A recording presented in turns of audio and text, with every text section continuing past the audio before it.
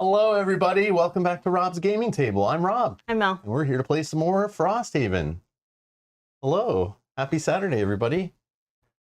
Graham says, oh, boat event. Yes. Yes. Yes. What will we do with a drunken sailor, says Yogi.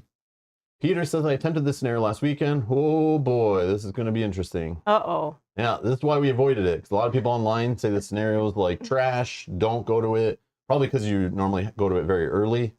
We're not that early, but we're still early in the game. I'm kind of early, I guess, in my character's history. I do expect bad things, and I know there's lots of frustration around it. I remember seeing lots of tags and stuff on Reddit. I didn't click too deep, but I remember like scenario 14, lots of posts when people are getting the game that this was like a horrible, really annoying scenario for some reason. I don't know if it's just the management of it or trying to win it. I don't know, but I'm ready for it today, I guess.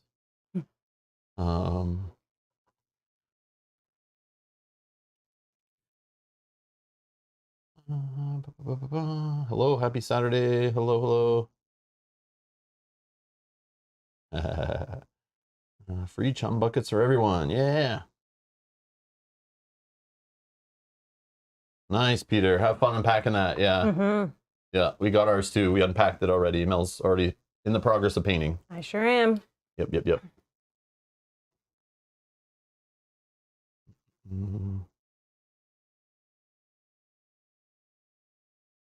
Steve Miller says, finally more Frosthaven. Have you been waiting long? Didn't we play last weekend? I don't know. Yeah, we've been pretty consistent. Like once a week. That's more than usual. I don't know, more than most games we play, right? Rory, what episode is this? I don't even know. What episode are we on? How many have we? 23. 23. How many games can you probably count the games on our hand, one hand, that we've actually gotten to 23 episodes of a series of the same game? I don't know. But then maybe if you add up like Too Many Bones, which are like all separate play sessions, probably that's one's up there. Cloud Spire's definitely up there. Do you think we played through 23 Mansion Madness scenarios? No. But definitely the first Gloomhaven. Yeah. I don't remember Tainted Grail, how long that went. But I don't feel like that was in the 20s. No? I feel like maybe it was like the late teens. Oh, okay. Not sure though. Yeah. So and Jaws of the Lion was like 15, 16, right? So yeah. So I can stop Frosthaven at any point and I'll feel like I'm good. So don't push me. Just kidding. Don't make me play scenarios that I hate, okay? You stop voting that way on that poll. I know I'm looking at you. Yeah, you. Stop trolling. No, I'm just kidding. Do what you want. It's all good. Steve Mitch is right. These Haven games are addictive. I agree. Yeah. Yeah, the little dopamine hits that you get when you get to like put a new card in or upgrade your modifier deck and you're like, I gotta try it now. Yep. And even though you're playing the same game, every time you play it, it's like there's a twist. The enemies are different, the win condition, the battle goal you're trying to achieve, maybe the party's different, like, you know, just it feels different for some reason. It's like every now and then a scenario feels like, oh, I've played the similar thing before. I felt like that Frosthaven play session, I came out with the same feeling like I just played more Frosthaven or Gloomhaven or whatever. Yeah. But there's just those special scenarios that come up where they're like, oh, that was neat, or oh, we didn't win that one, let's try that again, or oh, the boss came and then we had to play completely different. Like, I don't know. The Sword and Sorcery does that to me too, the way like there's always different stuff, the Book of Secrets hiding things, not seeing the whole maps and stuff like that, and things changing up. I like that stuff.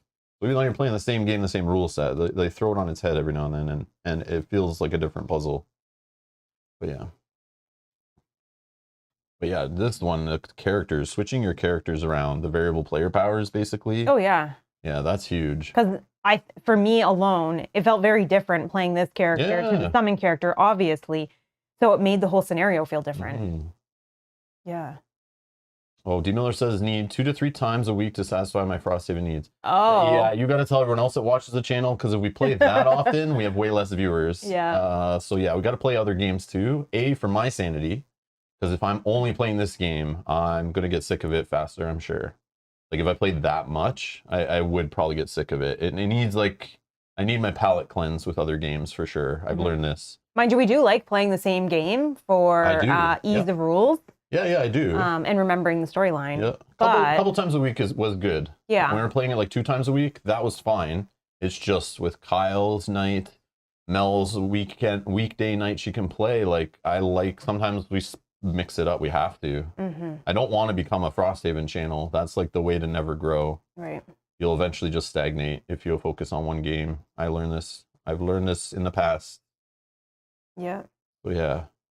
And you gotta also, if you like just doing the same thing over and over again, I would just that personality, it bugs me, and then I lose interest, and yeah, I won't feel satisfied or happy with what I'm doing, and it'll become much more work oriented, and I don't want it to be that way. So Yeah, not fun. yeah. But some people love like a single thing and they love diving super deep, and I do like that. But then every now and then you're just like, okay, what else is out there? And you got to try something different. Just keep it interesting. But yeah. Nikki says, my wife is away, so I'm finally free to watch the whole live. Woo! Thanks so much Party! for all the streams. I was watching your Hunters 2114 video earlier. Yes. Awesome. I'm Welcome. looking forward to playing that game again. I want to see where it goes. Yes. I want to see where that story goes. Yeah, I'm sorry that we I love the have to mystery miss there. this week. Yeah. Yeah, so I've already scheduled the next stream for the Hunters 2114 series. It's just like a week and a half from now or whatever. So, but it's scheduled. You can already click the notify me reminder button on it, so you'll get alerted when it happens or whatever. But yeah, but I wanted Kyle to play that one with us. I wanted to play that one 3-player because when I started learning it for like the 7th time over the last like year and a half or whatever, I was like, yeah, I want to play this with Kyle. I think he would like what's going on here. It's got the story, got the campaign, got the theme. He was really into it. Yeah, obviously. Yeah. Hey, you want to watch that stream? Like Kyle, like was like running the show. He was like, yeah, he talked more than he's ever talked in a game. Yeah, we should do this. We should do that. No, let's do this. No, let's go here. And I'm like, what the hell happened to this guy? Like I nailed that one on the head. Like yeah, I was right that he'd be more interested in that like theme in that game and the like. Yeah, definitely worked out. So we just have to wait till Kyle's available again. Yeah. RC says, I always end up playing heavy for a few weeks, then it dies down to like once a week. Then I get busy a few weeks later. Then I never get back to life with young kids. Yeah. Yep. And that's the hard reality. part. Yeah. That's the reality with a lot of these campaign games. Like it's hard to keep it going and stay consistent. And all it takes is life getting in the way, something new showing up at the door, you know, like a Kickstarter order or a new game comes out, or you guys tell me about something, or some old game I'm just in the mood to play or whatever. And you play that, and then you're just like, you know, a week goes by, 2 weeks go by, and then you're just like, I don't really want to go back to that. It's just, I'm good. I moved on. Like, it just happens. Yeah, the longer you aren't playing, the harder it is to bring it back, right? You got to read the rules again. Yeah. And if I'm going to be reading the rules and learning a game, I'd rather learn something new and fresh. Right. That's just the way, if I'm going to spend that same time. But yeah. I'm going to, again, like I've done with other campaigns the last couple of years, it's like, if I just lose interest and I'm like, I'm not feeling it, I will just stop. No problem. But so far I'm having a good time and I want to see where this goes. But yeah. Yep. All right. Let's check how this game is doing.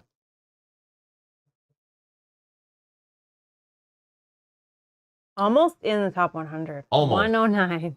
If it doesn't get in the top 100 in like a week, I'm quitting. I can't play these non-top 100 crappy games. And also, not only is this game not in the top 100, which means it's obviously trash, because this website is totally accurate and there's no way you can mess with these results. It's science, obviously. There's no ballot stuffing, Science. none of that stuff. Yeah, it's all science. But, hey, why does this game, another problem.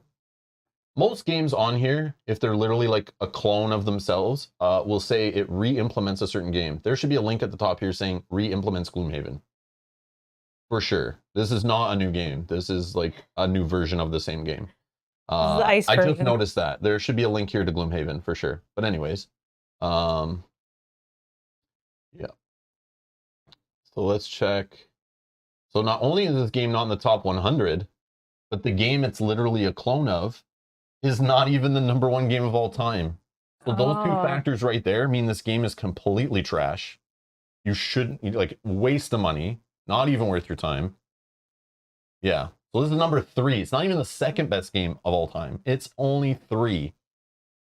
And then the other one's not even in the top 100. So obviously we're dealing with garbage here. So keep that in mind. Full disclosure, we're playing a junk game, okay? Just so you know, just to be clear. Dead game confirmed, says yeah. Yogi. Yes. I need to go on here and after this to find out what's 1 and 2. Like, what game should we be playing today instead? Yeah, you know what game it is. The game I say every time. Oh, that I keep picking up every time we're at the local board game store. I have it in my hand and I'm like, I should play this game. I'm told I will like this game, but I don't know if anyone else I play board games with will like this game, and I'll probably scare them out of the hobby by trying to make them play this dry ass game. I would play it because I do still play those kind of games, but they're just not my favorite. I'll make you play it one time. Yeah, I'm sure it's okay. It's number 1 for a reason, right? No, it's number 1 because I have fans that hate Gloomhaven, and there's like a battle between the two. Okay. And because of that war, the casualties actually have led to Pandemic Legacy Season 1 actually bumping back up. That's interesting to me. Yeah. Also, because number 1, I wouldn't think is the best one.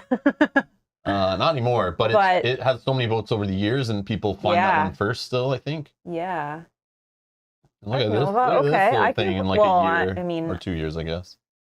Expansion announced too. But that made it to number 1, right? And then it just didn't stay at number 1? This one? Yeah, did it not? I have no idea. I thought it made it, maybe not 1, maybe it made it to 2, but I thought it, I don't know. I don't know. So if I click this, does it say re-implemented into Frosthaven? No, it doesn't. Those should be linked for sure like that. I know some people say it's its own game, but like it's not. Like I've seen games with less changes that are or more changes that are linked still. Yeah. And re-implemented with like different themes and stuff. Yeah, it's not even in the top 50 of strategy. Garbage. Yeah. Yeah.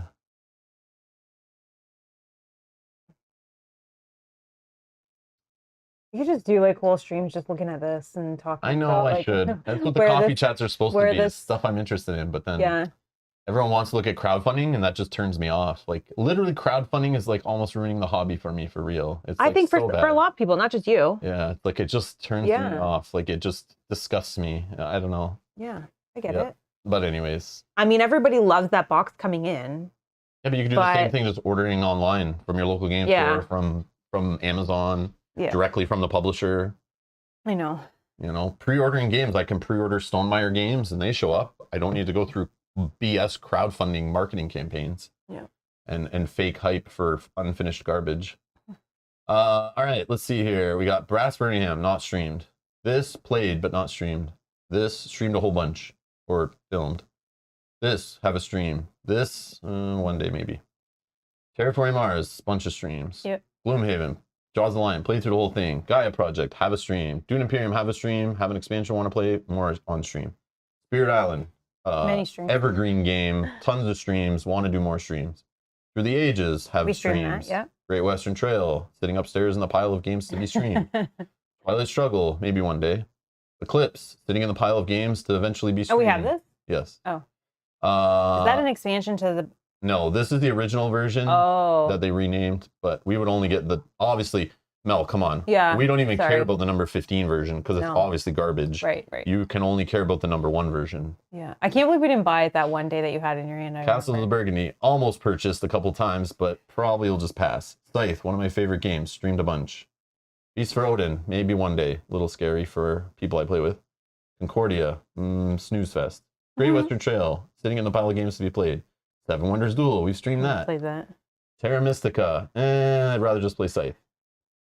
Barrage, no idea what that is. Orleans, don't care. Crew, we have it, played it, never streamed it. Lost Ruins Arnak, we've streamed it. We'll stream more of it. Too Many Bones, streamed a whole bunch of it, we'll stream much more of it. Pax Pamir, whatever. I remember looking at this. I don't know if this was like not really my jam. I don't know what this is. I remember it was like hot. It was hot at one of the conventions, and then I just like walked over it and then looked at it and walked away. Yeah. I was like, nah. It might be a great game. It's a 3.85. It did not look like that to me when I walked and looked at it, and I just didn't want to spend any time because of the table presence. Yeah. Yeah, I was like, nope, not in the mood for that. Pandemic Legacy Season 0. Stream the whole thing. Love that one. Food chain magnet. I worked for quick service restaurants half my life. Yeah. Don't even want to play a board game about them. No thanks. Because then I'll just critique it how I could make a better one because I know it inside and out. Yeah, we know. Yeah. the way from the front counter to the corporate office. I know all this stuff. Kanban EV, maybe one day. Wingspan, we've streamed it. Root, we've streamed it. We'll stream more of it at some point. Mage Knight, streamed a whole bunch of it. Bit of Culture, streamed a bunch of it.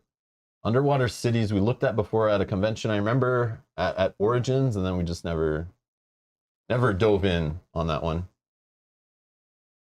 On Mars, all this stuff's a little too heavy. Maybe one day. Everdale, streamed it. Anachrony, sitting in the pile of games I want to stream at some point. Yeah, a lot of these games on this list. The strategy is definitely like my jam. This is like my category on this website. But yeah, it's funny just seeing them all. It's like, holy, every time I look at it, we've streamed or played more and more of them, which is cool. And sometimes I don't even look, like I don't even know. But yeah, anyways.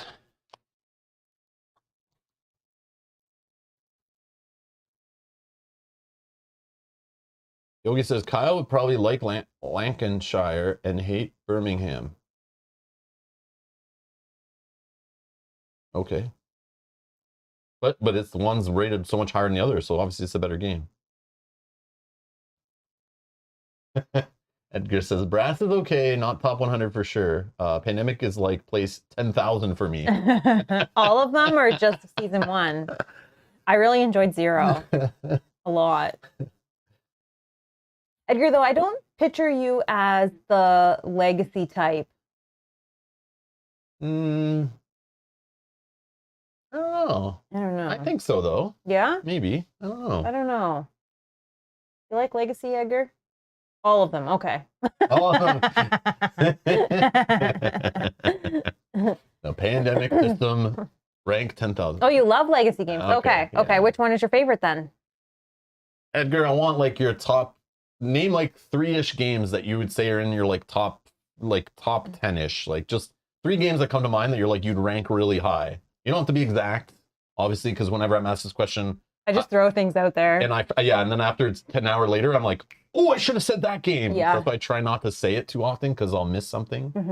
Yeah, I can say this is one of my favorite. Yeah, like this is one of my favorite games. Where it ranks, I have no idea. Yeah. I'd have to put it in a spreadsheet first and You can really look at it. You can really tell a person by the top 3 games. Just kidding. It can even be recent games, but I want to know what Edgar considers like quality. Like, what is the best games to put on his table? I would like to know. We'll wait. I'm just kidding. and if I've never heard of them, then I want to look into them, and I'm interested because Edgar seems to like a lot of similar stuff, but some things I like. Everyone's different, right? So yeah, some things I'd like to play. I'd like to play if other players in my group like to play. So Too Many Bones, Madara, Betrayal Legacy. Oh, okay. So Betrayal Legacy, that's interesting because Rob didn't like Betrayal. Betrayal was junk. I was very interested. I enjoyed it, actually. We played it at my brother's house, and I liked it. I thought it was fun. So when they announced Betrayal Legacy, I was really interested, but because he doesn't like the first, like the Betrayal itself, I thought, So I don't know, Edgar, maybe you can let us know. Is it more of the same? Like, if you don't like Betrayal, will you not like Betrayal Legacy? I don't know. Maybe one day he'll just play it just for me. But Betrayal. But, and I also enjoyed Madara, but I didn't really enjoy this. I didn't really care for the story as much. Like, I like the game for sure. Yeah. The theme in the story in Madara just doesn't pull me. Yeah, I still do want to play this. Like, one day, I would love to play through this. That's the problem. Like, I have to really like the game that they're repeating over and over again every play session to really want to do it, right? That's why we didn't get it before. And Pandemic can get boring to me. It's very simple. It's a lot of RNG, but I like it that it appeals to so many of our friends and family and gamers that I played with over the years, and it pulls people into the hobby, and it got co-op gaming really going and like got it on the map. And a lot of games we play now and love, they're based on Pandemic. Like they. Right. Like, you know, we play, I don't know, any cooperative game. Like, a lot of them are just be efficient with actions and put out fires. Like, it's the Pandemic system. There are a lot of games based on it. Mostly the same, just with a connecting story. Yeah, so then I worry that Rob won't like it. Yeah. And, like, I understand I'm supposed to have more, like, fun with the Betrayal game and be more just ride the story and let things unfold how they unfold. But I'm one that likes, like, tight mechanics, well-written story, balanced gameplay. And it just feels like, I don't know. I'd rather just play Mansion of Madness, even though that isn't the most balanced thing at the brawl player counts and stuff like that. But I just prefer that for my horror games, and many of the Arkham horror, or the Arkham or Lovecrafty themed games. I just like those. Be interesting actually if we ever did play through this. It would be actually interesting to play through it with Kyle because he does love the whole Mansion Madness and. Yeah, maybe. I don't think we've ever played like a legacy game with him. I don't want to be locked in for like 10, 20 playthroughs of a Betrayal game. Yeah, I know. So right there, it's like, I can't, I'm sorry. Like, I've played enough legacy games to know what's going to happen. Right. I'm going to be playing the same game over and over again and like, kill me now. And if the game's not interesting or the gameplay doesn't hook me, I'll just quit. It's like, that was a waste of money and time. Yeah. Could have been playing something way higher ranked or way more lined up with my likes and dislikes and stuff, you know? Mm-hmm.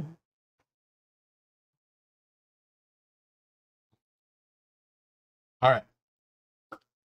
We're here to play Jagged Shoals Scenario 14. Yep. Let's get to some Frosthaven. I just have to check something. We have to... Road event, probably? Well, we have to do a boat event or something, right? Because we're on a boat. How does that work? So I just need a second while we do the first steps.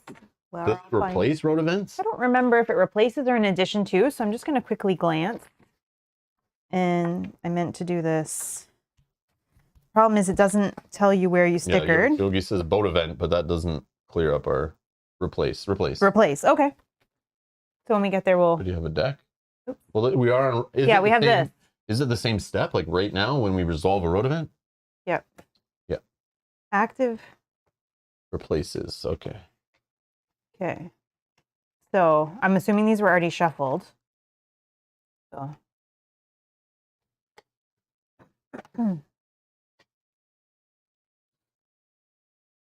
By the time you've dragged him on board, the Vermling has molted sheen to his fur and his time in the briny sea. There's no telling how long he has been in the water, and he looks to be in no condition to tell you. After a few hours asleep in the hold, he wakes up in a start. We had to burn the ship. Had to. He doesn't elaborate, and the far-off look in his eyes conveys volumes. The ghost lurker is real. He falls silent again. The deckhand, tending to him, shrugs at you. So let's do option A and option B. I'll put a poll in the live chat, so if you're here live right now, you can vote, and you decide. Option A, do we ask him to explain how he wound up in the ocean without a boat? Option B, ask him what a ghost lurker is. Or option C, throw him back in and keep on going. Oh, wait, that's not an option. Christopher's saying, while you guys are voting, I'm not caught up on all the streams yet. Mel, how are you liking the Blink Blade? It's a fun character to play. It takes a little bit of getting used to what card combinations kind of go together and then what combinations go in fast and which one goes in slow. So I think I'm not a pro Blink Blade player. I feel like you can't judge it yet. Yeah, but it is fun to play. You're still learning it. You still need to level it up a bit, I think, to see where it goes. Yeah, but it's fun. I like the idea of like the fast and the slow of it. It's got a learning curve to it for sure. It's like that's why I was saying it. To master it, like some will master it instantly who are like really experts with the Haven games, but when you just play casually or haven't played another one in years, it's like, yeah, that character, it's like, again, it's part of the starting six.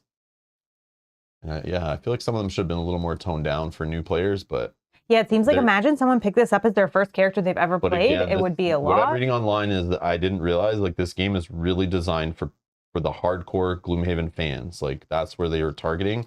Those are the players that are trying to get to back on Kickstarter, get to throw more money at the game. So they want to reward those players, right? Yep. But in my mind, it's like there's maybe a like some in the future, whenever a game like this does, when this happens, where two similar products exist for like similar prices, you have to, when a player comes at that, they have to ask, I'm only going to play one campaign game over the next 2 years. Which one is it? I'm not going to play both in my lifetime, probably. You have to then make sure you're handling those new players also, right? Yep. But yeah. I think there's the assumption, like, I mean, you always could. You could get Jaws the Lion and use some characters from that are more straightforward, maybe. but then that's like an added $50 cost. I don't know. Okay, let's close the poll.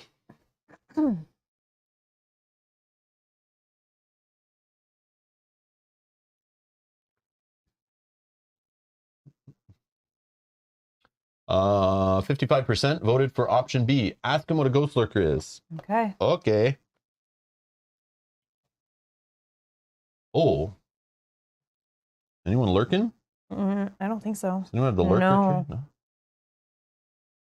Otherwise, the myths are true. You cannot hide, cannot run. It is everywhere. It is nowhere. He falls silent, staring at his own hands for a time. Finally, he speaks. Fire is the only way. The sacrifice is necessary. You don't press him for more details. It's clear he isn't willing to share them. Gain 5 experience each. I'll take that. I'm trying to level up. Okay. And you can, I think, remove it from the game, but it's a boat event. I don't know what rules are around that. So yeah. I think. I would assume so. I would assume so. 5 XP, you say? I'm at 74. And you get to 95. 313. I need to get to 345 to be level 7. But whatever. Need to worry about leveling up. I can just start shuffling everything because I know that's part of. Yeah, I don't know. There is some talk that like Frosthaven, I see in the chat people saying that Frosthaven is more interesting because there's less kill all enemy scenarios. But I feel like that's not what it's been. I feel like a lot of times I read it's kill all enemies. Yeah. And maybe we and do something else is like sometimes what it is. But a lot of the times it's kill all enemies. I feel, but we're still early. We've only played 20-ish scenarios, you know, or whatever, out of the 100 and something. So maybe as you get later in the game, it's a lot less of those. So then your memory is like kind of, you know, you're deeper in the game. You're thinking, oh, all that I've played recently is that. But man, I felt like that was the ongoing joke in Frosthaven was every time I read it, it was like, here we go, kill all enemies. Even when we were voting on polls, some of them might be like, I don't want to play that one. It's just kill all enemies. And then everyone would vote for the one that was more interesting. Yeah. Oh yeah, what am I doing? Wrong book. Okay. Map tiles for the scenario. Set up. Retrieve all monsters for the scenario and shuffle their ability decks. Done. Retrieve all overlaid tiles for scenario. Set up the first room in the scenario. There's only one room in this one. Shuffle all attack modifier decks. Done. I just did that. Read the scenario entry. Okay. The scenario is complete when 7 damage tokens are on a snow rock on token A. At the end of that round, read 4.1. So we don't have to kill all enemies. Look at that. Yay! So introduction. On the water, the shard's pull is stronger than ever. You let your mind ease and allow the shard to guide the way, steering your small crew farther and farther out to sea. It isn't until just before sundown that you spot your destination, a sparse group of rocky crags jutting out of the surf. The shard hums in excitement. You're close. The deck lurches as salt sprays over the deck, but the hull is sturdy and handles the chop with ease. You anchor near the smallest of the rocks, then disembark to wade toward the shard, where the shard directs. Suddenly, a shape dashes in your peripheral vision. Something coming from the water. Fish creatures, squat things with 4 legs and vicious teeth, crawl from the ocean with hunger in their eyes. But your attention is drawn elsewhere as the shard draws you forward. Its pull is incredible. You run, leaping over crags until you find a small flooded hole surrounded by jagged stones, peering into murky water. You could feel rather than see that another shard of coral is stuck deep within. It will take some time to pry out, longer than you have. The amphibious predators have caught up and now they close in, teeth barred. Okay, special rules. At the end of the round, if there is at least 1 character adjacent to Snow Rock A, place 1 damage token on it. Okay. And we need 7. Okay. At the start of each listed round, spawn the following monsters at each listed location based on character count. So we care about this column because we're 2 characters. On an odd round, start of an odd round, on space B, we spawn 1 normal piranha. On C, 2 normal eels, lightning eels. On an even round, 1 normal piranha on D, and E, 2 normal lightning eels right here. Snow Rock A is there. We start down here. And it looks like we have able herders lightning eels and piranha pigs are the enemies. I don't think we fought against any of these yet. I don't think so. We have large snow corridors, huge water, large snow rocks. Did you check me? No, I'm going to. I'm just looking at the list here to get an idea of what I'm looking at. Okay, let's go. Yeah. Okay. So, let's check here. Got one of these herders. We got a piranha pig, regular. Got elite. Yeah, yeah. Okay, that's one of those things. This, eel. Then here, one regular.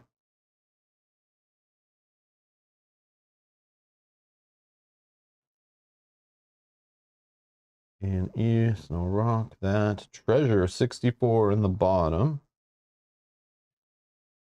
Okay. Snow rock floating up there. And there you got some tile thing, this tile thing, this tile thing. This, what is this? That's huge snow rock? Yeah. D, C, B, A, and E. I think it's okay. I think it's okay. Snow rock. I think we're okay. Yeah. I think we're okay. Yeah, that's true, Peter. It's impossible to kill all enemies with a spawn on every round. Yeah, that's nuts, right? And here's the loot tech. No treasure. Did you build that?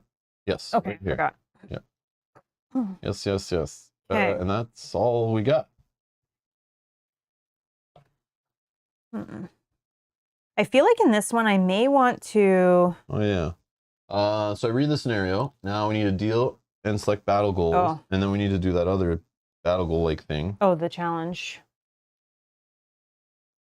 And it's still just like, we draw one challenge? Yep. How do you know? Because it's our town level. Oh, okay. There's a little box here. I think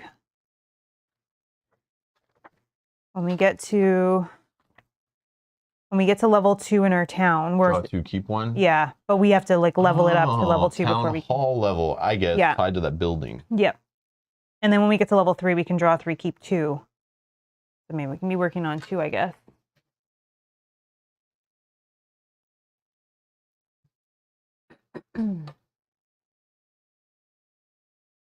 Kristen says this scenario is the worst.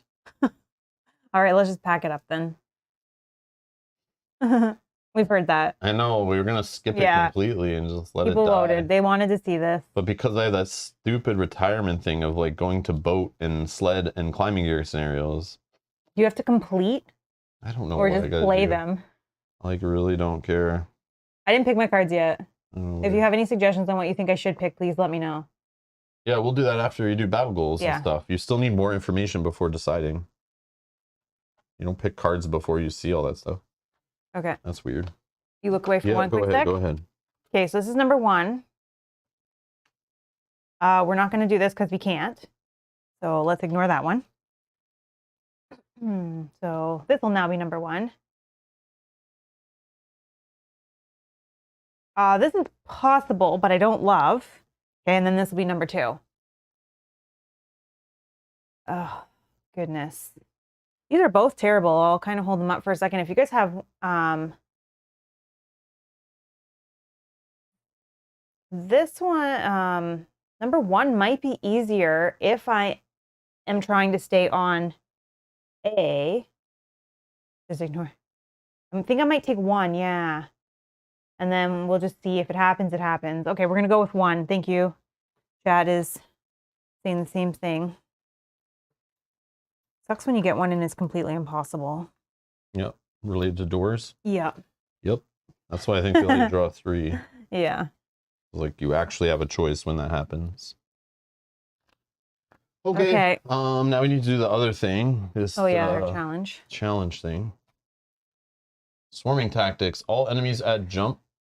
Did I shuffle this? You're not supposed to. You just put the one that we didn't do on the bottom. Oh, on the bottom, right? Yeah. Swarming. All enemies add jump to their move abilities. Is that the worst? Maybe. Probably, yeah. Maybe with all the water. Jump or fly? No. The eels only go across the water, but the piranha pig and the herder do not. So they're going to use extra movement to get to us. Maybe we do decline this one. Just put it on the bottom? Yep. Done. Yeah, that's a bad one here, right? Because of all the water. Okay. All right. Now, loot deck, items to bring. I think I have right. Oh, I can't have the shield. Wondering if I bring really the extra heal or the extra attack.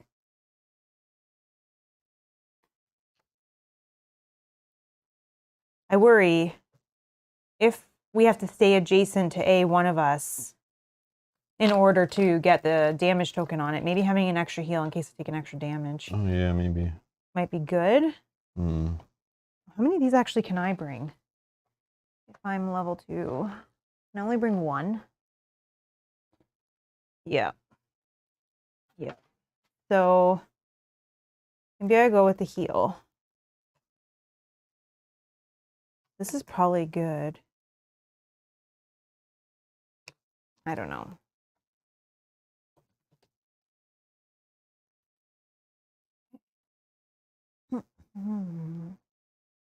Definitely gonna bring our level 2.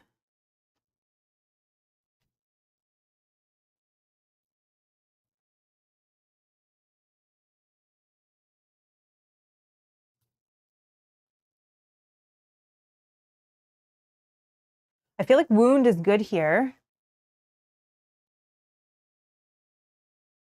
The lightning eels only have 3 health for regulars, 5 for... So the Saint in the Hourglass could potentially auto-kill an eel. A normal one. Bring that one for the wound as well. Are any of these guys ranged? Probably not. I would assume the eels I would and the pigs assume no. Like, I feel like we definitely want to probably bring a twin strike in this kind of scenario.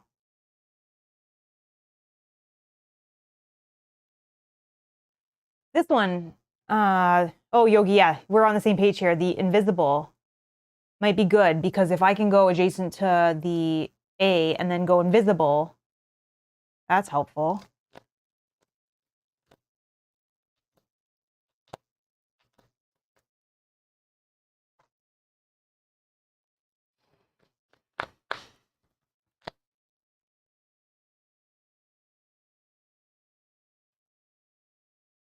Attack on the bottom also might be helpful if I am adjacent and there's enemies there, I don't necessarily need to move. It can also be attack at range.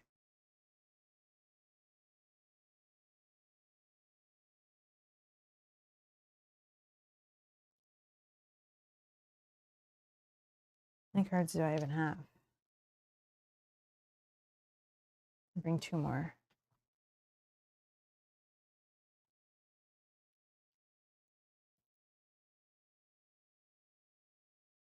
This is just difficult? Yes.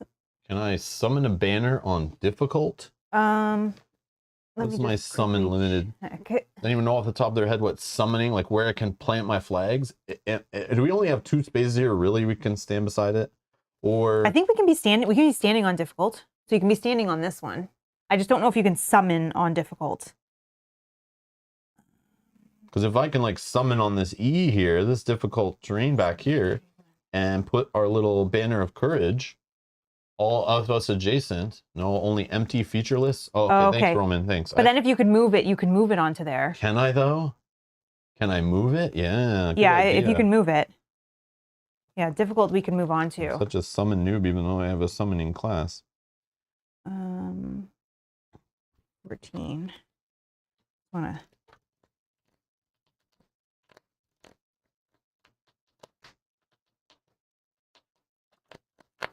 Yeah, guys, I'm debating taking like both of these cards, and depending on what happens, I could either put this down to eat some hits and protect us a little bit, and then maybe even play this one. you know, one or the other based on what's happening, where I could just have like +1 shield for the scenario.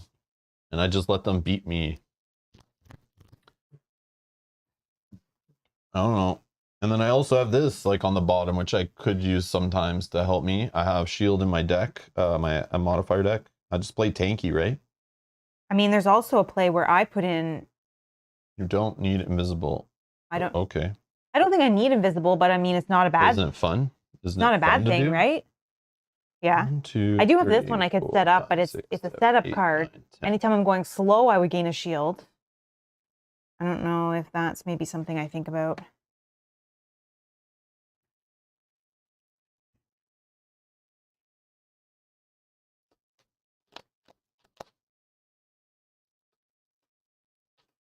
Yeah, I'm definitely putting this in with the swarms to hit a bunch of them and wound a whole bunch, because these guys don't have shields. No, they're not like the robots, and this card worked okay against robots even sometimes. Yeah, I think I'm trying some different cards here for fun. Let's get spicy. I also debated this, but like I can only put so many banners down before I run out of cards. But the healing us, but this one's only 4 health, so it probably dies really quick. And I don't take my crude bow. Instead, we get the shield in there. And we go back to the... Ooh. Is it? No.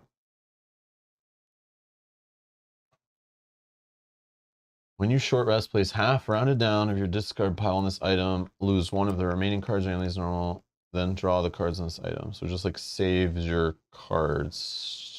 Short rest will be a thing in this.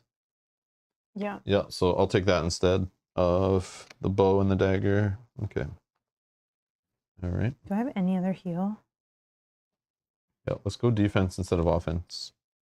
So then I should probably put this card in. Like, you're going to get hit a ton. Yeah, offense would be great for thinning the herd, but they're going to just keep spawning. So it's like, we just need to get by them and park here, and we live. Like, we got to survive. Yeah, I agree. So it would just give me one quick second to see what am I taking out.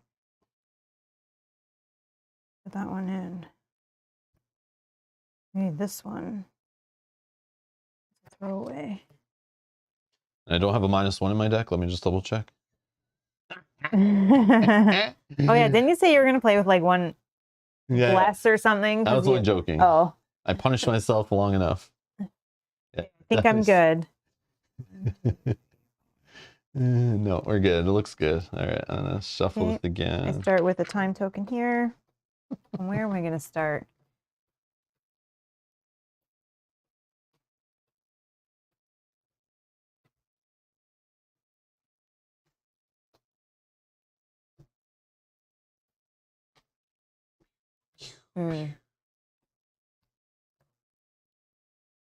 Interesting. What's your I'm just kind of thinking about where to start. What's your plan of attack? Is like just going as far as you can? Yeah, I'm like literally each turn, like just gonna move 4 and get into position. So as many rounds we can start putting damage on the stupid rock. And I'm gonna just hold there and start damaging enemies over there. I don't care about anything else. And then at some point maybe go for the chest if all is looking well. Yeah, I can go slow. You do whatever you want. I'm just trying to think. I'm leaving you behind. I don't care. 3, 4. Jump.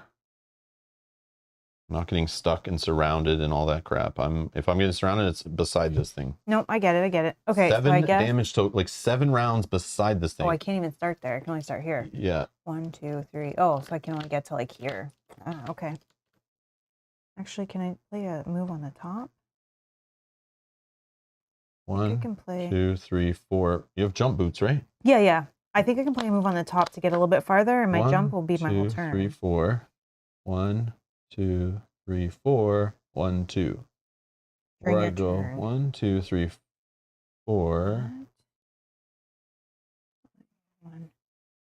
1, 2, 3, 4. I think I could start there.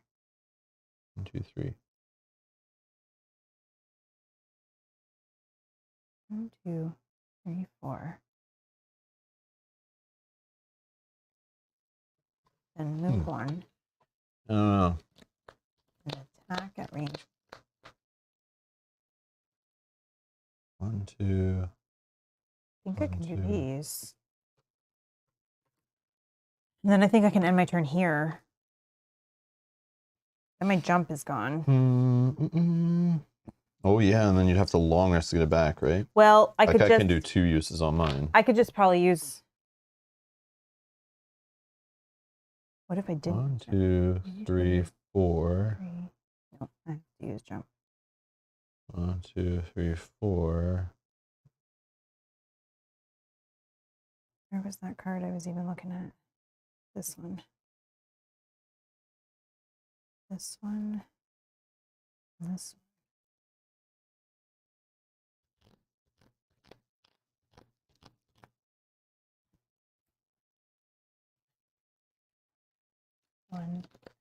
Attack. 1. Yeah, don't you have that lost like move card to do like? Yeah.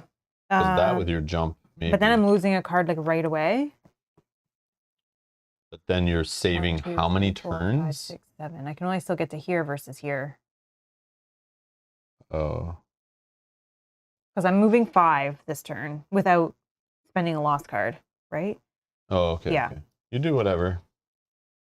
And I'm going slow. It's just gonna take me like 3 turns to get there, no matter what. So minimum, if Well, not 4 rounds probably. Because my longest move is only a 4, and I have to like long rest to get the boots back to get over stuff. Yeah, it'll take me like 2 turns, but 1, 2, 3, 4. 1, 2, 3, 4. Yeah, only 2 boot uses if I. 1, 2, 3, 4. 1, 2, 3, 4, and I'm there with 2 boot uses, 2 4 moves, and then I can just walk in. I can get there in 2 turns without burning a card, and it can still attack as I go. Yeah. I mean, things could change and the guys could get in the way, but Yep. We'll see. Okay, so then I said I was going to do, I think, these 2. I'm going slow.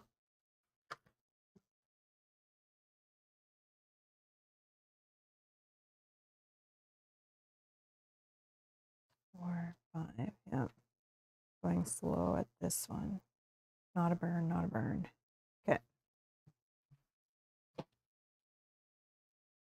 Treats water hexes as corridors and non-water hexes as obstacles. Interesting. Yeah, so it's like only moving through the water. Treats water hexes corridors. Okay. Oops.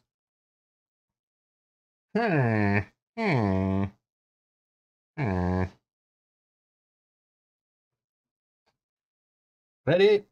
Yes. 6. 42.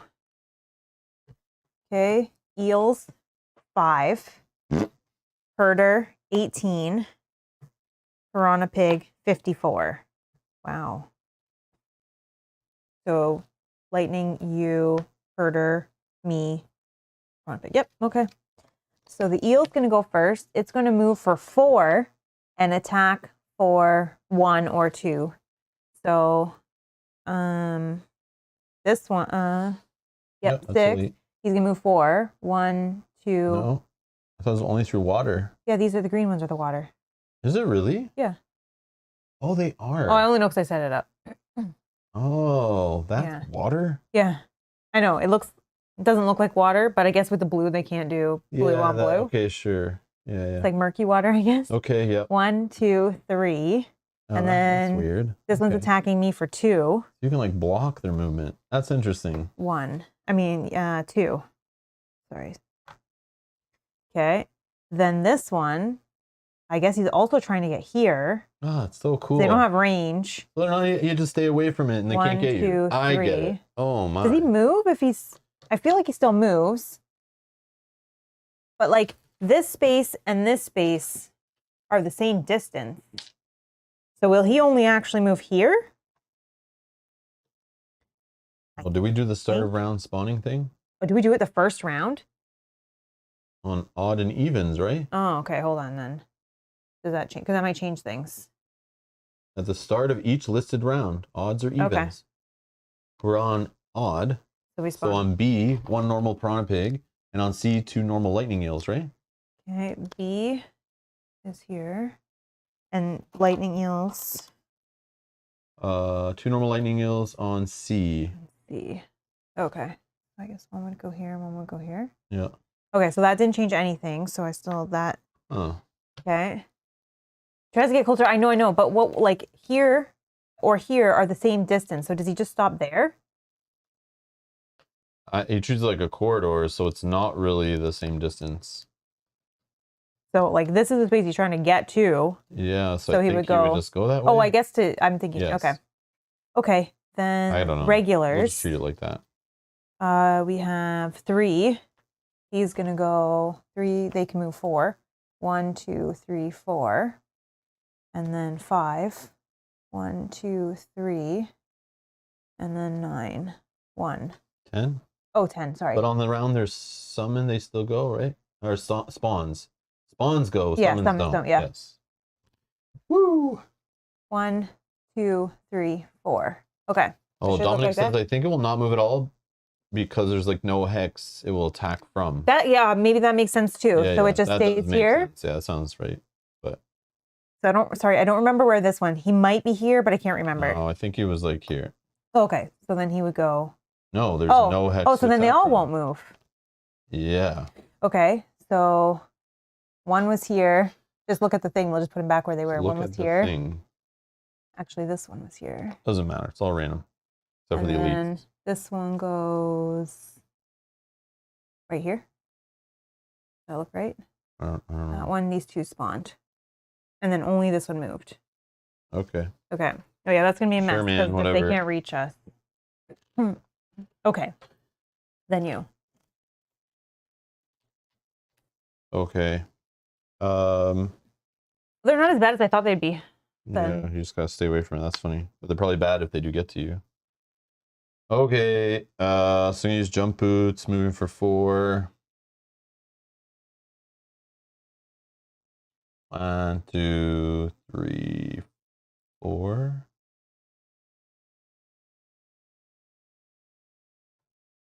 Okay. And then I have an attack, range 3. I'm gonna try for this piranha pig. Mm-hmm.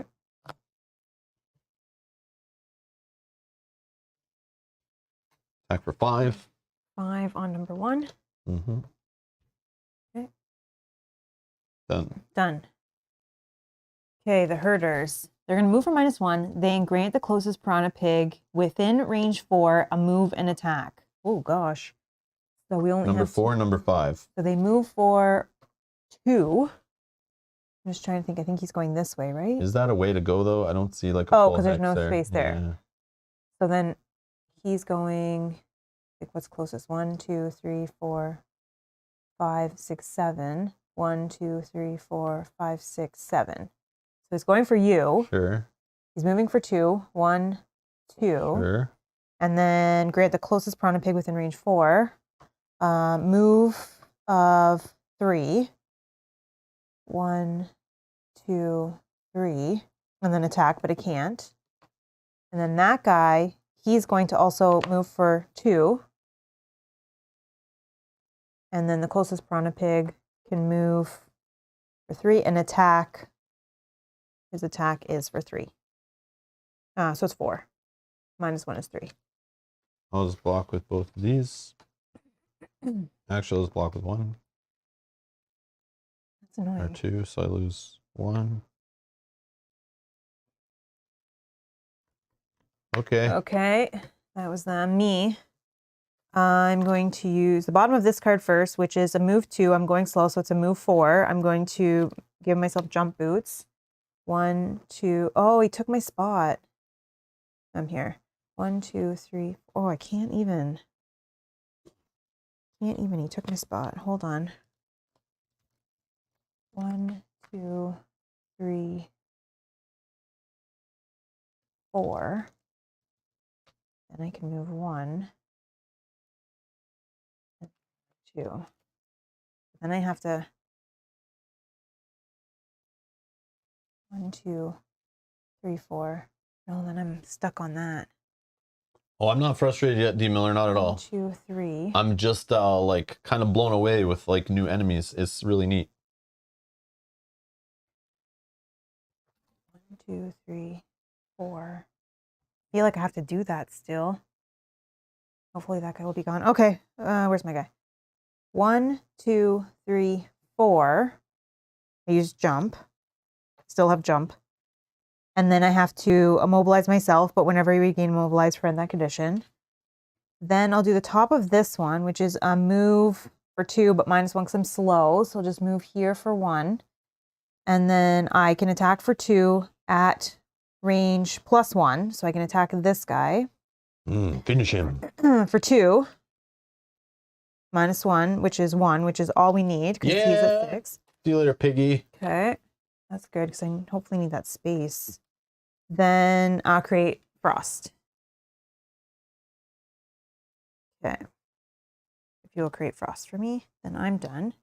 Then the piranha pigs. I think there's only 2 of them. They're going to move for 2. They're going to attack for +1, add +1 if the target is occupying a hex with a water tile. So how they want to move for 2? Yeah, sorry.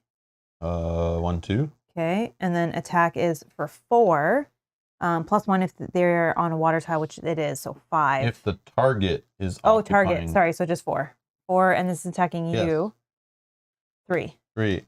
I'll block 1. Take 2. Yeah. Okay, and then there's one more up there who's going to move for 2. 1. Okay, done. Okay. So start of the round, we need to spawn 1 normal piranha pig on D. D, okay. And 2 normal lightning eels on E, back here. Alrighty.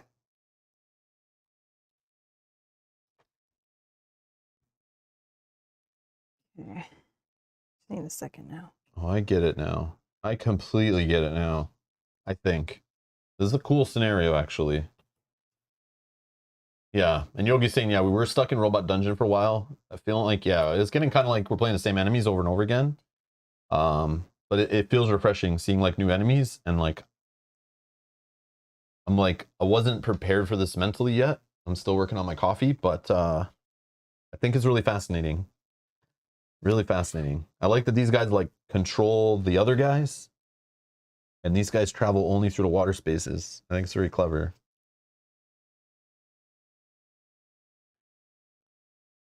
And you can block them, like you can block their water. He's in my way. I need him to move. Which is neat. Yeah, it's not. I wish I understood this more when I was picking my cards and stuff, but. All right, well, I'm going to try to get as far as I can. This is like a study scenario. We're studying these fish creatures for, I hope we run into them a whole bunch. So this is worth it to learn them now and understand them. I'm sure they're, with the amount of scenarios that are in the top part of the map, I remember seeing a whole bunch are in the water area, but I assume like stickers might make those land areas and stuff. I didn't know, but now I get this vibe that we might be, if we continue the storyline, lots of fishies. Yeah. Yeah, D Miller, I'm just like staring at these enemies, like I don't even know what is going on. Like I'm lost and I'm trying to figure it out.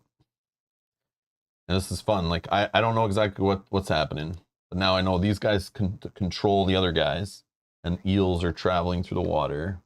Oh, I need that one. What other tricks do they got?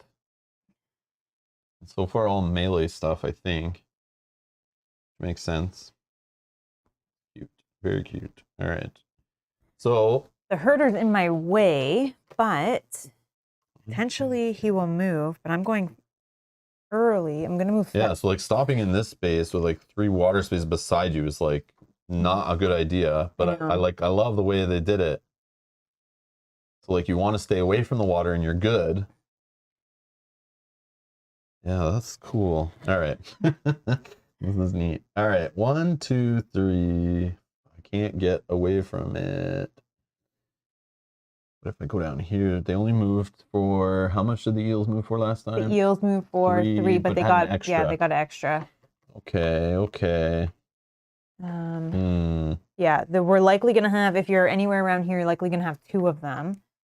But Like I can move for 7. You could just not care though. 1, 2, and then 1, 2, 3, 4. I needed that space, but then I'm probably gonna be surrounded by.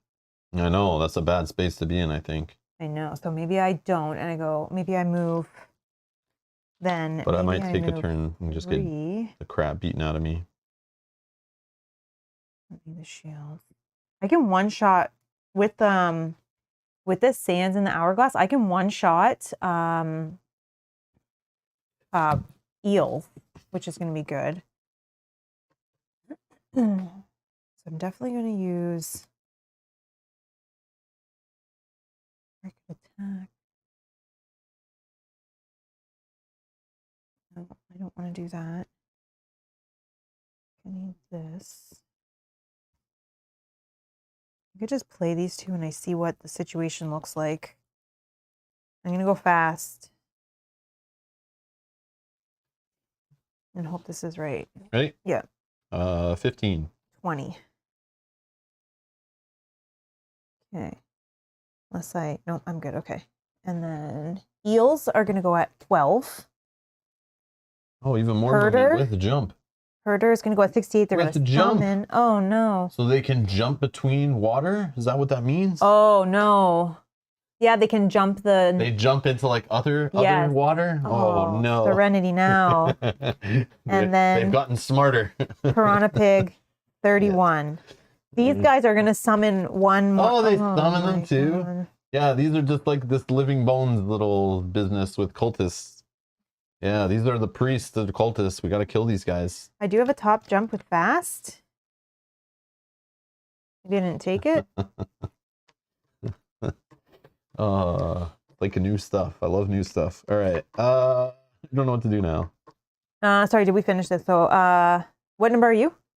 15. Okay, so 15 is first. Well, oh no, sorry, 12 is first. Eel, then you, then me at 20, oh, no. then Piranha Pig, and then Herder. At least, okay.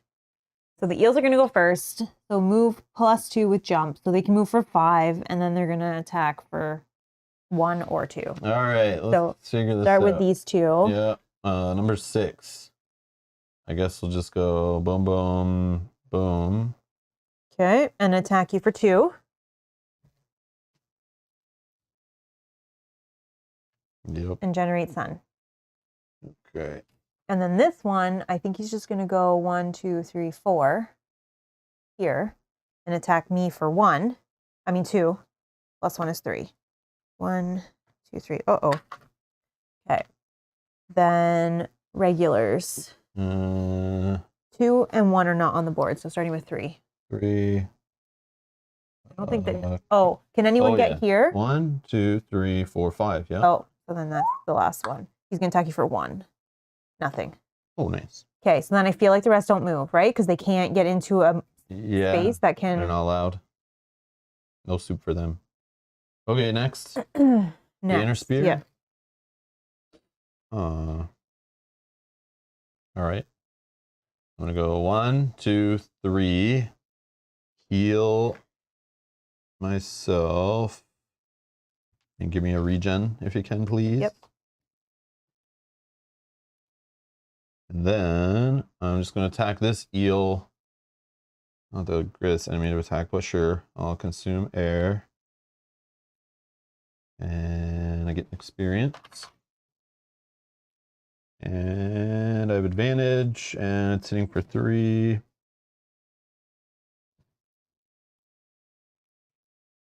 Yep. 4? Hold on, let me decide. Oh, sorry. Don't rush me. I'm sorry. I'm choosing between my advantage cards. You're so right. God. Yes, 4. Okay. Are you hitting the eel? Yeah. His health is 3. Oh, nice. I didn't really care, but No, all good. it was all just to play a card. All good. All right. And all attacks targeting me this round gain disadvantage. Maybe I go around that way now.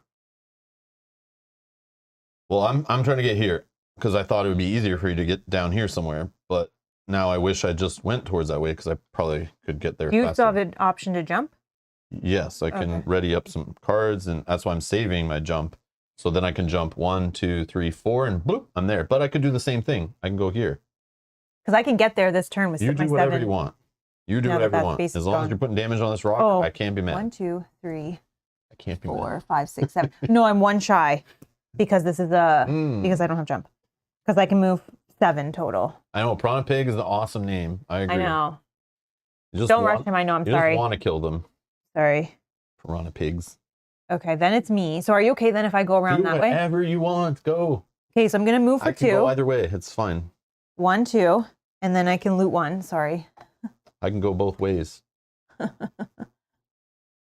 Yeah, will you loot for me? 1? Yeah. Coins. Oh, yay. Okay. Coins on the water. Nice. Okay, cool. Found them in the... Okay, and then this one is, because I'm going fast, I can move for 5. 1, 2, 3, 4, 5. Don't jump. And then that's good. Put me back and move you.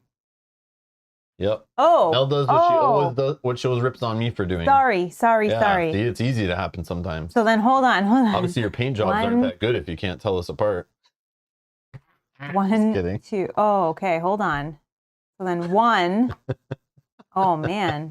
Hold on. Things are not what I thought here. I gotta center this. Hold on. Sorry. I did just move Rob. Hold on. I need to rethink this. Yeah, take your time. 1, no rush. 2, 3, 4, 5. 1, 2. Oh, I'm only there. Or I go 1, 2, and then 1, 2, 3, 4. That guy's in my way. But that's fine. But then I have to like fight through to get to this space. 1, 2, 3, 4, 5, or the glasses 1, are ordered. 2, 3, 4, 5. Yes, glasses next week. Are ordered. Yes. She went for her appointments. She went back and picked up glasses. Like the process is happening. Yes, it's in motion. It's all in motion. I just have to wait for them to be made. We'll win more games. It'll be great. To be honest, I don't even know what I was thinking there. Okay, I'm trying to figure out the best strategy here. 1, 2, 3, 4, 5. 1, 2. Man, please read as far down the chart as you can, says Michael R. Technology's advanced since I went to my last appointment as well. Like you have to look in these weird machines and like click buttons when you see things. It got all futuristic. Yeah, it did. Weird. 1, 2, 3, 4. Where is the chart? 1, 2.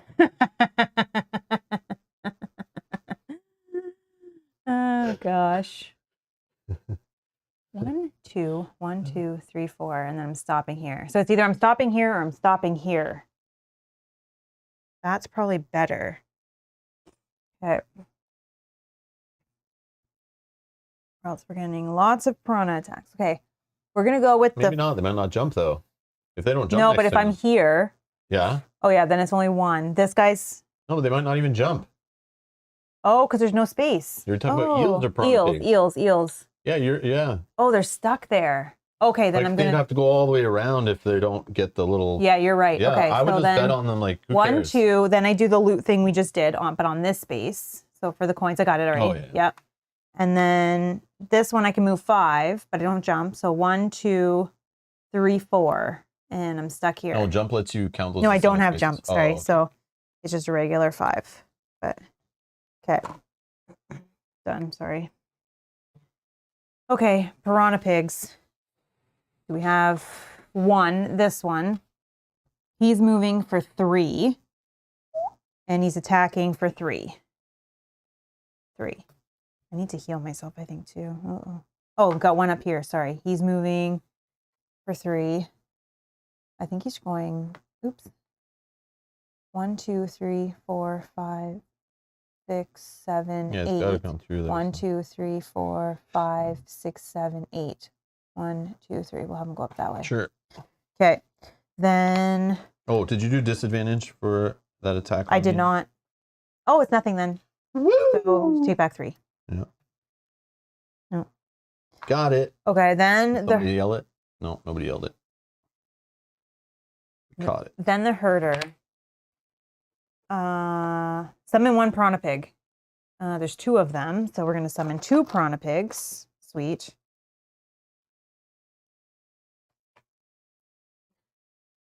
One here, sorry, and then one, I guess we'll go here. Or I guess we could put it here, because that's... Whatever. Yeah, sure. Done. Okay, I got to do some shuffling here. That's the end of the round? Yeah. I don't need LASIK because it's just for reading. Like, I can see. It's just... I guess that's debatable, but I can definitely see, but it's for reading that I need glasses. So I feel like LASIK is not worth it. I don't need them for, like, far away. Alrighty. Where am I here and what am I doing? I gotta fight my way through. This was probably a bad idea.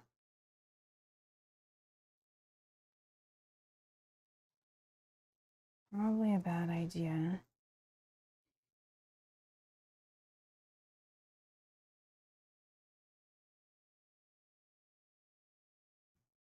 I mean, I could do...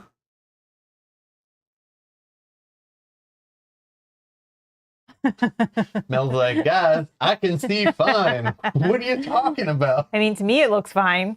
Everything's fine.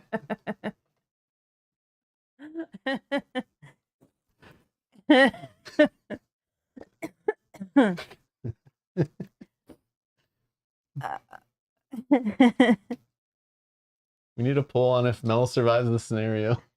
It was funny though, because they put drops in your eyes whenever you get, well, not all the time when you get eye tests done, but then we were gonna go look to pick out glasses. He's like, it's probably a bad idea to pick out glasses when you can't I was like, see. no, you're coming back another day. You're not picking out glasses when you can't see already. You got someone going to get glasses, like they need help. And yeah. I'm like asking Rob, like, can you tell me what time that says if I need to go back? Because they give you the drops and you have to go back in 15 minutes. Like George Costanza being sold ladies' frames. That's what would happen. You can't see this. You get sold the wrong frames.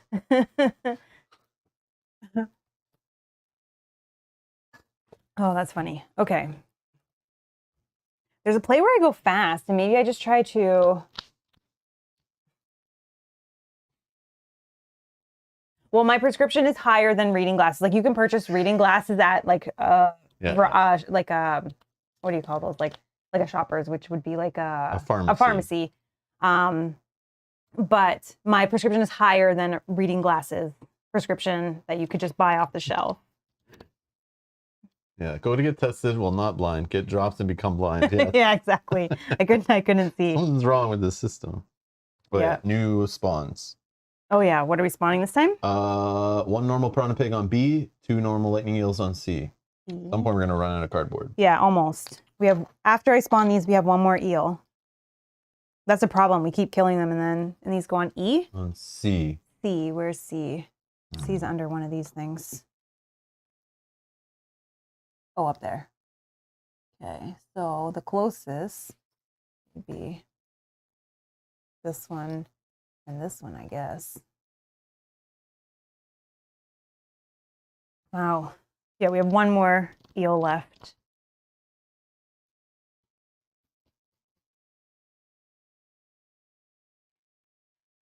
I guess I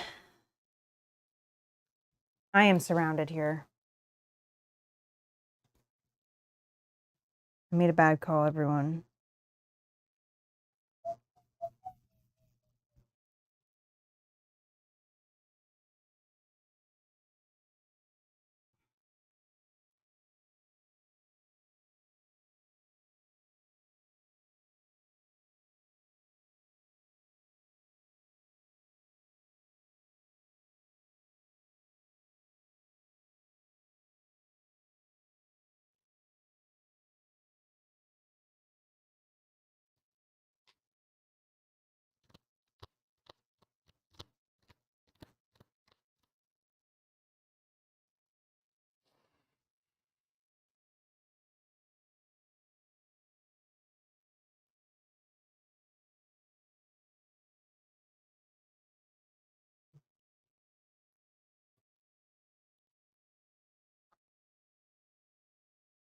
Even that fast.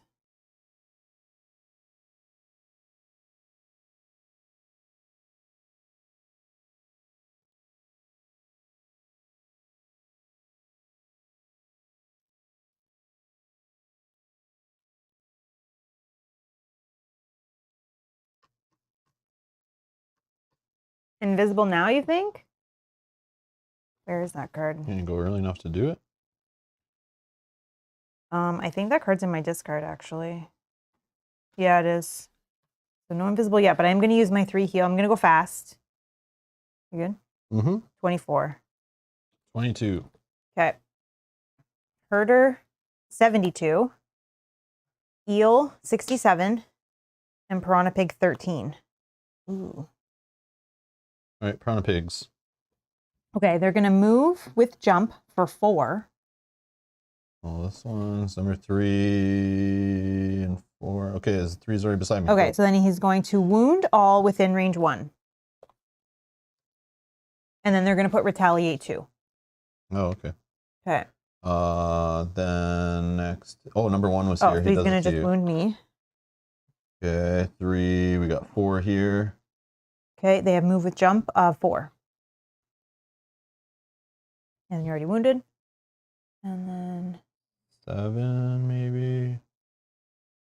1 here. okay. And this 9. one. Move of what? How much? 4. Yeah, I can't get in there. Well, actually, there is an empty space, so I think he kind of just goes closer to it, maybe. Okay. And then this one. Okay. I think that's all of them. Okay. Now I'm in big Banner Spear. Wounded. Little drip of blood. I guess I'll heal myself on the turn. Get rid of the wound. Okay. I'm gonna use my renewing potion.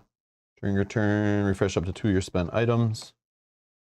I think I'll get my jump boots and my chain armor back. Okay, then I'm gonna move for ooh.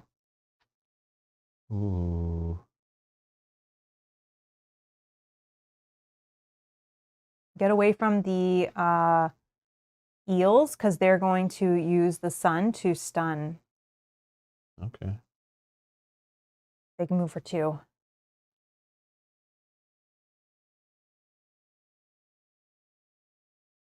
So like okay. So I'll go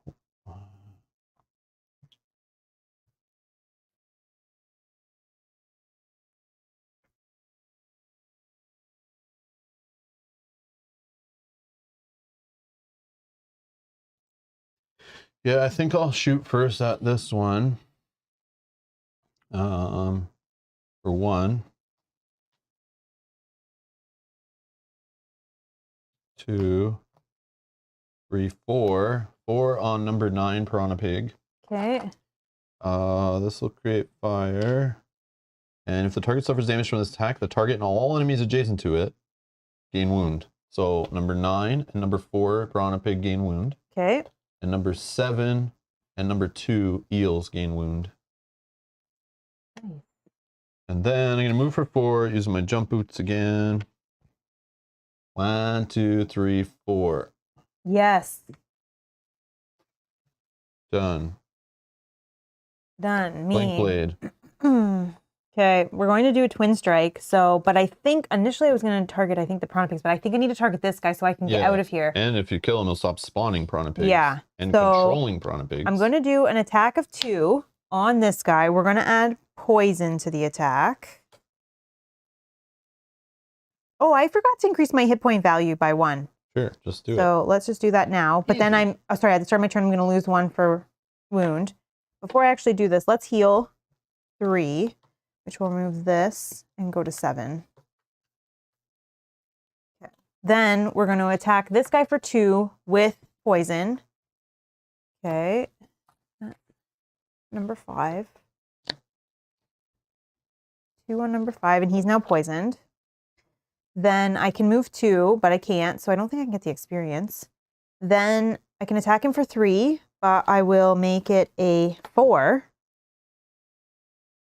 5 plus poison is 6, 7, 8. He's dead. Beautiful, beautiful, beautiful. End of the round, Yogi. End of the round. Okay. So then this one is done. Now there's a play here, but then I'm adjacent to those piranha pigs. I mean those eels. So I don't want to be stunned. These guys aren't doing anything anyways. Can't go fast though, so I can either heal myself for 2 more. 7, 8, 9, or I move for 2 basic. I probably should move for 2 basic and get closer. 1. If I stay here, that guy won't stun me. Yeah, true. Yeah, just so I'll just stay there, get the loot, because now next turn I can just do a slow move. Snow Thiffle. Okay. Thank you. Okay. What's the fast text on what say? Sorry. Oh, I don't have any more tokens to spend for this one. I just used it as the basic move, but I don't have any tokens to spend. At the end of your turn, play 1 card from your hand to immediately perform the top or bottom action on the card. Okay, then the eels. The eels are going to move for 2 and attack, and then spend the sun to add +1 and stun. Okay. So these guys first. 6. He can move for 2. He's trying to get to like here, yeah, sure. so he's just gonna do that. This guy can't. Nope. He's stuck. Okay. Okay, then only 5 is not on the board. So 1. Yeah, like this guy will move like 1 closer. This guy may be here. Yeah. But these ones all can't get through these 2 piranha pigs, right? Oh, you're right. Yeah. And then this one. Because they can move for this 2. one first. Move for 2. Yep. It's still difficult though, right? No. Not for them? Oh, I don't know. You're right. I don't think I was counting it as difficult for them. I think, yeah. I feel like they should be doing way less movement points. If it's difficult terrain, they don't skip difficult terrain. Treat water hexes as corridors. So I think for them, they don't, and non-water hexes as obstacles. So if they're treating it as corridors, they're just walking right through. Anyone know? Is that true? It is difficult terrain, right? Sorry, let me see what corridors was. Yeah, I don't know. Oh, it's not difficult terrain for them? Okay, okay. Okay, that's what I was thinking. And sure. Yeah, I wasn't. Okay. Yeah, I'm sure somebody would yell at us if we were doing that wrong the whole time. Oh, sorry. And I'm going to just put some... okay, so in that case, this number 4 guy goes up here. He stuns me or something. What's he do? Attack and stun? Or... Yeah, his attack, he spent the sun, so his attack is 2, 3. 3 and stun. So block 2 of it, take 1 damage, and I'm stunned. Okay, then this one can't get to me. No. So we're good. Okay, and I put the wounds on these guys. Okay, that... Okay, and then herder. I think there's only 1 more. This guy. He's going to move for 2. I feel like either way it's like this. Yep. And then he's going to grant all piranha pigs within range 3. 1, 2, 3. Okay. 1, 2. They're going to get a move -1, so a move of 2. Okay. An attack of 1. 1, 2. He's trying to go around here. Yeah. This one's on difficult. So it's like 1, 2, 3. Then we're getting 3 movement? No, only 2, because it's -1. Okay, so this guy can't move. And then this guy just goes 1. Yeah. Did that guy move too far? No, I think that was good. Okay, and then all piranha pigs suffer 1 damage. So I don't know. I can just use, I guess, these to determine who doesn't. What are you missing? I'm missing, so 1 gets 1. 2 is there. 3 gets 1. 4 gets 1. I see why people are annoyed with this scenario. It's too much management of things. 6. Like imagine we were putting damage tokens on this, how messy this would all be. Oh yeah. That's what it is. It's the messiness of trying to find numbers in the crowd. Like it functionally is messy. Yeah, I agree. Very sloppy, but it's because of the components. But I'm sure when they were designing the scenario on a computer program and playing on Tabletop Simulator or whatever, it all seemed fine, right? But in practice, this is a mess. But I like it functionally. It's fun, but yeah, it's super messy. Pete said you took too much damage. You took 3 damage instead of the 1. I did? Had 16, should be 15. I think because you were hit with 3, but you blocked, but I think you still took 3. Oh, yeah, probably. What should I be at? Sorry? 15. 15. All right, my bad. Thank you. Thank you. Thank you for the catch. Okay. So that's the end of that round. No shuffles here. Okay. New round means more spawning. Oh, yeah. What's spawning this time? It's an even round, so 1 normal Piranha Pig on D and 2 lightning eels on E. Okay, E is back here. I only have 1. Okay. So Piranha Pig on D? Yes. Has to go on the wall. Oh, yeah. Sorry. Duh. Nope, that's okay. What were we asking? Piranha Pig is D? On even is D. Okay, perfect. I don't have any more white bases, so. Okay, whatever. Our turn. I'm going to go slow. Oh, yeah. The extra white bases are in the box lid or whatever from Jaws of the Lion. Okay.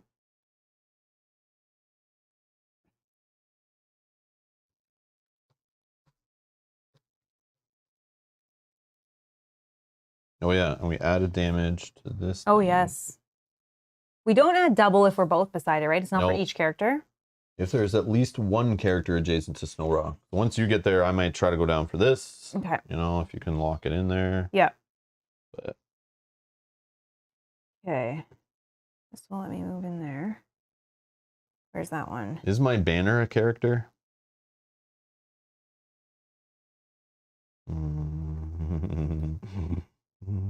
I don't think so. But you can summon a skeleton and that's a character? No, it's not. It's just a summon, right? It's just a summon, yeah. Damn it. Yeah, I think we're only characters. But I read a few rule books this week and characters are different in some games. Just basic move 2.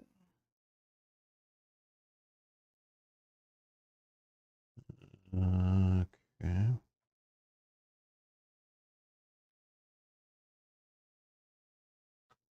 Maybe I do that based on what's happening here.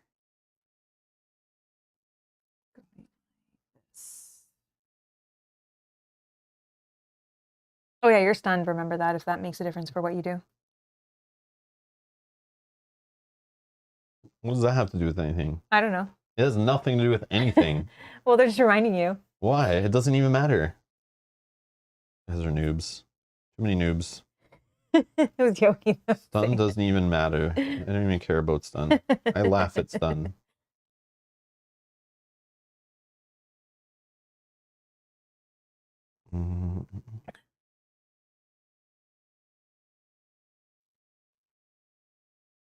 That I can't do. This I could. Oh, Peach says I should go for the chest. Maybe Mel should go for the chest. Think you stand there blocking quite good. Yeah, because you don't need to use jump to get to it. But yeah. Yeah, go ahead. Do whatever. 4. Sure. Sure. Well, oh, that's move 3. I'm almost there. Oh yeah, I can do that first before I move. Oh yeah, I can play the same cards I did. That's a good idea, and then I can come back. Because if I long rest here, then I can come back. I can go invisible.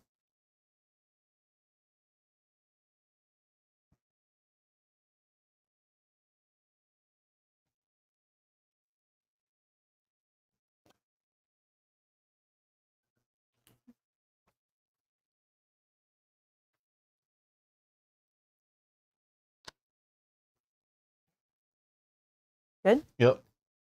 24. 40. 40 slow. Okay. Herder, 65. Eel, 9. Piranha Pig, 40. Who are you again? 40. Okay. And I would like to go before. So Eel, you. Are you 24? Yep. Eel, you, me, Piranha Pig, Herder. Yep. Lightning eels. Move +1, attack -1, target all adjacent enemies. So they're moving for 4. Or no, yes, sorry, moving for 4. Again, I think 6. 1, 2, 3, 4. He can get to here. Okay. Okay. 7 is stuck. 1, 2, 3. Yep.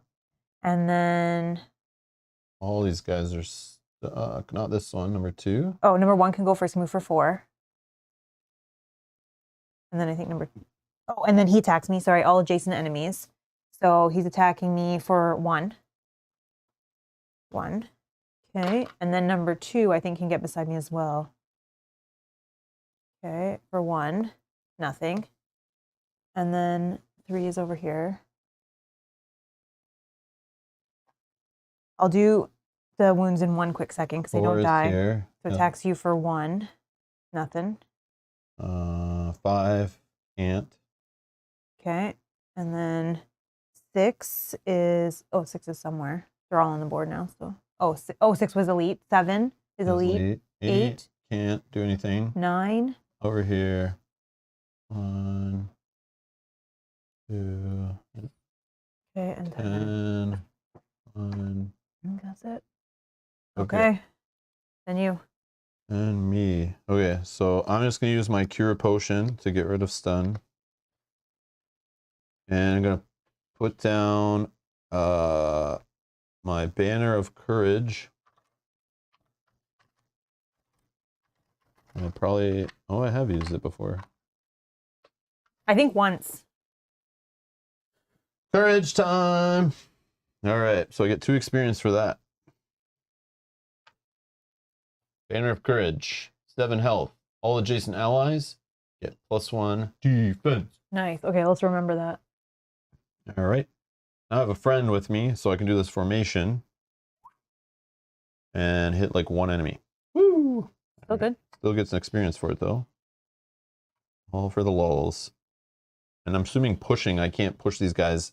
Did they say they count other things as walls or obstacles? Yeah, so obstacles. I can't push them through it. Yeah, that makes sense. Oh yeah, so attacking for 3 on this one guy here. Hit him for 4 on number 4. Dead. They only have 3 damage. And he's 3 health. disarmed. Got him. Okay. Right. And yeah, that's it. That's it. Okay, me. I'm going slow. So I will do this hit and run where I can attack. The piranha pig is doing what? Yeah, let's attack this piranha pig for 3. And I'm going to mobilize him. Ooh, 3. This is number 10. 10 is immobilized. So he's at 4 and he's immobilized. He can't chase me down. Oh yeah, were wounds happening on all those eels? Did you do those? Yes, I did. Yes, I did. Then I drink cure potions at your stuns. Then I can move. Oh, sorry, it was -1. Excuse me. Sorry, it was -1. So it should be at 3 because I'm slow. Loot token somewhere. Oh, I killed something. Oh, you did. Yes, sorry. Excuse me. That's it's like bad. how much I don't care about what I kill. It's just about being beside this thing. Okay, then I can move for 3.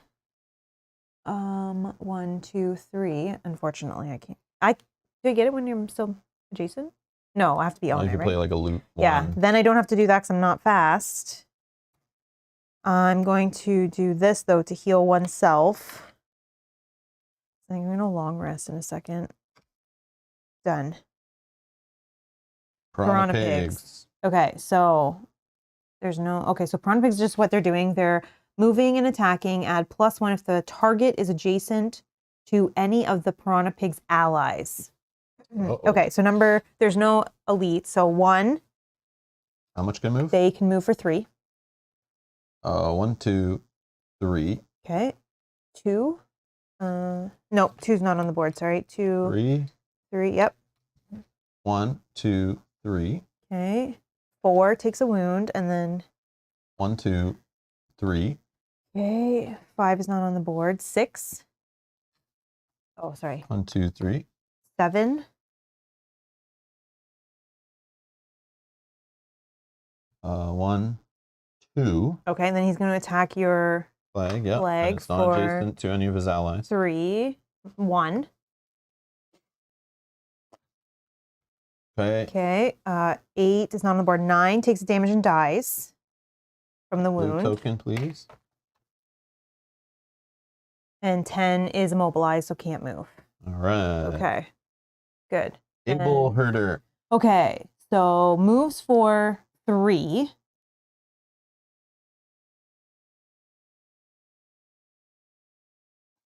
And then attack at range X. X is the number of piranha pigs on the map. There's 7. because I have 3 here. 7? Yeah. What the hell is this? All right, what's his attack? 2? His attack is... Oh, plus X also? Hold on. Maybe I'm reading this wrong. Give me this. X. What the hell? X and X range +1. So he's attacking for 7. It's not plus X on the first one, right? No. 6. There's only 6. I have 3 here. Oh, you have 1 here. Sorry. Oh, yeah. Okay, so it's 6. All right. So it's attacking for just 6, right? Yeah, at a range, at a range of 7. Of 7. Holy smokes. 1, 2, 3, 4, 5. Yeah, it's me. Okay, for 6? Sure. But you have 1 shield, so 5? Wow. Yep. That's a problem. That's annoying. That's a Okay, we got to get rid of that guy. I know. He's like one of them, and he's not going to respawn if we can just get rid of him. But again, you're way down here. I'm not moving, so yeah. Maybe I can range attack him if he gets closer, but yeah, that's rough. Okay, I think end of round, this goes to 2. Man, I don't know how I'm going to survive all those rounds. Well, I'm going to... Card pitching is how, but... Yeah, I'm going to long rest, and then I'm going to go in there and... I think I short rest here. And I'm going to use... What do I do? My data drive. I want to keep this. I got 1, 2, 3, 4, 5, 6, 7. So I can put 3 cards safe. So let's do...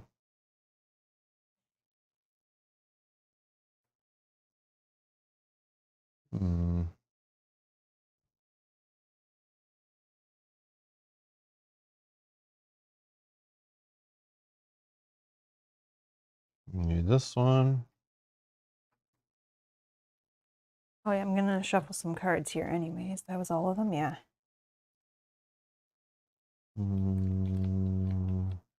Wheels are gonna die. This one.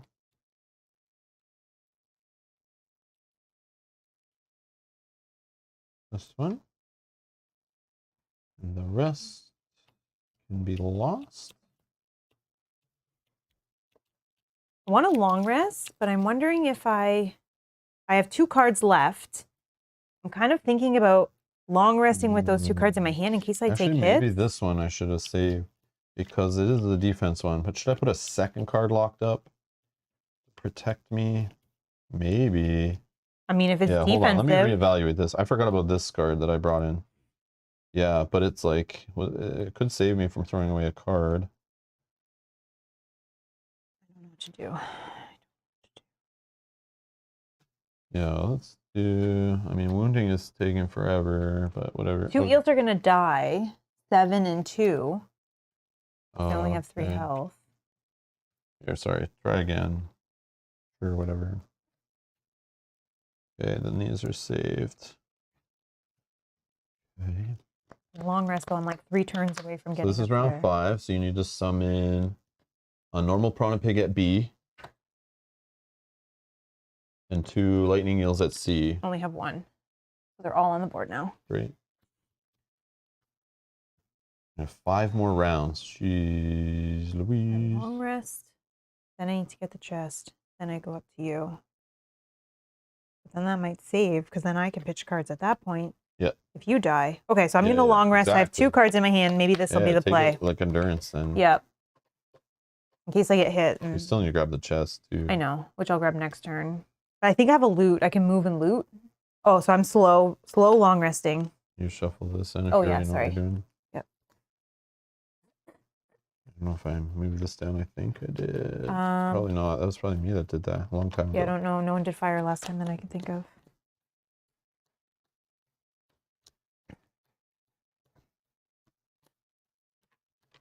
Could just play this. Yeah, maybe I'd do that.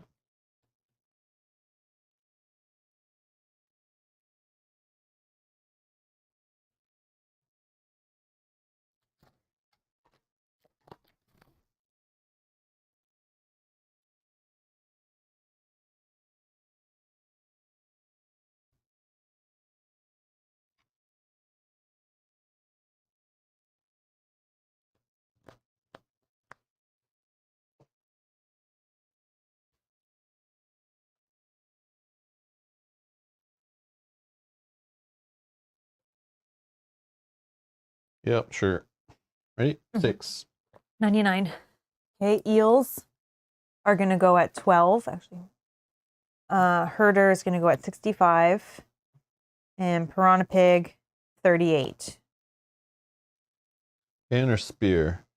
I'm going to set up this card. That gives me +1 shield. All my range attacks are -1. I get 2 experience for that. Is it +1 shield for the remainder of the scenario? Yes. Nice. Okay, so now you have And then whenever an enemy moves or teleports from a hex not adjacent to a hex adjacent to, they suffer 2 damage. Okay. For the rest of the round. Whatever. Okay. Done. Lightning Eels. Lightning Eels, moving +2 with jump, so they can move for 5 with jump. And then they're attacking for -1. So 1, 2, 3, 4. I think this one can jump like right to this hex. Yep. So he suffers how much damage? 2 damage. 2 damage. On, you said number 6? Yeah. And then what's he do? And then he's attacking for 2. +1, so 3. And then create a stun unit. But I have 1 shield for this. Oh, he attacks my banner, right? Yes. Damn. So how much is it on my banner? 3. 3. Oh no! Oh yeah, my banner will soak up some hits too. Excellent. Okay. That was then 6. Number 7. 1, 2, 1, 2, 3, 4. There is no space here for it to hit. I guess just here is where, right? 1, 2, 3, 4. Yeah, I don't know. Sure. Okay. And now starting at 1. Actually, it won't move, right? Because there's no adjacent hex. Oh, you're right. It won't move. Oh, there is one down here. Oh, could he have done like a 1, 2, 3, 4, Not him, 5? but others. Okay. Number 1 can definitely go. Sorry, so this guy goes back, right? Because he can't get. Well, no, there was. Oh, there was a hex. So he wants to like make his way over there, right, or something. So number 1, and then number 1 will hit me. Yeah. For 1. 1. Okay. Number 2 is going to take a wound and die wherever number 2 is. Right here. Okay. Take it away. Number 3. But again, there's no hex for it to go to, so none of them move, right? Okay, so then number 7, then we'll just take a wound and die.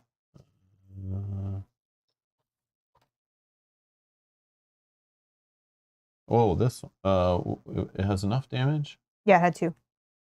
It's elite though. Oh, I had the wrong. Okay, sorry. So 7 is elite. I didn't realize. So then it's at 3.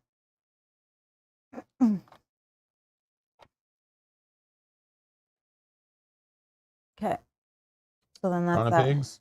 Piranha Pigs, what are they doing?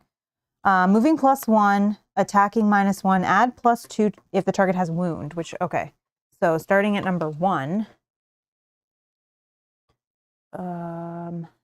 This one. So he's moving, he can move for 4. 1, 2. Okay, attacking me for 2. 3. Oh gosh. And I didn't have wounds, so it's not plus. Okay, and then number 2 is not on the board. Number 3. 3. Oh, number 3 is it's here, but like I can't get there. There's no like the path is like through here, so I guess so. Oh, so I guess it could attack your summon. Oh yeah, duh. Because there's a spot there. Yeah, I forgot about that. He's here. Okay, and attacking for 2. 2. 1 away. Okay, number 4 takes a wound to 3. And then his path is... Ooh, number 4? Number 4, yeah. It's here. Okay, and he can move for 4. 1, 2... 3, 4, can't get that's in. it. 5 is not on the board. 6 is over here. He can move for 4. 1, 2, 3, 4. Yeah, he's trying to get to here or here. Okay, that was 6. 7. 7. Oh, he's already beside, so he'll just hit. Attack of 2. 1. Oh, no. No, that opens up a space, too. No. 8's not on the board. 9. 9 is here. Mm-hmm. How much? 4. 1, 2, 3, 4. I think he's trying to get to here or something. Okay, and then 10. 10 is here, but he can't get... 2, 3, 2, 3, 4. Oh, he can. Okay. They can move 4? Yep. For sure. Oh. Yeah, because they're +1. Okay. 2, 1. Uh-oh. Luckily I get all my heals back. Not all of them, but... Able Herder. Okay. Oh, we got that card again. Oh, yeah, my God. Move for 3.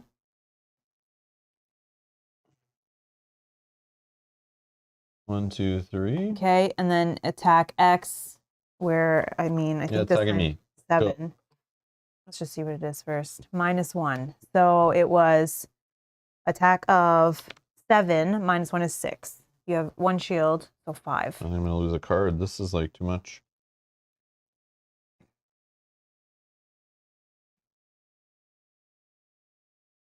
Luckily I can pay jump back. I'm like completely surrounded.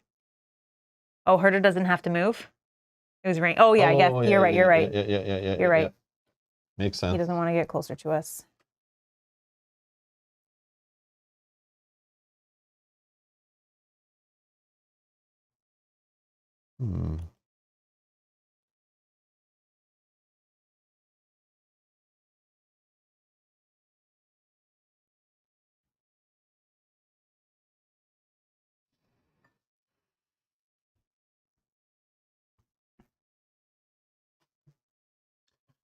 Okay. And then, sorry, then me, I heal 2. Ready. Oops. And then let's get rid of... Oh, man. Sorry, I should have been looking at this. I apologize.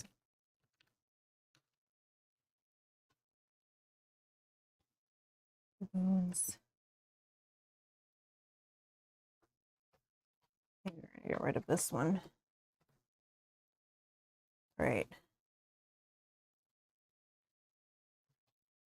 1. Oh, I only need to move 2 at jump then. To get in there. Okay. I'm going to take a fast turn, I think. So round 6, we need to, on evens, 1 normal Piranha Pig on D.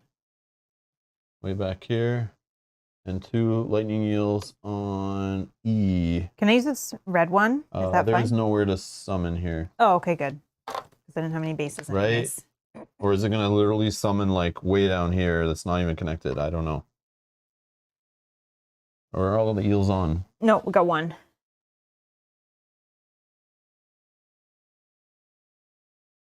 I don't know. Can it summon? Yeah, I don't know. Or spawn. Closest available hex, right? So it probably would be down like here or here. I don't know. I would just spawn it, whatever. Okay. Or summon it. I don't have any white ones, so we'll just use that red one. Okay, sure. I can get them if you want. Whatever.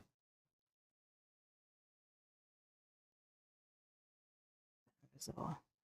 Still need to kill that Able Herder, maybe. Can't reach him out. Oh yeah, end of the round, right? Then this went up. Yeah. Hopefully I haven't missed that at all. 7. Yeah. The rock needs 7. So annoying. A little rough.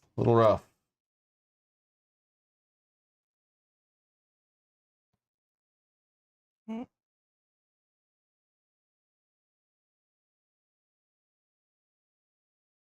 Get me in there.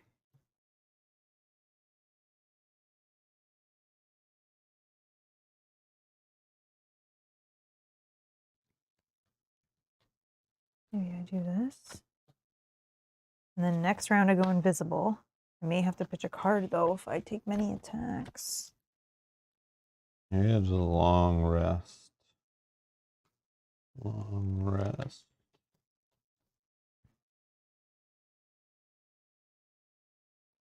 I don't have to play cards, but then yeah, I'll wait. I don't need a long rest. What am I doing?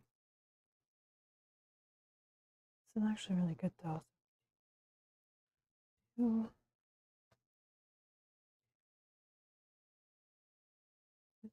Is it though?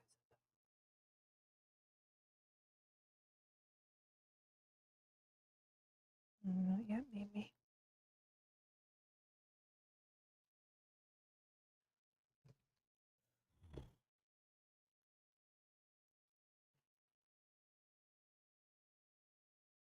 Oh, I need to get the chest still, right? Yeah, but do we think? Yeah, do it. Like whether you come up here, you're still getting hit, and if you come down here, you're still getting hit. Okay, so then... I'm already beside the rock. You like just need to get in there if I am gonna go down. Yeah, I would get it, then worry about trying to jump onto it after. Yeah, get it. Because even when you're in there, you only can be attacked by 2 things. Instead of right now, you're being attacked by 3. When you're up here, you can be attacked by 3. So it's actually like a safer space. I think I'm still gonna do the same thing. I'm going fast. I'm gonna do more attacks. All right, 15. All right, 24. Okay, herder, 12. Oh. Eel, 20. 18 for prawn pig. Holy, they all go fast. Oh, they all What's go. Yours? 24. I go at last. Oh, yeah, 24. I'm going last. Able herder. Able herder is attacking at range 3, not moving. Can't hit anyone. Can't hit anybody. Strengthen all piranha pigs within range 3. There's only one. Only one. Number 6. Number 6. 6 piranha pig. Okay. Perfect. Done. Banner spear. So he's not attacking me with a big juicy attack, so I don't really need a shield at range. But like, what else am I doing? So I'll just play that, whatever. And then I'm gonna attack at range 2 against this eel, number 5. I will drink my glancing potion, and it's a +0. Oh, wonderful. So I hit for 1 on number 5, and he's wounded. Number 5 and wound. Okay. And then also wound on number 8 and number 1. 8 and 1. Okay. And number 10 piranha pig. Wonderful. That's great. Done. Done. Okay, piranha pigs. Oh god. Piranha pigs are moving for 4 with jump, and they're attacking for 2. Okay. So starting pig with number 1 right here hitting you. Okay, attacking for 2, 1, 3. Okay. 2 is not on the board. 3. Right here, goes here. And attacks you for 2. 2. Block 1, take 1. Is this one too? No. Okay. That's only range attacks. Oh, only range attacks. Okay. I played it because I thought maybe he'll get the card that does a big ass range attack, and I can help block some of it. And then he didn't. But yeah. Okay. 4 takes a wound. Going to 4. And then where's he? Number 4. Okay. He is moving with jump for 4. There's no space. Oh, there is a space down here. Technically, right? Yeah. 1, 2, 3. Maybe here? Oh, he's going to take my space. That's fine. Okay. No, your space is here, Mel. I know. It's coming. Yeah, it's fine. It's fine. All right. Okay. 5 is, 5's on the board. And I might be your empty space soon. 5 over here. Oh, how much? 4 with jump. Sure. Something like this. Okay. 1, 2, 3, 4. Sure. Right there. 6. 6. Yeah. Here. Move for 4. Where's the space here? 1, 2, 3, 4. Sure. Something like that. Okay. 7. 1, 2, 3, 4. Okay. 8 is not on the board. 9. Oh no, this guy. 9. Oh no. Attacks me for 2. So now he's on your space. Yeah. And then 10 takes a wound, going to 4. 10 is already adjacent. He's going to attack me for 2. Plus 2 is 4. I got to pitch a card for that. Do you have a loot card, like loot 1? Like where you can loot 1 space? Yeah. Like this? Yeah. So you can grab the chest? Yeah. Oh, okay, perfect. But I was gonna, yeah. Great. I didn't want to do that though, but I did play it just in case. Okay, let's do this one. Here's my discarded card for that. Okay. Okay, lightning eels. Lightning eels. Nothing special. Okay, so number 1 is going to take a wound. Oh, let's go with the elites first of 6. Elite 6, sorry. So he's attacking for 3. Okay, great. 4. 4 Block 1. It's down to 3. Sure. Okay. 7 takes a wound, goes to 4 out of 5. And then can move for 3 if there's a... There is no empty spaces for any of the other ones to attack from. Okay. So I feel like none of them move, right? Okay. So then 1 takes a damage. And then you 5 takes a damage. And 8 takes a damage. And then you tell me which ones are adjacent to, if any, that are going to attack. No, that was it. Okay. Perfect. There's one down here. 1 can attack you. Oh, 1 can attack me for 2. Nothing. Good, because I only have 1 health. Okay. Blink Blade. Okay. I'm going to first heal myself. Go to 2. Oh, I didn't want to do that, but...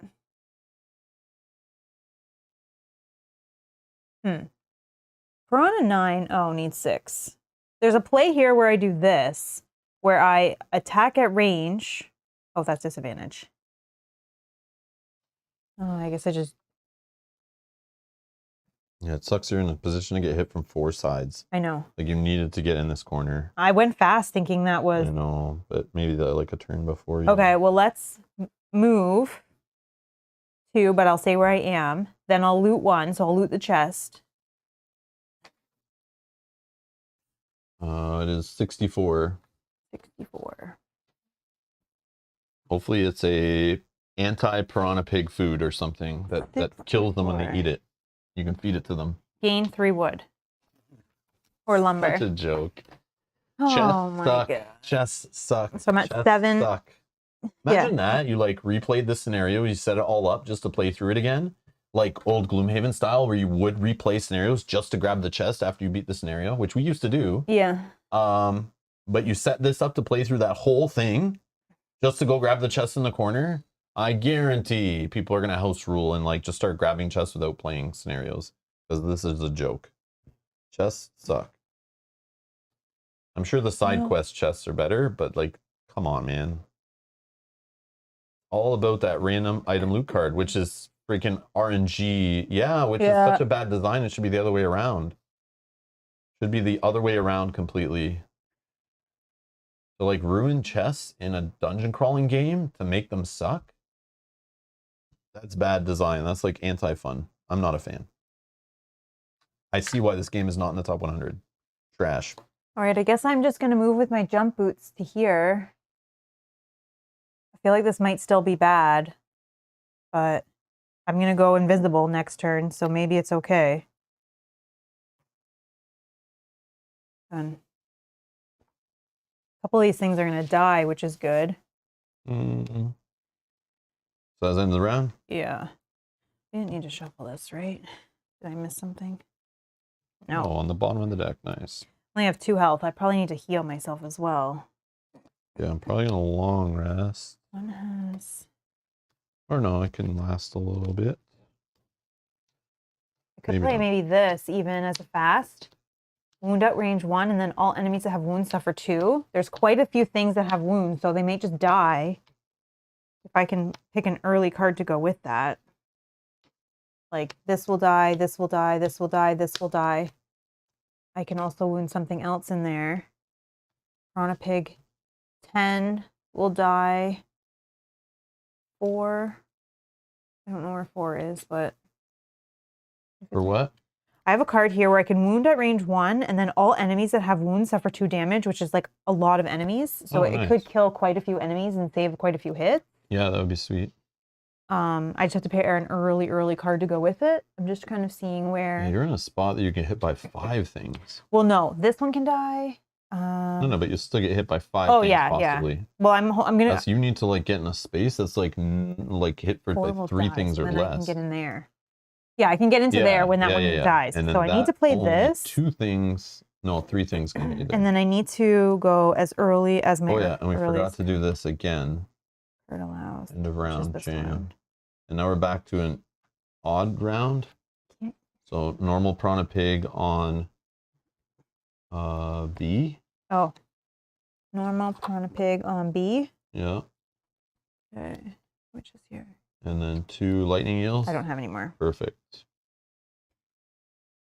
Oh, but that's my card that 4 out of 7. Yeah, yeah. Yeah, killing won't stop them from attacking. Just refill them. Yeah. Right, but it will. We're right now. If we. But again, they sometimes spawn away from us, so it's like it's okay to kill them if they're spawning way over here, because then you might have less attacks on you. But I'm thinking if I can kill quite a few, like 1, 2, 3, 4, 5. If I can kill 6 enemies off the board, yes, they'll spawn, But not necessarily close. Yeah. Then I'll go in. Next turn, I'll go invisible. Right now, we'll be at 5. I'll go invisible, so we'll be at 6. We should make it even pitching cards at that point. Maybe. I just need to go, but this one will hurt me. I might have to pitch cards just for that. 17. Yeah, I'm gonna long rest. Maybe it is. I'm gonna long rest. 99. 99. Long rest. 17. Hopefully it's early enough before these guys go. Herder, 68. Eels, 9. Oh. 13. Oh, it's not before they go. That's so frustrating. All right, numbers. I'm definitely last. Okay. Yeah. Lightning eel, 9. Piranha pig, me. Herder, you. Lightning eels. Even if I had my other one. That's lightning crazy. eels. Okay. So, sorry.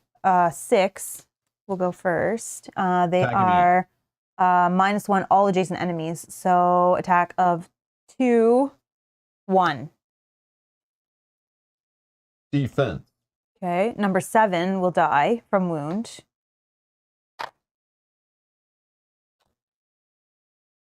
And you need a token.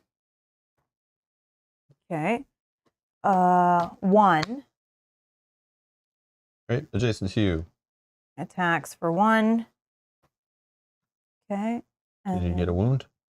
Did you wound him? No, I did. They are going before me. But he is wounded, right? I gave a wound. Oh, yes, okay. I did give a wound. Oh, sorry. I didn't know. I'm not asking about your turn. 2. Come on, man. 2? They can move for 4, but I don't know if there's any What are we looking spaces. for? 2 eel? Yeah, I don't know if there's any spaces for them to get in, so. Negative. Okay, so then in that case, 5 will die. Well, it does matter order number if some are dying before others. Well, yeah, that's why I went in order, but if they can't, then 5 is no, next. 5 is dead right here, but won't, Okay. is not adjacent to anybody. Okay, then 6 already gone, 7's already gone. 8 will take a wound, and then can 8 move into that space? Well, but it's not adjacent, so no, okay. It does not matter. And then 9 and 10. Okay, done. Piranha pigs. Move +1 with jump. Wound all within range 1. Oh my gosh. Okay. So number 1, right adjacent to you. Wound. Wonderful. One has retaliate. That's funny. Okay. Number 2.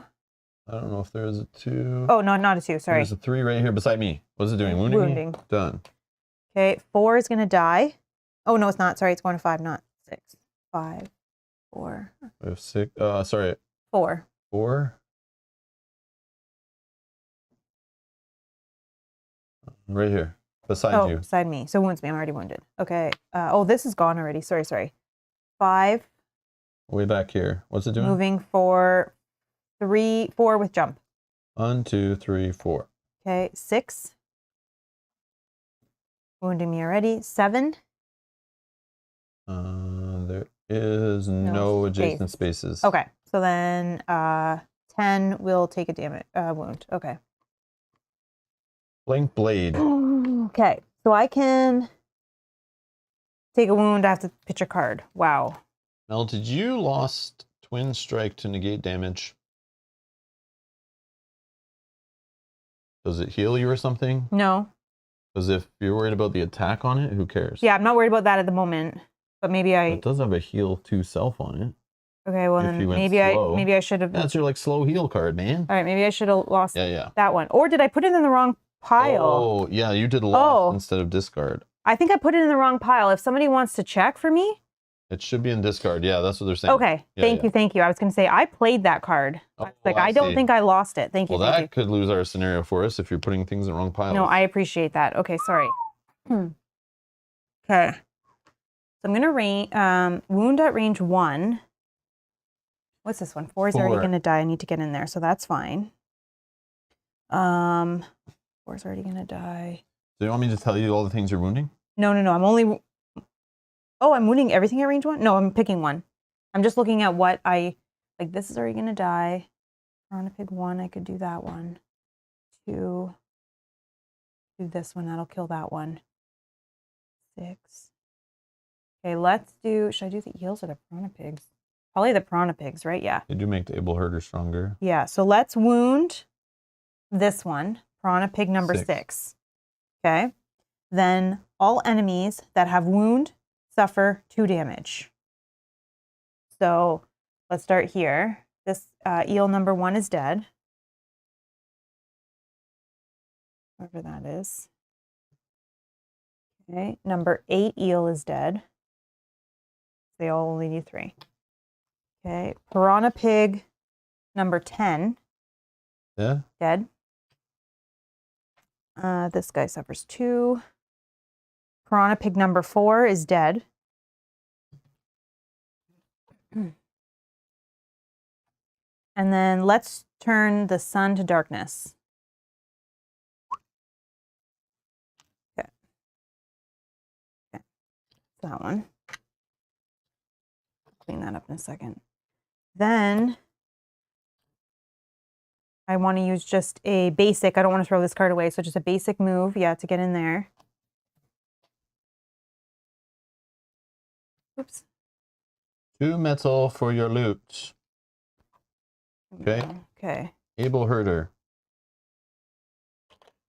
Hold on. Did I take now? Sorry. Piranha Pig. Did I lose a card from my wound? I didn't. Because we got distracted by that other one. Okay. And then banner spear. This. I lose 1, but then I heal 2. So I go. Oh, I have to go slow. So I can't even go invisible. Ready. So then I need that. Need that. We'll get rid of that. Okay. Sorry.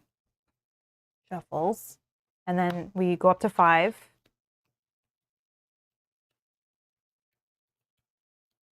We just need to make it 2 more rounds. Even 1 normal Piranha Pig on D. Way over here. Okay. And 2 normal lightning eels on E. Which E is way down here. Okay. Oh, and I can turn one of these to this.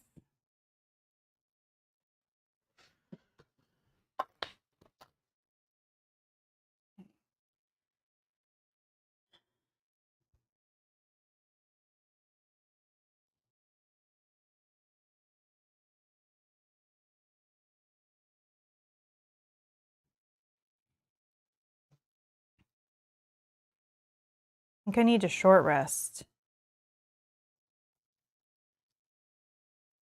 Yeah. In a short rest. Just because I might take some damage here. And I need to go slow so I can build a token for the... Well, can't lose it because I... Okay. Sorry, just give me 1 second. Mm-hmm. Where's that one? Oh, that's that one that let me heal on a... Okay, well, do that. We need to get rid of the wound. And then my earliest slow is this one. It's not great.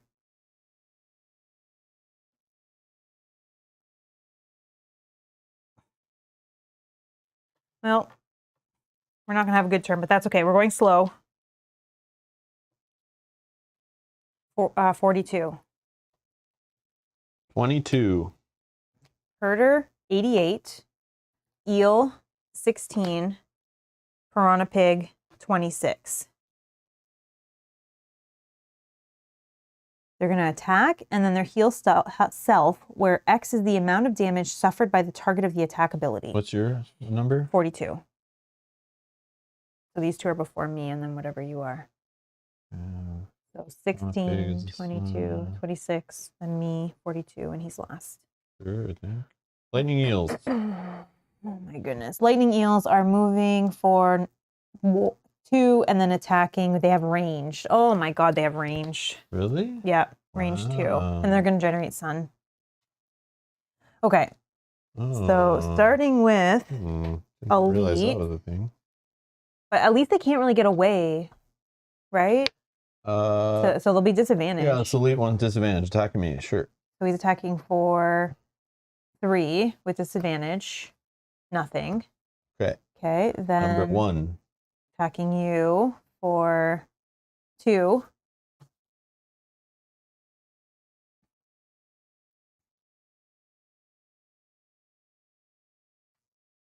Okay. Okay. Oh, block 1, block 1, block 1, block 1 by default. Okay. Okay, 3. Where's 3? 3. 3 is here. They can move for 2. If he gets here and then 1, 2, can't get you. Okay, 4.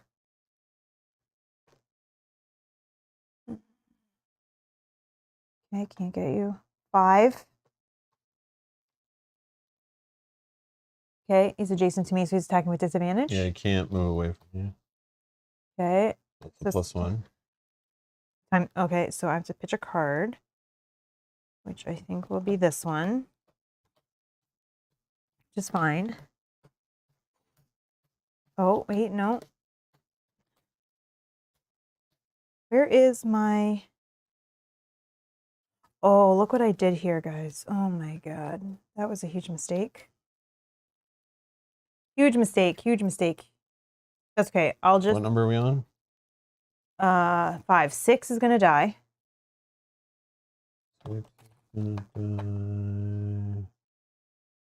Oh, it's elite. Oh, sorry. I was on the wrong thing here. Sorry. 6 eel? 6 eel is elite, sorry. 7. I was just using this to count, but then... 7 eel. I don't see. Probably not here. Oh, you're right, it's not. 8 is not here. 9. Right here. Move for 2. 1, sure. Okay, and then 10. 1, 2. No reach. Okay, lightning or banner spear. Yeah, I can't believe I did that. Oh my god. No mistakes, only learning experiences. Yeah. This scenario is messy. It's like a lot to keep track of, and I don't even like. Yeah, I just keep flowing. Everything's fine. I'll just try to I'll just short rest and try to get it back. It's 50-50. Peach knows everything's fine. Yeah, it's 50-50 on getting that back. I could pitch a card for it, or I mean, I'm gonna heal. So. Spear. Oh, going invisible or something? No. Okay, no, not until next turn. All right, I'll just not move, but I'm gonna heal myself for 1 and give myself a regen. Okay, and then I can do some range attack. I can only attack at range 2 with it because it's negative. So for fun, I think I'll just attack number 1. Yeah, I'll just attack number 1. Okay. Ooh, oh, he looks good at this point. Hello, where have you been all game?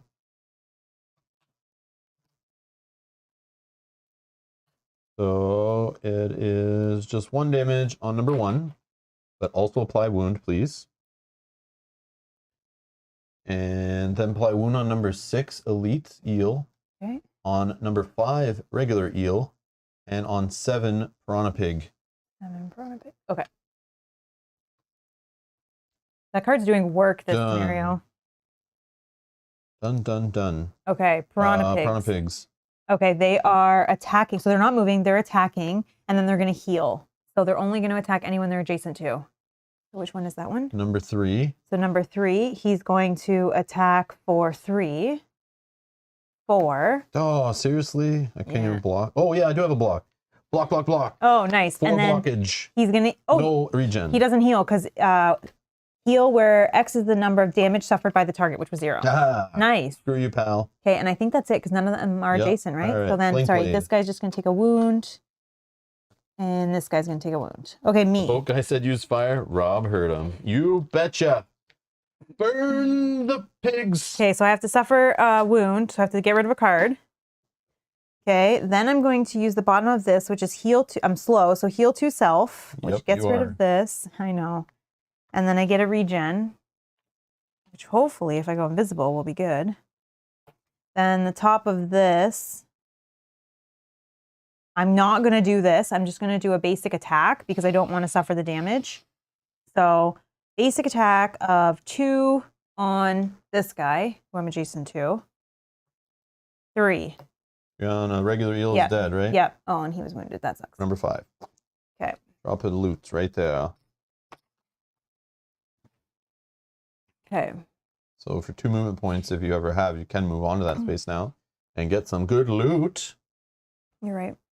Okay. Done. And then this guy. Able Herder. Grant the closest piranha pig within range 4 a move of 3, attack of 3 with muddle. If no piranha pig was targeted by the grant ability, summon 1 normal piranha pig. 1, 2, that's as far as you can get, trying to get to here. Okay, beautiful. End of a round. End of round. I'm going to short rest. Okay. And then we need to summon. Oh, take a damage. We're on an odd round. So normal piranha pig on B. Down here. Okay. And then 2 normal lightning eels on C, way up here. And the pillar, yes, end of round pillar. Yeah. These are normals. I just don't have enough bases. I think I need to take a damage. Whatever, man. 2. Do your stuff. I'll lose this. This card goes instead. So we just have to survive to the end of this round, right? Yeah. Sweet. I'm going fast with... I need that, so let's might as well do this. Going fast. I just need to shuffle this. I am going to go invisible, yes. Do I have, I just need to check one other thing really, really quick, because if I have that loot card, which I don't think I do anymore. Can you get the loot and still go invisible? Because you should get on this and get at least 2 loot card things. This, or maybe I could. I could, if I do a basic move too, yeah. I mean, I can, yeah, okay. We'll see what's happening. We'll see what happens, yeah. Okay, ready? Yep. 15. 12. Okay, what do we got for these idiots? What do we got here? Herder, 65. Okay. Eel, 9. 18 piranha pig. Oh, they're going to go first. Son of a gun. Lightning eels. Yeah. Okay. Move +1, and then they're going to attack -1 all adjacent enemies. Okay. So number 1 takes elites first. So he takes a wound, goes to 3. Okay, he's already adjacent. Me, yep. For 2. Oh.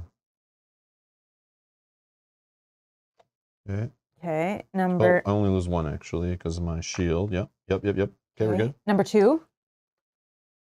Here. Number 1 is here, but can't. Oh, sorry. Yeah. Oh yeah, he can get to you. Does he move? Yeah, he moves. All right, he's on your. So he's attacking me for 1. Go to 1. Oh my god, I only have 1 card left. Oh my god. Luckily, that's only attack. Okay, number 2's down here, and how much can they move? They can move for. Oh, but there's no jump. No right? jump. Yeah. So I think I'm good. Are screwed. Oh yeah. And that was the only 2 that were there. Okay. Whew. Blink blade. Okay, so I am going to. Oh, he's on my loot space. Yep. Kill him first, then move on to it. I can't attack. I mean, I can do it too. It's fine. Oh, look at this. This is bad. I can't even go invisible. I have to damage myself. You have a card to lose for that image? Oh yeah, I do have 1. Okay, I do have 1. Yeah. So let's do. Who keeps telling you to go invisible and why? You guys are wrong. Yogi. They just wanted. Minion said invisible. You guys are all wrong. Stop it with the invisible. Okay. Well, hold on. Actually, let's. Not the right plays. Bad place. No, it's fine. If I'm invisible, it's fine. So let's go in. It doesn't matter. We just have to get to the end of the round. I can survive. Yeah, but this is gonna. Maybe. I only have 2 cards to lose for damage. This card in hand to lose for damage. And technically, if those are my discard pile, I can lose these for damage. So I should be okay. And I have 7 health. And a shield.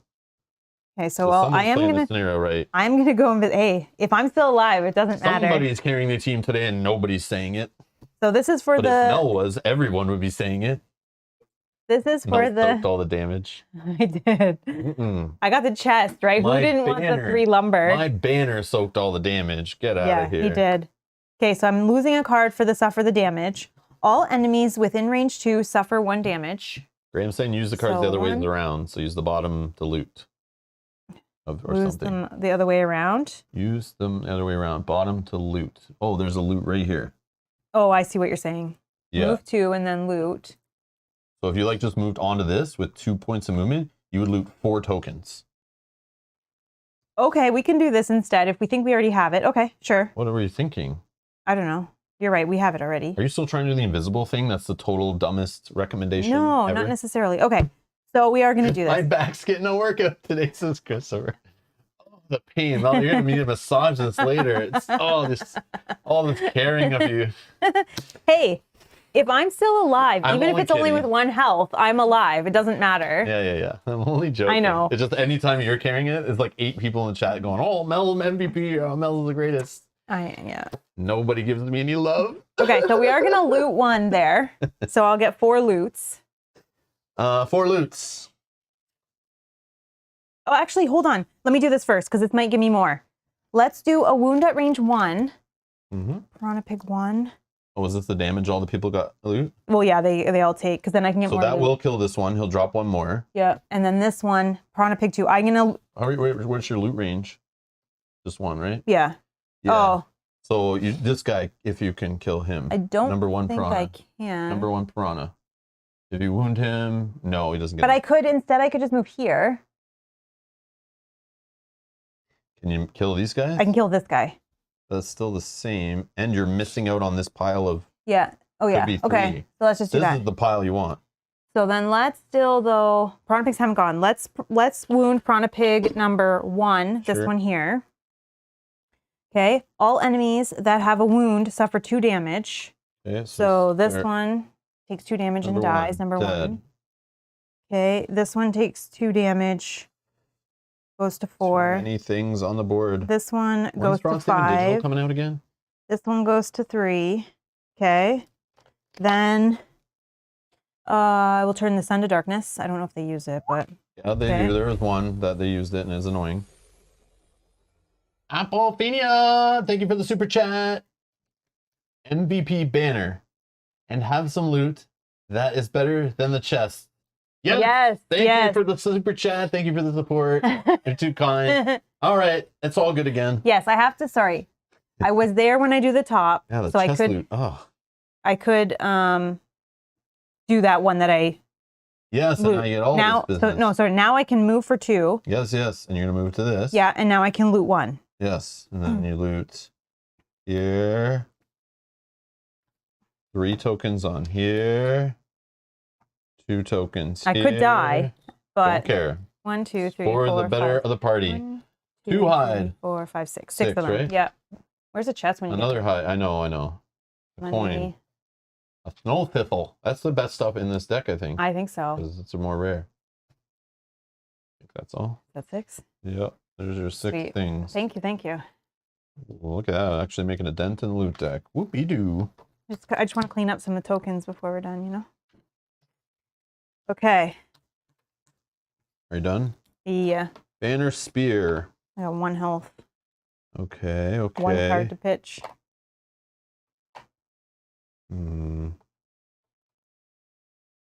Should be okay. Who's still going? Piranha Pigs. How much are they hitting for? This guy's going to die. They're hitting for 2. Piranha Pig number 1. But how much are they jumping for? Like 4? 4. So a few over here cannot reach me. They might be able to, somebody might get in here though, which is... That doesn't hit me. I don't care about you. I have 1 card I can pitch, so I can take 1 Either attack. way, I'm going to heal 1 on my turn. Okay. I'm just debating like killing this guy and going on his space to get 2 loot. That's but what then that Dominic leaves was saying. then that leaves an open space though where Piranha Pigs can jump in and start hitting me. Number 6 is going to die before it gets to go. Oh, that's this one. Yeah, but still. I then just open myself up for like a lot of spaces around me where like this Piranha Pig can get in, this Piranha Pig maybe can get in. Like there might be, I go from getting attacked once to possibly getting attacked like 3, maybe 4 times. Right. I can probably survive it because they are nerfing their attack by 1. It's risky for 2 loot tokens, but I do have 1 shield, 7 health. I have a card to throw away. I'll have 2 more. I'll have 3 total throwaways. I think we're good. Plus, you have some health that you can. And what's the big dude doing? Is he doing a stupid attack? Yeah, again? He's doing the ranged attack with the big. Yeah, that's trouble actually. But a couple of Piranha Pigs will. Oh, just one of them will die unless you can. Piranha Pig number 3. Are you attacking? Piranha Pig. Oh, okay. Because he only dropped 1 loot. I want this loot. Oh. But is it worth it? It's risky. I don't like risking it for some wool. Oh, I do have 2 cards in my discard. So I have 2 that I can block. I have 1 card in my hand and 2 cards in discard. Oh, and this should be at, what was I at? Oh, shoot. Was I only at 1 or 2? I just bumped that. I don't know what health I was at. Oh, yeah, I can make all attacks target me disadvantage also. 1, thank you. I thought it was 1 or 2. Yes. 1. Okay. This elite eel beside me, I'm going to attack. Okay. He does, yeah. Okay. Attacking for 2. All attacks targeting me will gain disadvantage for the round, which probably is good. Attack for 2, 3, heal 4, 5, and push, it doesn't matter. Dead, drop a loot token. Okay. And then I'll just use a basic 2 move on the bottom instead of summoning my Trained Falcon. Oh yeah, we'll have less cards in my discard because of this. That's okay though. So I just move basic onto here.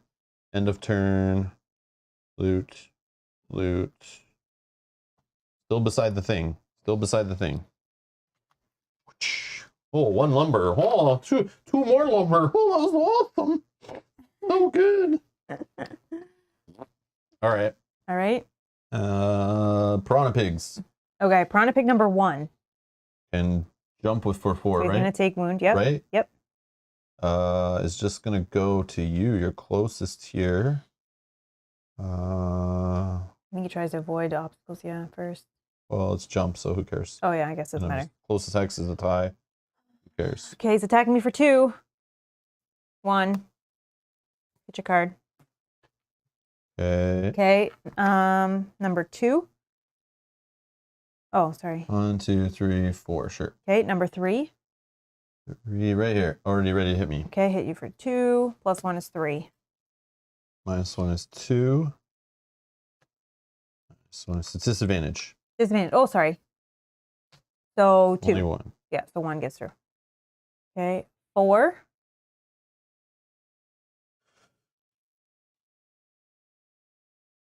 Oh, right here. 1, 2, 3, 4. Okay. Disadvantage is 2, but 1. 1 gets blocked, 1 gets through. Okay, 5. 5. This 1. Yep. 3, 4. I think he wants to go there. Because he has jump, right? So he can. Just trying to get here or here. But I think he can just jump onto that space. Oh yeah. 1, 2, 3, 4. Yep. 1. Have to get rid of 2 cards from my discard pile. Okay. 6 takes a wound and dies. That's 6. Okay. 7 takes a wound to 5. He hits you. Oh, please miss. Times 2. I'm out. 10 damage. Blah. Okay. Okay. 8. It's trying to get, if it can, for 4. 1, 2, 3. Okay. And 9 and 10. 1, 2, 3. Right here. Okay. And plus 2. Sorry. So. Disadvantage. Oh, yep. So 1 gets through. It was 2, but you block 1. Okay. And 10. Wherever 10 is. Number 10. Over here. I don't think he's gonna get it. 1, 2, 3.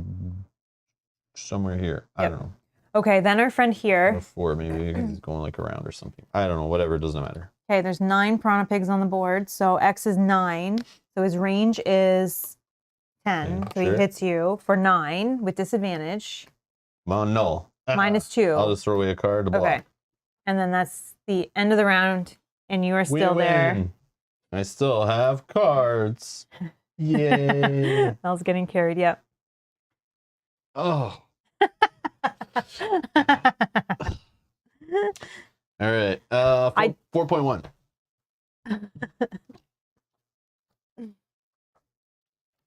Oh yeah, I'll mark that we got the chest. Holy story. That whole 3 lumber. A little bit of reading here. But I think before we do this reading, before we see rewards, before we do the outpost phase and all that jazz, I need to use the restroom. Yeah, that's perfect. So we're gonna take a quick little break and BRB.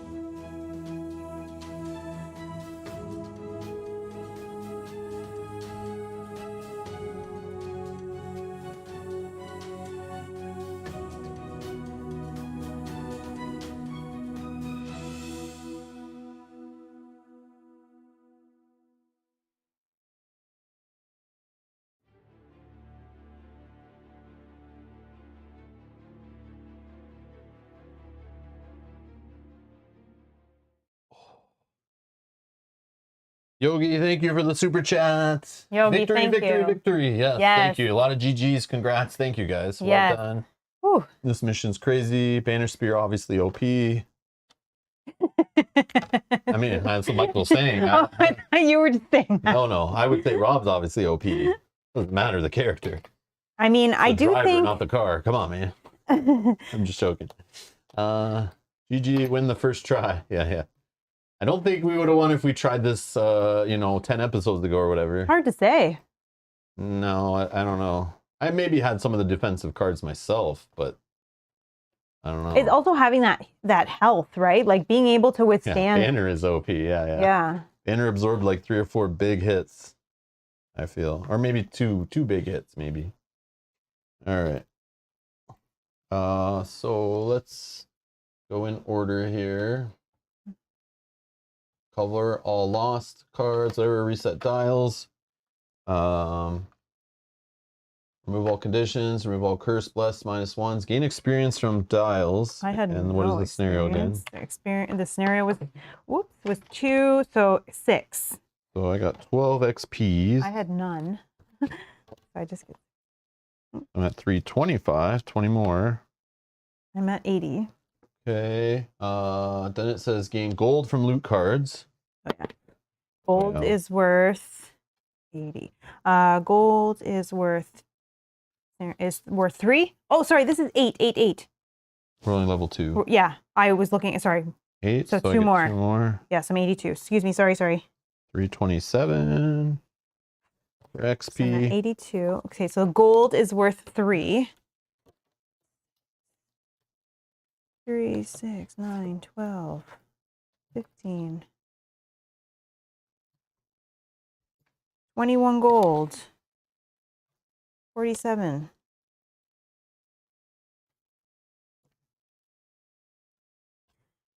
Okay, so those are gone, and then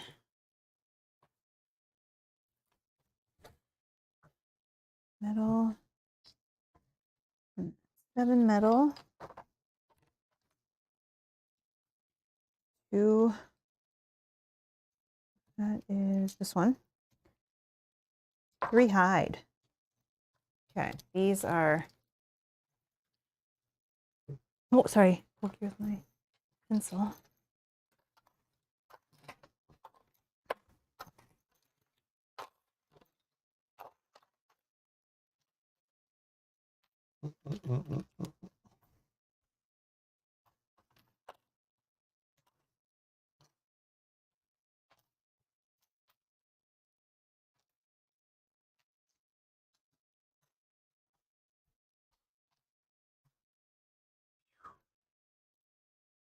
You just throw all the things and all. Yeah, but you're kind of organized so when we do clean it up. Oh, later. yeah. No, I mean the little, what do you call them? Bingo chips. What about them? You just kind of throw them off to the side. I will once I get to those. A lot of overlays this time.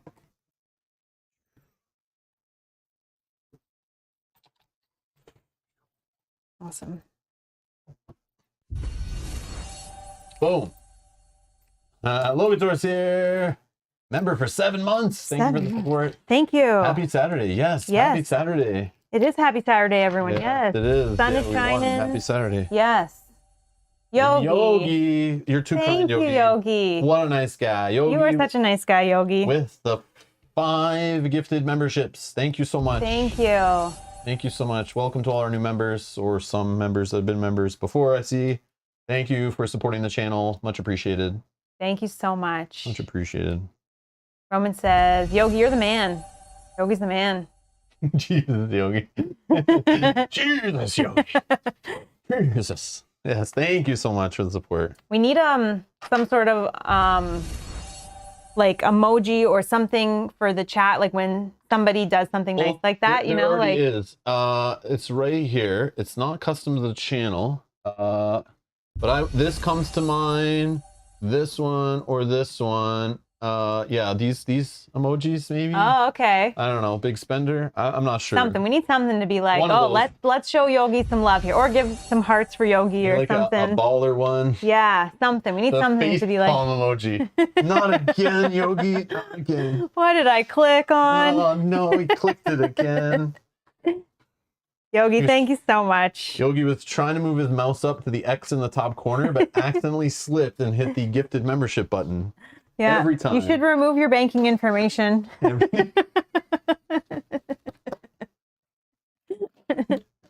Oh, here we got some pineapple pizza love for Yogi. Thank you, Yogi. Thank you for the support. Yeah. Yep. Or hot roller. I don't know, high roller. I don't know, the fire dice. I'm not sure. I don't know. Yeah, we'll think of that. You need like the, you know, the little animated. Sorry, those are from mine. I did not get my battle goal, which was kill an enemy with an attack that has disadvantage. I did not get that, unfortunately.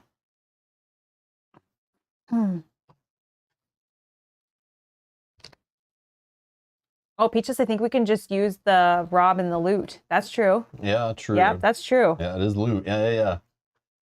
Like real loot. Yeah. Keeps me able to play games and continue looting in games. Exactly. I appreciate it. Yeah. All right. I think that's yours as well. You might need. Oh yeah, sure. Okay. Ready for story time? We gain resources, remove cards, check marks for battle goals. I didn't get my battle goal. Okay. Masteries. Read the scenario conclusion.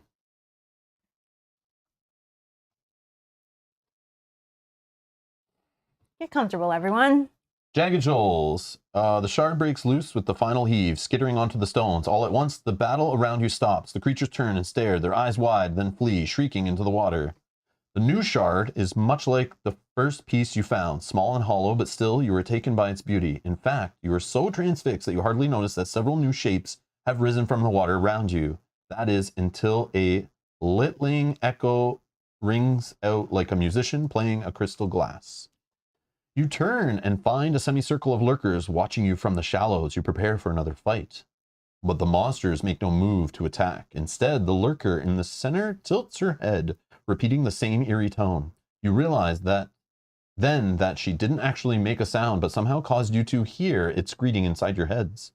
The echo fades, and with it, you feel your aggression wash away. You won't need your weapons. The lurker steps forward from the others, and a shared vision flashes through your minds. Sunlight filtering through coastal shallows, dancing in dappled waves over a delicate coral reef. The vision fades almost instantly, but you realize with surprise that the lurker is introducing herself. This image, Sun in Shallows, is the creature's name. The lurker turns her attention to the coral shards. She wants them too. You can tell. Whatever pull you feel from the shards tugs at these lurkers twice as hard. You sense sadness, confusion, jealousy that the shards have chosen land dwellers. But Sun in Shallows doesn't move to take the treasures. Instead, she inhales deeply, her chinked carapace swelling. When she exhales, you feel another vision invite itself into your mind, a story told in a series of psychic images. Deep beneath the waves, a beautiful crown rests on a pedestal in a place made of woven amethyst coral, the work of thousands of architects over hundreds of years. A throng of lurkers has assembled to witness a coronation. The crown calls to you from within the vision, consuming your focus as the rest of the image fades away. You draw closer to feel it, feeling its power, but as you reach out to touch it, a cloud of inky sludge emerges and swirls around the crown, shattering it and plunging the assembled lurkers into darkness. The crown is gone. What follows is a period of blind frenzy. You don't know how many years pass in the vision, but you watch as the great underwater empire collapses, its citizens' minds reduced to animal instinct. Artistry, craft, even language are all forgotten in the lurker's decline. Then, in the darkness, hope. A pinprick, an oasis of light in the endless black sea. Then another, calling out to each other. There are pieces of the ruined crown scattered across the world. You see a few lurkers in this oasis begin to stir from their haze and seek the shards out, though the other lurkers remain in the clutches of the inky water. Finally, a plea. You see the shards pull back together in your vision, remaking the coral crown and banishing the darkness from the realm of the lurkers forevermore. The vision fades, and you're left blinking in the sunlight. Sun in Shallows stands before you, her hope for the future of the ancient lurker kingdom laid bare. All that remains of your vision is the all-consuming pull of the crown, which lingers in your minds as if asking a question. Will you do it? The creatures stand patiently in the surf, their huge, barrel-sized claws hanging taut before them. You feel the sting of the crown, the emptiness in your chest. You nod. And Sun in Shallows breaks into celebration chitters. She and most lurkers descend back into the waters, but one remains, an offer of aid clear in your minds. And then the shards redouble their pull, drawing you now to the east, farther out into the sea.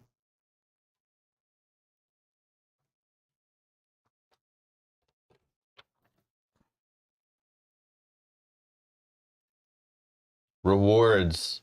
Choose one. Oh.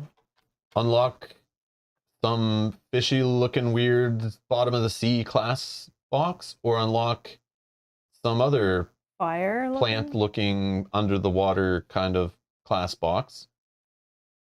And then gain Coral Shard and Shard Seeker campaign stickers. Okay. And we're adding a winter event to the Outpost deck. And we also unlock a new scenario. Holy jeez. Okay, let me do the winter event. We're adding... Well, let me pull this out. Also, while you're doing that. Winter Outpost? Yeah, Winter Outpost 81. So the Winter Outpost deck. Oh, it's the very last one. Okay, we're shuffling that in. Are we letting the chat pick? I don't know, man. And we don't get I'm sure by now a lot of the people watching who are playing this game also probably already have had this choice, know what these are. And I like the way they can decide to see something they didn't choose, or see something they like, or something that we might actually play. Because if you pick something that like probably won't work at 2 players or with the classes we have, I know things work on their own. Everyone says all these classes are good by themselves, yada, yada, yada. But yeah, if you pick something that's like weird, we just probably won't play it. So it's like, you got to know that too. But then there's also like, I wish we could peek. I wish we could peek. Sorry, can you tell me the Sorry, what do you want stickers? To know? Shard Seeker and Coral Shard. Shard Seeker.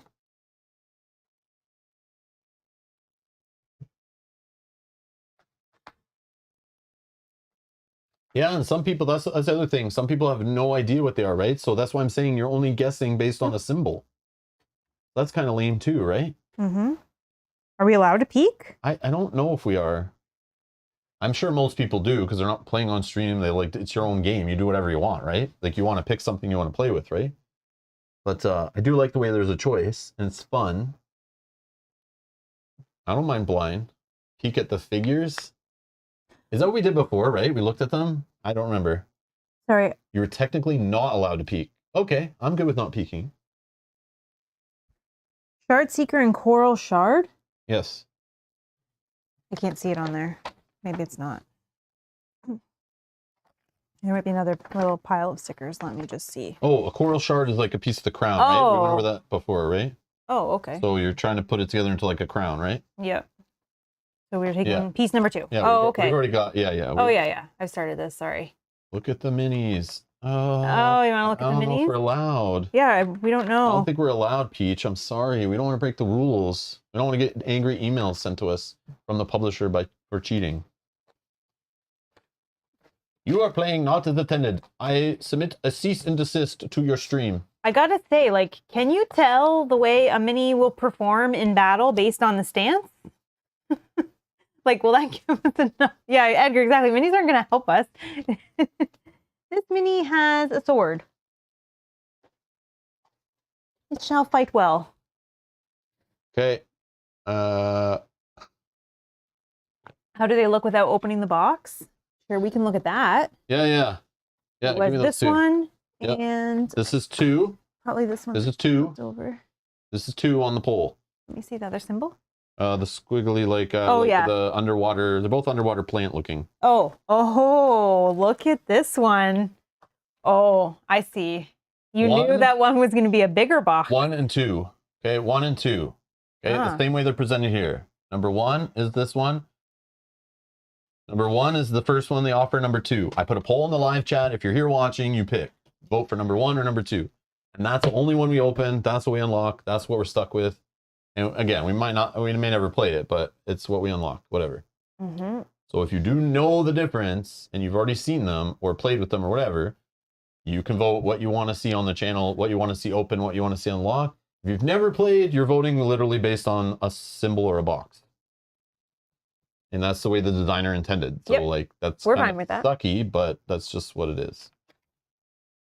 I know, Jacko, really? I should just open it all up, spread it all out, and I pick what I want. Because really, when you play through a Legacy game, like, you're only playing for so long, right? So you want it to be the best it can be. Sure, yeah. But when you're opening classes you don't want to ever play, then it's like, but then one you could have, and you have no choice in the matter, it's all RNG.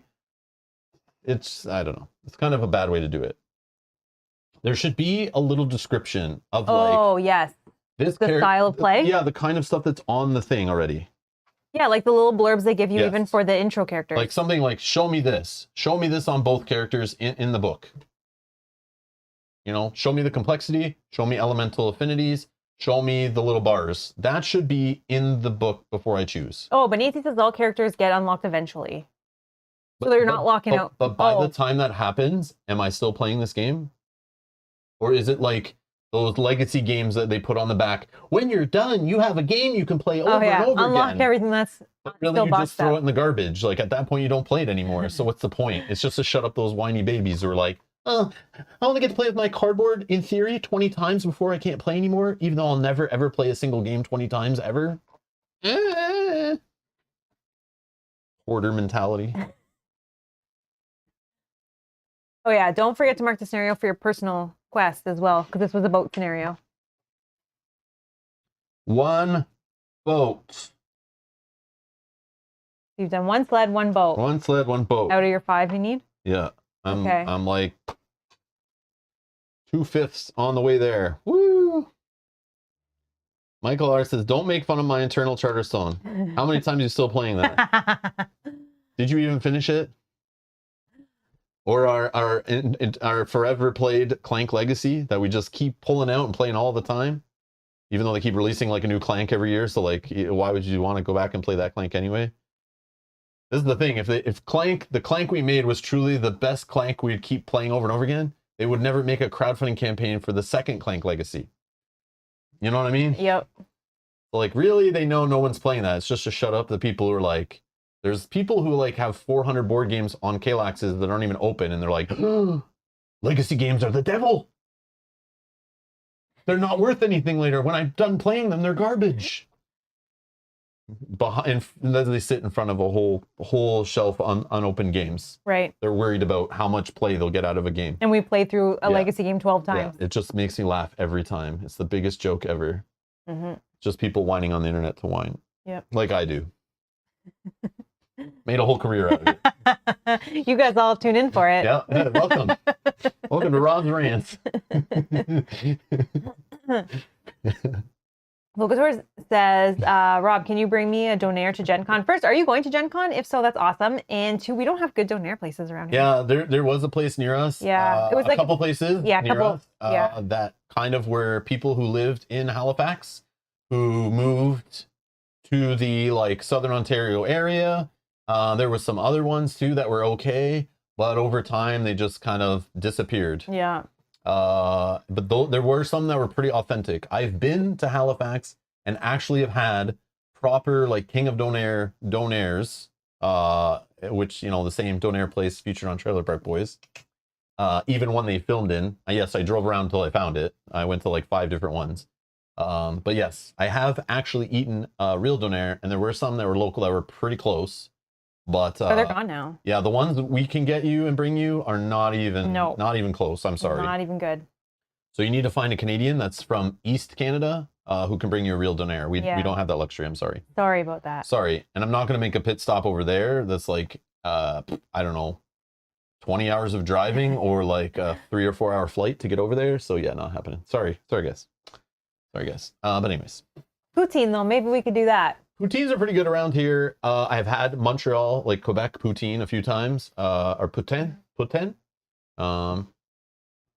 And yeah, they're all they're all the same, right? Well, not all the same. Well, you don't know because you've never had a Montreal or Quebec poutine, I don't think.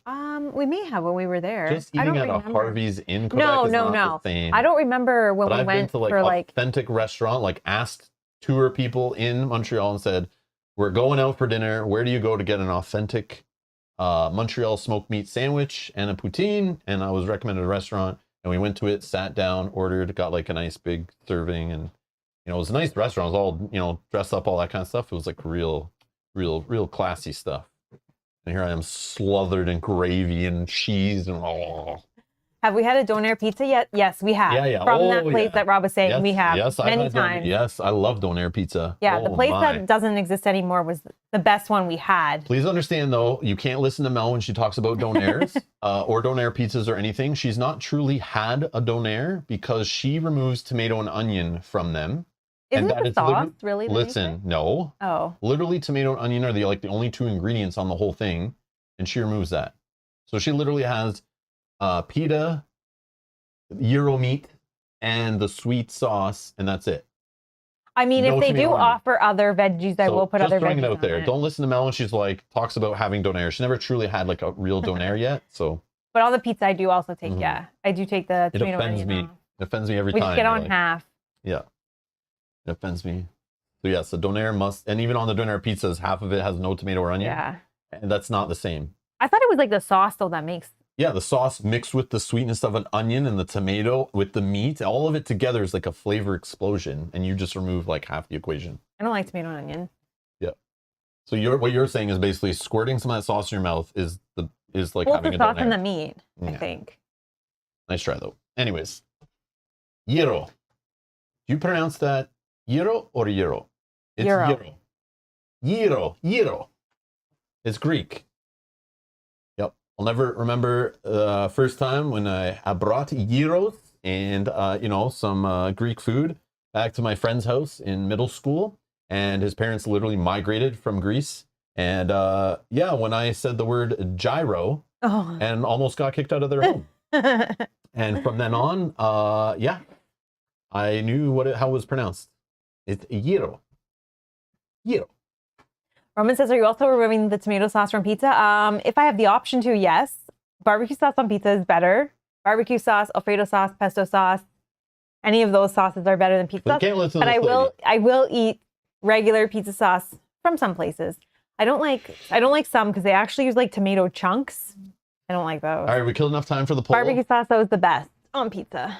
Try it if you haven't. Hey, you like it a juice? Subscribe. Oh no, we've lost Yogi. You like it a juice? Uh-oh. Applepini says, Mel has lost all my trust. I'm sorry. I'm not a tomato and onion fan. But try it though. Like a pizza with barbecue sauce.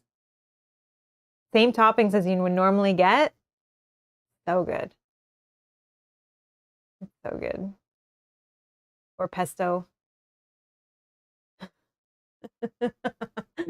Have you tried it though?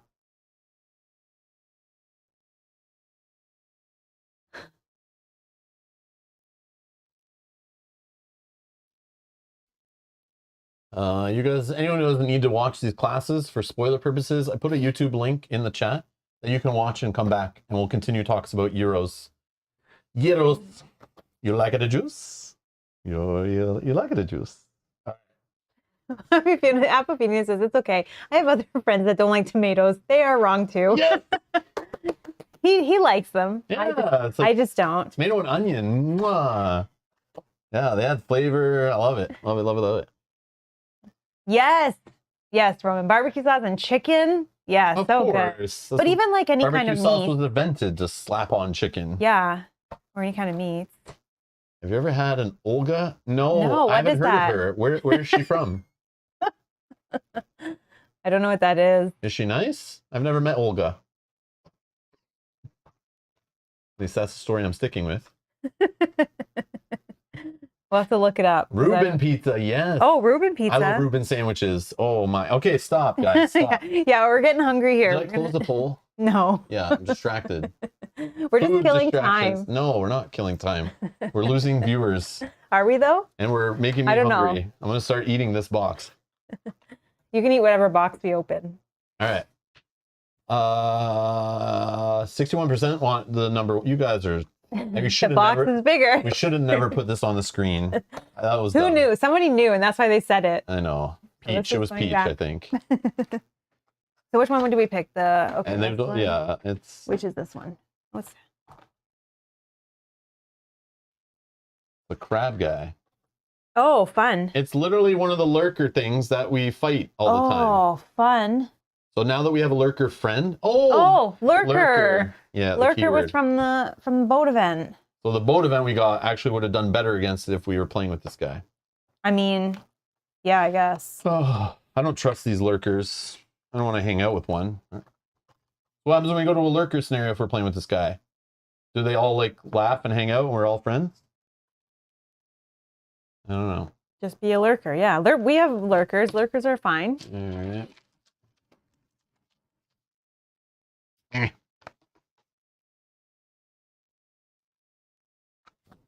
Yeah, I think the lurker event was worse because we got 5 experience.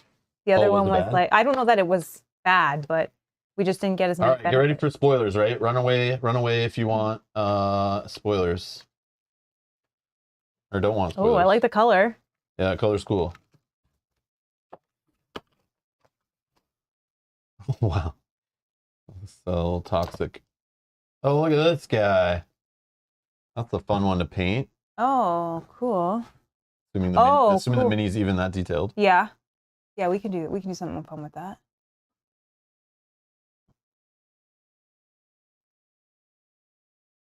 Looks like fireworks on its head.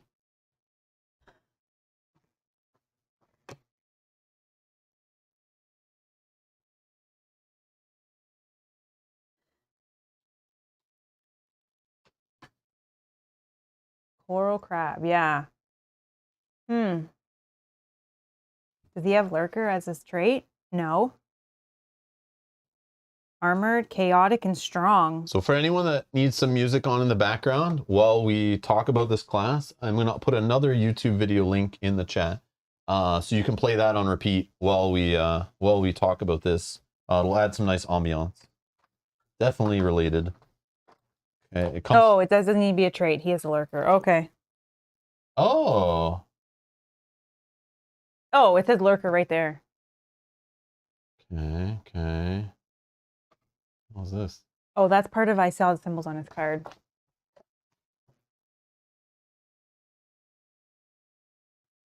Your power will ebb and flow. Many of your actions are tides, which are persistent bonuses that can make your other abilities more effective. As you perform more tides actions, your power will grow, but when you run out of cards, you must rest. You are forced to move all tide cards to your discard pile, requiring you to perform these actions again to regain their effects. Managing this cycle is the key to success. Oh, it's like the rise of the tide, like. Oh, so they'll get better and then they'll get discarded and then you got to play them again. One powerful tide available to you is the bottom action of Overwhelming Wave, which allows you to play 3 cards each round instead of 2. Wow. This bonus can be used to activate more tides at once, move great distances, or assault your enemies with a fury of attacks. Keep in mind that this effect is optional. There may be times when it's better for the flow of battle to only play 2 cards.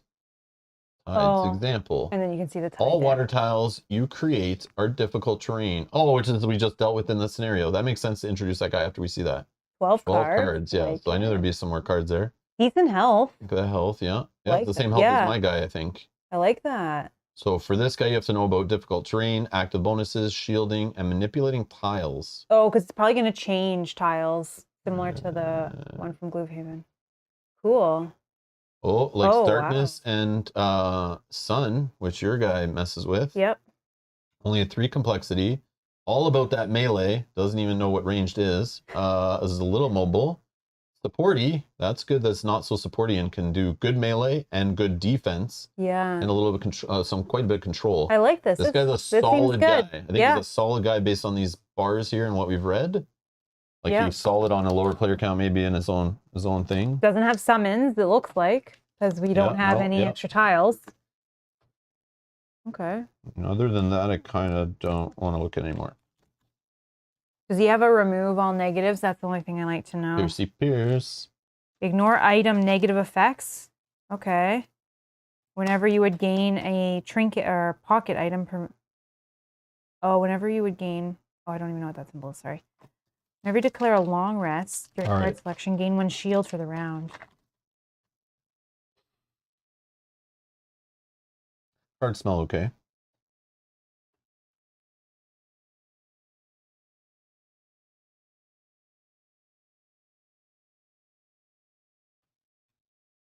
Tide. After each of your attacks, if the target has 3 or fewer hit points, the target gains that death. That one is an auto kill. That's like if you get to your turn, you take 10 damage or something, right? Yeah. Smells fishy. Put armor on your lurker. Perfect. 0 range, 0 support. Yeah. Yeah, consuming sun and darkness to get extra attack. I like the color of this guy. Yeah, it's definitely the color cool. of The purple and the green. Yeah. Whoa, look at this one. Crushing Surge. This you would like this guy. Yeah, because it doesn't have blue hexes on its just to say that. Formation. It's the same formations, but without the negative of having to have a blue. have a friend beside you. This is a throwaway though. I would never ever play that probably, but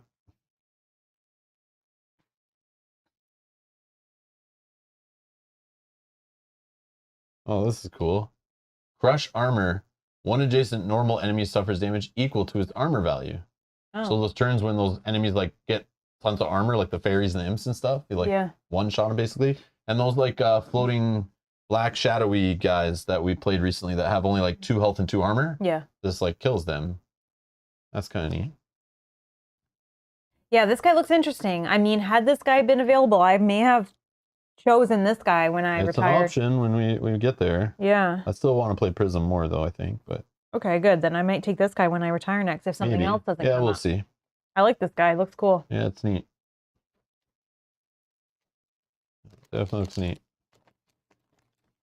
Oh, I'm just seeing this. I like this. Anyone play this guy Here's yet? 3. Yeah, I know. I saw it too. That's what made me want to open this. Anyone play this guy yet? And if so, what are your thoughts? Out of curiosity. Oh, you can do 2 of them. You can put 2 of those in. I would love to hear what you find.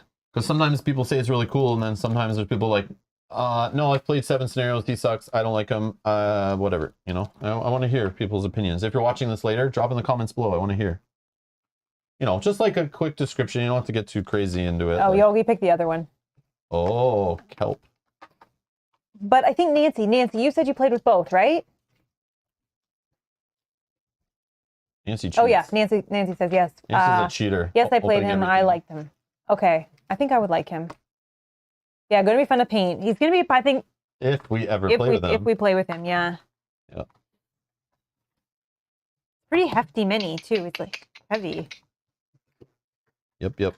It was, I think it was a little bit of a trick with the bigger box. Yeah, it's just like laying on its side. Yeah. There's so much more room. Yeah, they just tricked us. Fit in the box, the whole thing still during shipping. Yeah, there's another one that's a size 2. You can probably play 5 characters. Oh. Oh, I got to mark down that we have this one unlocked so that when it comes time, we remember.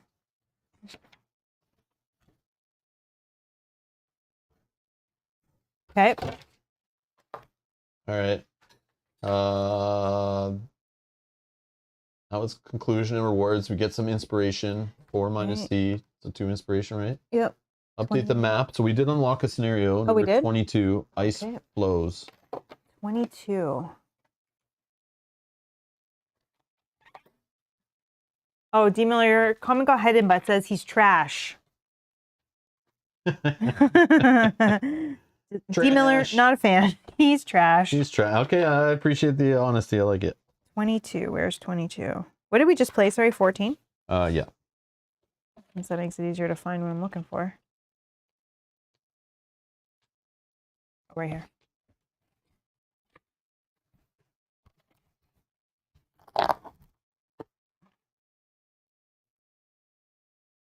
I2.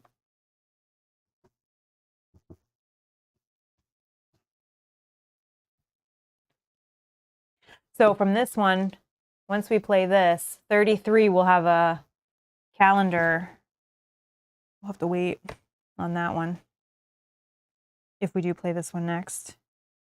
Ice flows. Doesn't require any boat or sled or anything.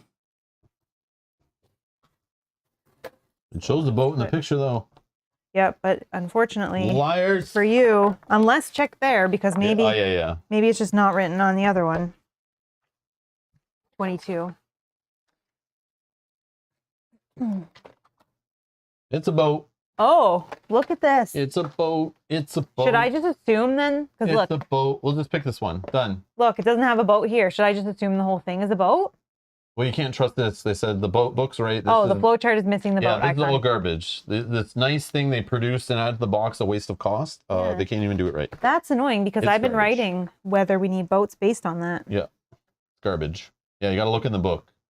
Okay, so there might be other ones that we haven't. Okay. So they obviously sent one thing to print before they proofread it enough, and then they had I know they probably let more people see this. And can we just look at it if that's the one we're gonna play next before we? Yes. Just want to see quick. Yeah. See, the scenario is complete when all enemies are dead. We read that like every time, like I on know. all the scenarios and everything. I feel like it's rare not to have that. Yeah. Same. Oh, it's on a boat here. Look at this. We're on a boat, and then there's like a side piece. That side piece right there. Oh gosh. Oh, and a treasure.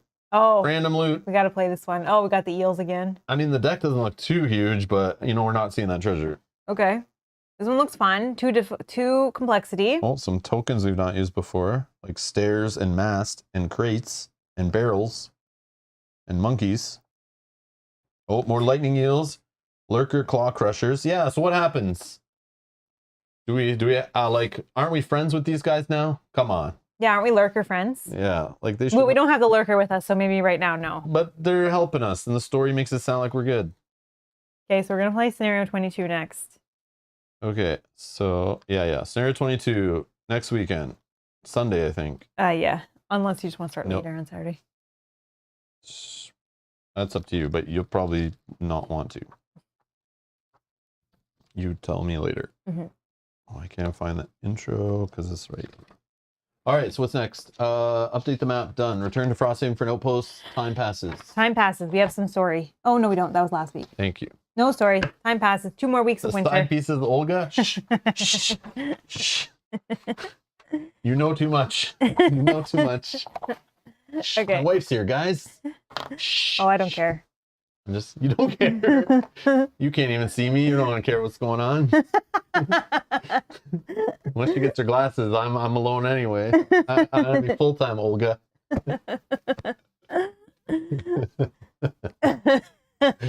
Is this considered a main scenario for the story? I don't think so. It's considered a let's retire the Banner Spear, okay? Yeah, I don't think so because that's all you need to know, D. Miller. All right, quit asking questions. Well, I don't know. But yeah, it probably is if it's unlocking characters. Oh, you're right. It unlocked a character, so maybe I would. You're right. Yeah. You're right. Yeah. All right, passage of time done. Right? Yep. Mark to check. Yep. Outpost event. Outpost event. Are we still in winter? Yeah, 2 more weeks. Okay. Uh-oh. Battle time, I think, based on the little symbol. I'm gonna put the poll in the chat now and then read. All right. Friends of yours, Mayor Santha asks flatly as the alarm bell rings behind you. You're all standing on Frosthaven's wall, looking out on a warband of Algox. They look like ice speakers, though not any clan you're familiar with. That force is too big to repel at the wall, Santha observes, coldly calculating the odds. If they attack us all at once, we'll be overwhelmed. I'll have to take a force out, thin their numbers, but, she pauses, the losses will be heavy. Pinter Dorman speaks up from the other side of Satha. If I may, perhaps we can scare them off. I've been preparing some festive bombs for a town celebration. It was meant to be a surprise, but, he shrugs. At any rate, these bombs do no harm, but they do explode in an array of colored lights, the Tinkerer says, getting excited. Perhaps if we use the bombs, it will frighten the monsters away. I don't want to bet our lives on a cheap trick, Satha responds. If that doesn't work, we'll miss our chance to gain the advantage. She turns to you. You've dealt with other ice speakers. Do you think they'll buy it? Option A, join Satha and attack the Algox beyond the wall. Or option B, use the fireworks. Okay. You can vote if you're watching live. Option A or B. The poll is in the chat. We read a name. Satha's a name. Mayor Satha. We have 4 out of 8. You know what's funny about this one too? I just have to, during 8 different outpost phases, read a person's name in an event or section. I don't have to follow a storyline to its conclusion or anything, so I am like halfway done my personal quest already. Played like, that's crazy. It's anytime we read a name in an outpost phase? During 8 different outpost phases, read a person's name in an event or section. Yeah, that's nice. Yeah, it's super easy. Yeah. Yeah. That's fine. I might. How many? It depends. Who cares? I don't care. I got a bad personal quest. It's randomly drawn. What can I do? Nothing I can do about it. It's all good. I don't care. But yes. It's not a competition, guys. I know. Like, that's whatever, man. As long as I'm having fun playing, we're all good. All right. Sorry. Using fireworks sounds fun. But yeah, it could be dangerous. End the poll. Thank you all who voted. It's a competition. No. Fight to the death. Who can retire more? All right, we're going with option B, 79%. Use the fireworks. That sounds good. Holy. You grab an armful of bombs and pass them out as Pinter rubs his hands gleefully. The guards cheer as the Algox charge panics and breaks under the sudden rain of colorful explosions. Soon, though, the ice speakers realize the bombs are toothless and rally for a vicious charge at the wall. Gain 1 morale. Yeah. 17. I do want to get to the top morale because there is something we read and unlock, I'm sure. Yeah, there is. Let's keep it going. 3 more. Good job, guys. Yes, great choice. So now we deal with this combat news fest. Okay, I'll try to do it quickly for you. Yeah. Okay, so we're going to target 5 and target odd number buildings in descending order. So descending order. So highest down to lowest? Yeah. So odd is this one. We don't even have 5 odds. It's this one. Only 15. What is our current defense, actually? This seems like a low 24. Attack, right?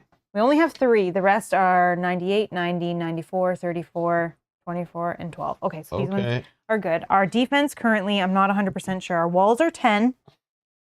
Our defense from morale is 15. So right now we're 25. So we're already up. I feel like we just go right?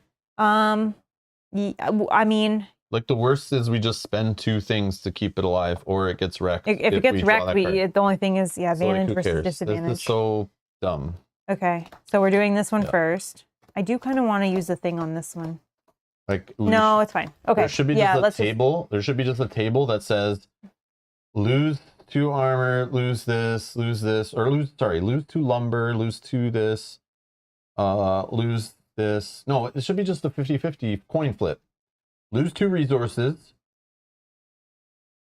No, there should be 3 options. Lose 2 resources, damage building, or nothing happens. And you just roll a d6, and based on those, 2 results of each type on it, and then we get it over with and we move on, because this is like all silly. Yeah, right now we're up 10, so I think minus 20 might be the worst it can be. So yeah, let's just go regular on this. But yeah, I know your odds are better, but it's like because of the advantage. But it's like so minuscule. Like we upgraded this and we did this and we're worried about this building more than another. It's like, yeah, like I'd rather just roll a die and move on. But then that would be boring and a waste of time too.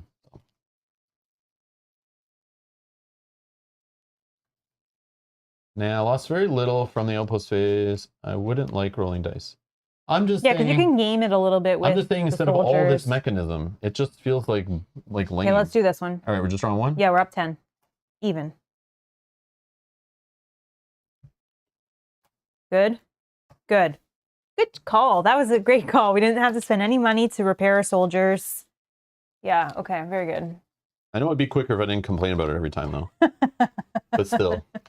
It's just like the worst that can happen is you spend 2 of something to keep it alive. I guess the worst, it could get damaged. Yeah. But only once, right? Or does that shuffle the deck back? Nope, I think it doesn't. No, a wreck just stays, right? Yeah. It can only happen once. Yeah, I don't know. It just feels like no big threat, but maybe it's because we've built things. Well, we built up the walls, and I would like to build another one. The walls that everyone told us not to build ever. They saved us there. Exciting. Yeah, get out of here. Quit complaining. I'm gonna complain because the outpost phase sucks. The outpost phase is never need to be added to the game. It is meaningless fluff. It's all a waste of time for a game that already takes way too long to set up and clean up. I'm gonna stand by that. I already spent enough time having fun playing the base game. Nobody asked for all this kind of stuff, right? They just wanted more Gloomhaven.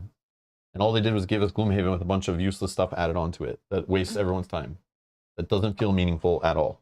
I'm sticking with it until I'm proven otherwise. This one's gone. That's my rant, and I'm staying with it. All right. These all just get taken out of the game, right? Like they don't get shuffled back. I think. Okay. What's next? I think it's just to bloat the box full of more components too, to get more Kickstarter money, maybe to show more components on a list. That's what it feels a lot like. I do agree that later in the future, there might be some buildings that we do not want to lose. And in those cases, but like right now, I'm like, okay, if our mining camp goes, we just spend 2 resources. It's fine. It's all just like nickel and dime, like boring stuff. But anyways, all right. Building operations. Yay, we saved our buildings. Let's do some stuff. We can spend 6 to get 1 of each resource. All right. Do you want to put them in Frosthaven? 5, sure, whatever. Okay. All right. Hold on, we get some other things. I only did the... Oh, yeah. Garden. Get the garden. Maybe. Oh, garden's upside down.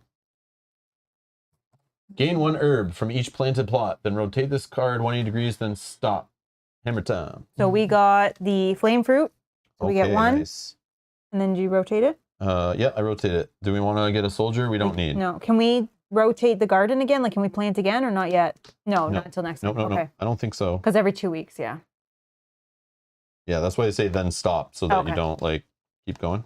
Okay. Here you go. Thank you. I'll keep them out because we might need to build something. Okay, downtime. Do you want to level up? Do you want to retire a character, create a character, craft potions, brew potions, sell items? Potions, potentially. Okay. I have nothing. I have 2 of those snow thistles, and we have 1 flame fruit. Oh, and I have... Flame fruit, flame fruit, and this snow one. thistle. Okay, so I'll spend 1, and then our... Okay. Yep. The potions are my favorite part.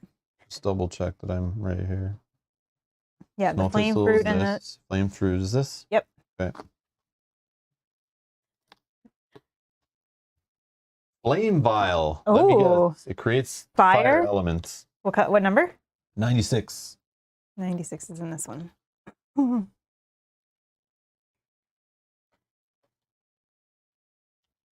Oh, even better. It's a Molotov cocktail. Oh, yes. Yes, this is better. Oh, I love this. This is the kind of item I'm looking for. During your turn, from a wound at range 1. You take it.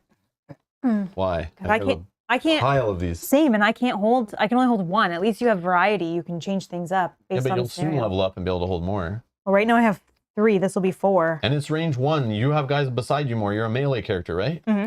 Yeah. Okay, fine. I'll take it. I mean, I obviously can get it done. I have guys beating the crap out of me every scenario right beside me, but okay, it's like whatever.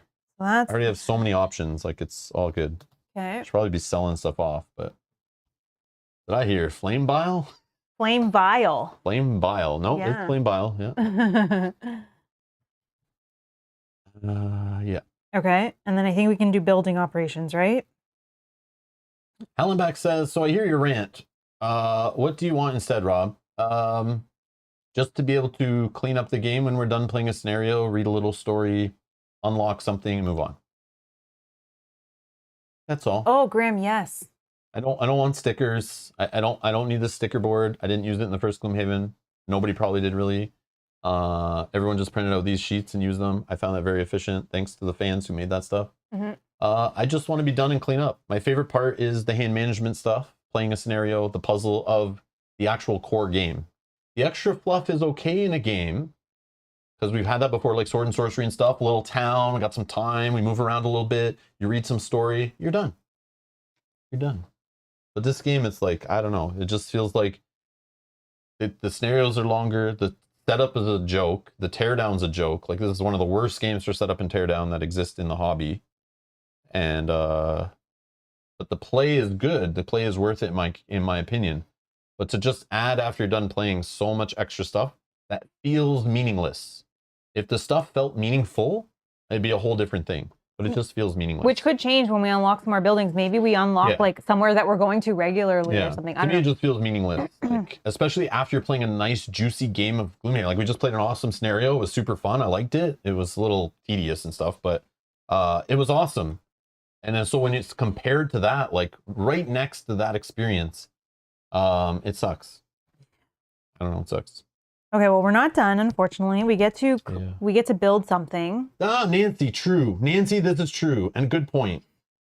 We have to do it right now on stream. We can't leave it set up. Oh, yeah. Go do whatever, come back later, finish it before the next session, whatever. Yeah. Good call, Nancy. Yeah, Nancy says I do it later if I'm not in the mood for it. Yeah, that's true. We don't do that, obviously. Yeah, if you have a long scenario, yeah. So, again, keep that in mind. Some people love this stuff, obviously. I enjoy parts of it. I'm sure in playtesting, people were like, yeah, this is amazing, Isaac. Do more. This is awesome. Yeah, I enjoy parts of it for sure. But then I read online, too. Like, there's a lot of people in the Gloomhaven Reddit that are not fans of this either. And I was like, okay, I thought it was just me. Okay. We get to upgrade a building. We can upgrade our garden or one of our like resource generators, logging camp, hunting camp, or mining camp.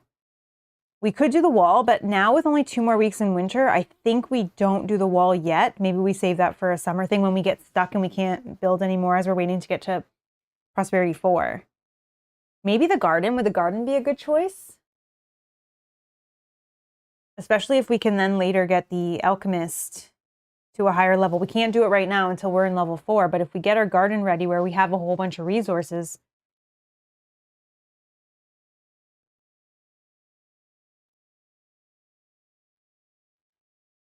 I feel like for other resources,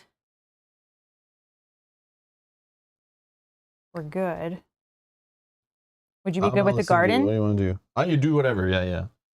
Whatever you think. I'm thinking the garden. Or we could do these 3, but I feel like for resources, we're pretty steady right now. Garden might be good to get, maybe we can get additional plot, I think, going. Garden does nothing this outpost. But wouldn't anything do it? Wouldn't anything we upgrade wouldn't do anything this outpost? Yeah, because you'd have to wait till next time, right? But I'm thinking that based on how the turn goes. The garden, I'm thinking to level it up to get additional plot. Oh yeah, I could craft my armor, right? Who said that? Who said that? Yeah, that armor that I took. Oh yeah. Crude chain armor. We saw that. Can you pass me the craftable items? Yep. Yeah, I remember I took something too, the bow. For upgrading possibly or something.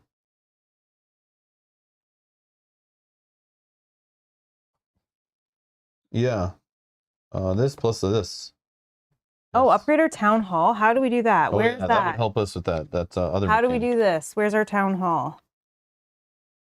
We can't yet, unfortunately, until we're Prosperity 4. But yes, that would probably help if we could do the. Okay, so now I have. We plant new stuff in the when we do this part. I don't remember what the phase part is called. Okay, now I have this armor, right? Right.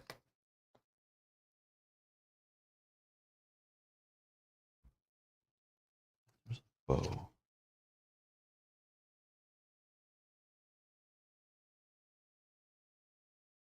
I'm thinking about the garden, but yeah, you do whatever, Mel. Just do it. I'm going to take the resources from Frosthaven to start. 4 lumber is exactly what Frosthaven has. No. Yep. 2 metal. I'm good. Goes to 3. Oh, thank you. And 2 hide goes to 12. Yeah, that's why I thought the garden would be good, right? Because then next time we get a chance to plant. Yeah, right? we can plant. Don't we get 2 plots? Garden. Is this yeah, one? Alexander, I agree. If we could upgrade the town hall, I definitely would go that route for sure. Because yeah, it would give us more options when we see the cards, right? Then we can kind of pick and choose there. I don't really know how the sticker is working. Looks like it's multiple L2 parts. right here. L2. Yeah. Oh. Like it's like multiple parts. I think you're covering the garden because it's level 1, so you're putting it to level 2. Yeah, whatever. And then I think we're making, and then I got to get the card. So you can see what that says. L2. Level 2. And then we obviously got to make the little hut look better because it's bigger. Obviously, like that's really needed. Okay. Okay, the hut got like 2% bigger. And then, yeah. And then we got to put a plot here. All right. Done. Okay, so what we... So you put a sticker there to what now do we put want? another sticker on it. What? Are you allowed to? Because you have to spend the type to plant. Oh, maybe We're that... not allowed to plant no, till next outpost here, phase. this says... Oh. We have to do this. What do you got? So we're gonna... Level 2 garden. 1 prosperity plus 1 plot. Yeah, so we get to do that right now. No. Oh. Is that what a plot is? I don't know. Look up. Push that down a little bit. I think that's planting. Plants. Plants is different than a plot. Well, I think we have to pick it right now. You can't plant now.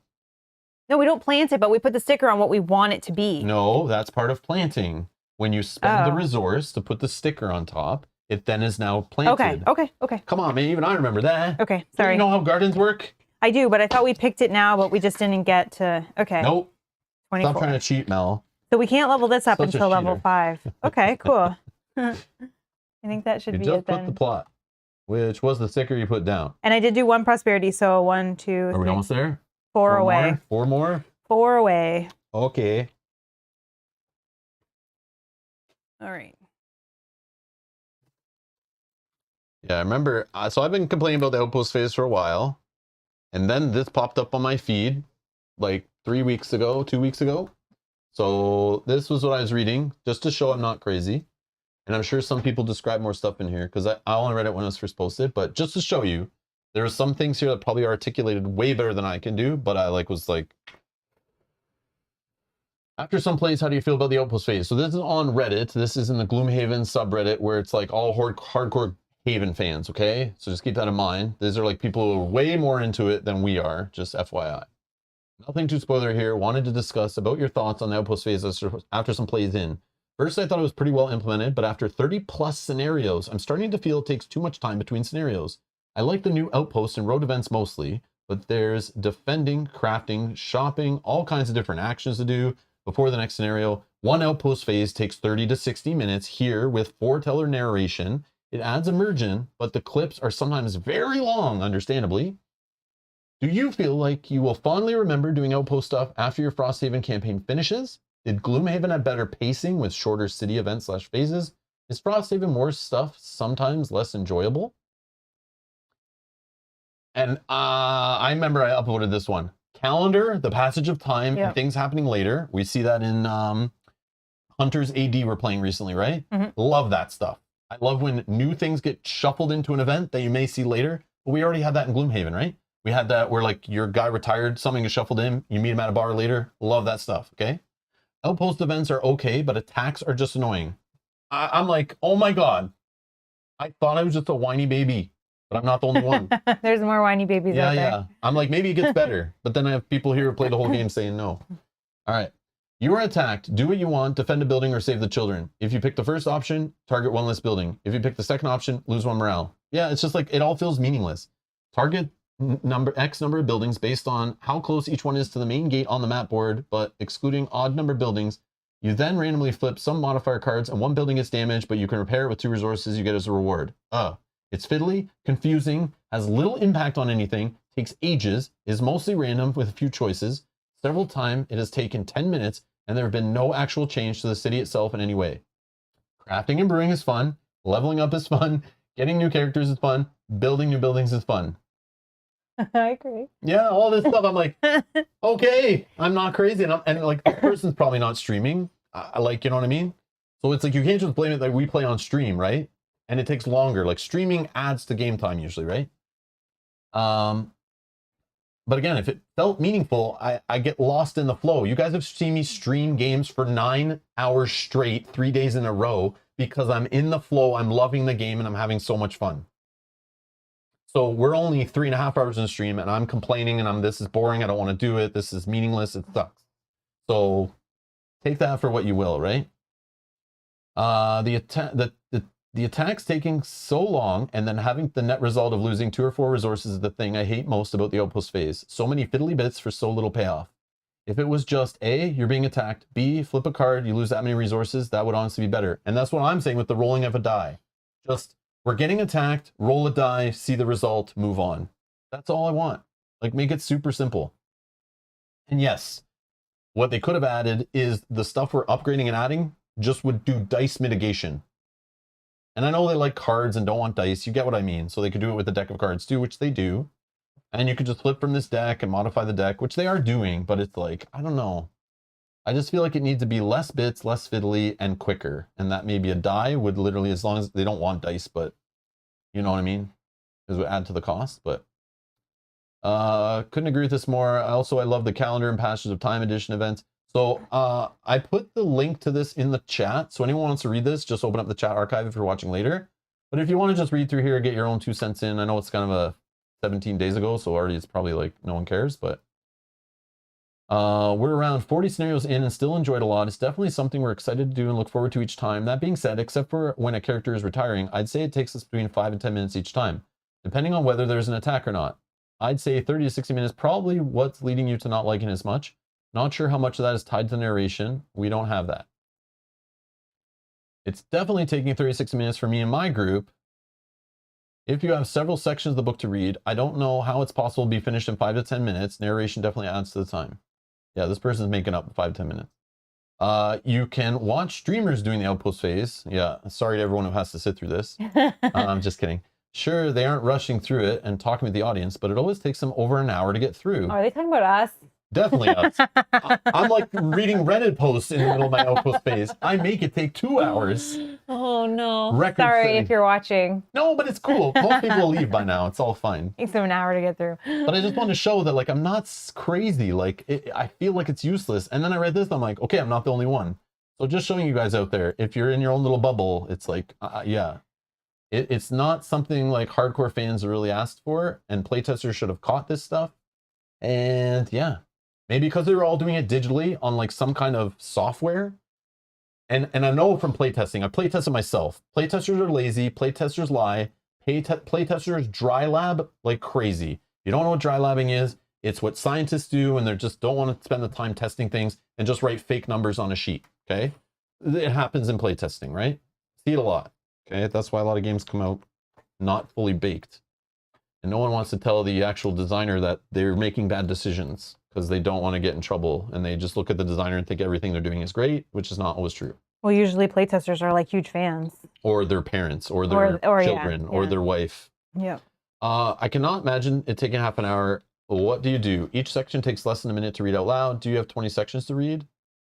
Using foreteller to... Okay, I don't care about all that. I don't care about that. I would say it takes like 15 minutes. Wouldn't you? Like the whole outpost phase, if you're not retiring. I read slow, but I don't know what I don't know the foreteller how it is. I have no idea. Plus, you got to get the app open, find what you need to read, right? I've never used foreteller. I don't know. Even without, I think, yeah. Maybe that's the problem. After reading through all the comments, the outpost phase is getting mixed reviews. I wonder if changing the outpost phase to be something more like a story section of Oathsworn would be an improvement for the next version of the Haven games. It would take some work to figure out how to make it work in a less linear story, but it's just so well done that I think the Haven games could take some lessons from it. But you didn't like that part either. Yeah, because it also felt meaningless. But also the combat scenarios in that game felt meaningless. At least in Frosthaven, I love the scenario play. I love the Euro-y dungeon crawling, hand management, puzzles with all the variability. I love it. Yeah. But in Oathsworn, it was literally like playing the same thing. It didn't matter the enemies, didn't matter what characters you had. You're literally playing the same thing over and over again. It became a snooze fest with it felt so meaningless. It was so meaningless. It just like got boring the more we played it. Yeah, that game was uninspired. The story stuff was good in that game. It was interesting, but it was long. And the problem was it was long, but it was good. And I wanted to get to the combat. But then after playing the combat so many times, that became no payoff at all. So then I don't want to sit through all that story. And I realized I should have paid more attention to the story and enjoyed that more instead of trying to rush to the gameplay because the gameplay was boring. So they just killed it for me. What I need to do is go back to Oathsworn, play through it, paying attention to the story. And then we just roll a die to see if we win the scenario and what items we get to unlock. And the items are all meaningless. The unlocks are all meaningless in that game. Yeah, that game is generic AF. So generic AF. The story, though, is cool. The little stuff that spices up each time you're playing through the story and some of the surprises, so cool. That game could be Destiny's. Oh, Destiny's has no gameplay attached. It's all in the app. Oathsworn literally could all be put into an app where you're playing through story and going through little clicky stuff. It didn't need to be a board game. It's like missing a lot there. There's like a magic missing in that game. But yeah. It didn't need to be a campaign game either. That's the other thing. Yeah, it's like, I don't know. That's just my opinion. But anyways. But yeah. Especially after playing Frosthaven, it's just like, ugh. Like, yeah, ugh. I don't know. Anyways. Yeah. Hype. Kickstarter. Well, box, minis. Yeah, box full of plastic. Hype. Delays. Here's what you get. Okay, well, if I played this game 5 years ago, maybe it would have been cool. Now, meh. Anyways, okay. So yeah, saying Oathsworn story stuff, I agree. Like Oathsworn story stuff is the better part of that game from what I played. Didn't play the whole thing though. And that's the problem with the game. The attraction to Gloomhaven is primarily the combat. I don't think pivoting more story is a good idea. The extra stuff is pretty cool. Puzzles, unlock stickers. The post-game bookkeeping takes a bit of time. A bit too long. Town combat isn't really that compelling. The number of upgrades and unlocks is too many. Stories surrounding outpost stuff is maybe 25% interesting. For example, you retire, read a section, open an envelope, read a section, apply stickers, Retirement, you put down a calendar of events to read a section later so you can unlock a side mission.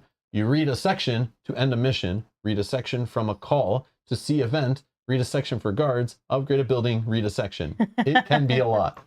It's still a quality product though, and I don't think it really builds up till after a year. Oh, okay. That's what I was thinking too, that we don't have some of these important buildings that we will not want to lose at the time of a fight. And then it's like, okay, we need to put all our resources into saving this building, which would then make it a little more exciting and you're a little bit more like attached to some of those buildings. The Outpost phase is my favorite addition to Frosthaven. The scenarios are good, but about as good as Gloomhaven. The new characters are fine, but about as good as Gloomhaven characters. We can discuss how some characters are broken in Gloomhaven, but that's not the point here. Without the addition of the Outpost phase, which gives the game a whole new feel and makes it about the town and not the characters, Frosthaven would just be an expansion to Gloomhaven. Addition of the Outpost phase makes Frosthaven feel like a new game, and it makes me feel differently about the game than I felt about Gloomhaven. I feel a lot more connected to the story and the town. I agree. I can agree with that for sure. For sure. Edit, we have played through the summer and are some way through winter. We play Frosthaven once a week and have played since release. Moving it to the start of each session rather than the end helped make it a lot less tedious. That could be, like, honestly, that could be the thing. Like Nancy's saying with the, like, leaving it till later and walking away. Honestly, that could be a thing. Mm-hmm. But we always have it all out. We're just going through the process. We're just used to it now, but. I did add the prosperity for the garden. Rob, you watched me do that, right?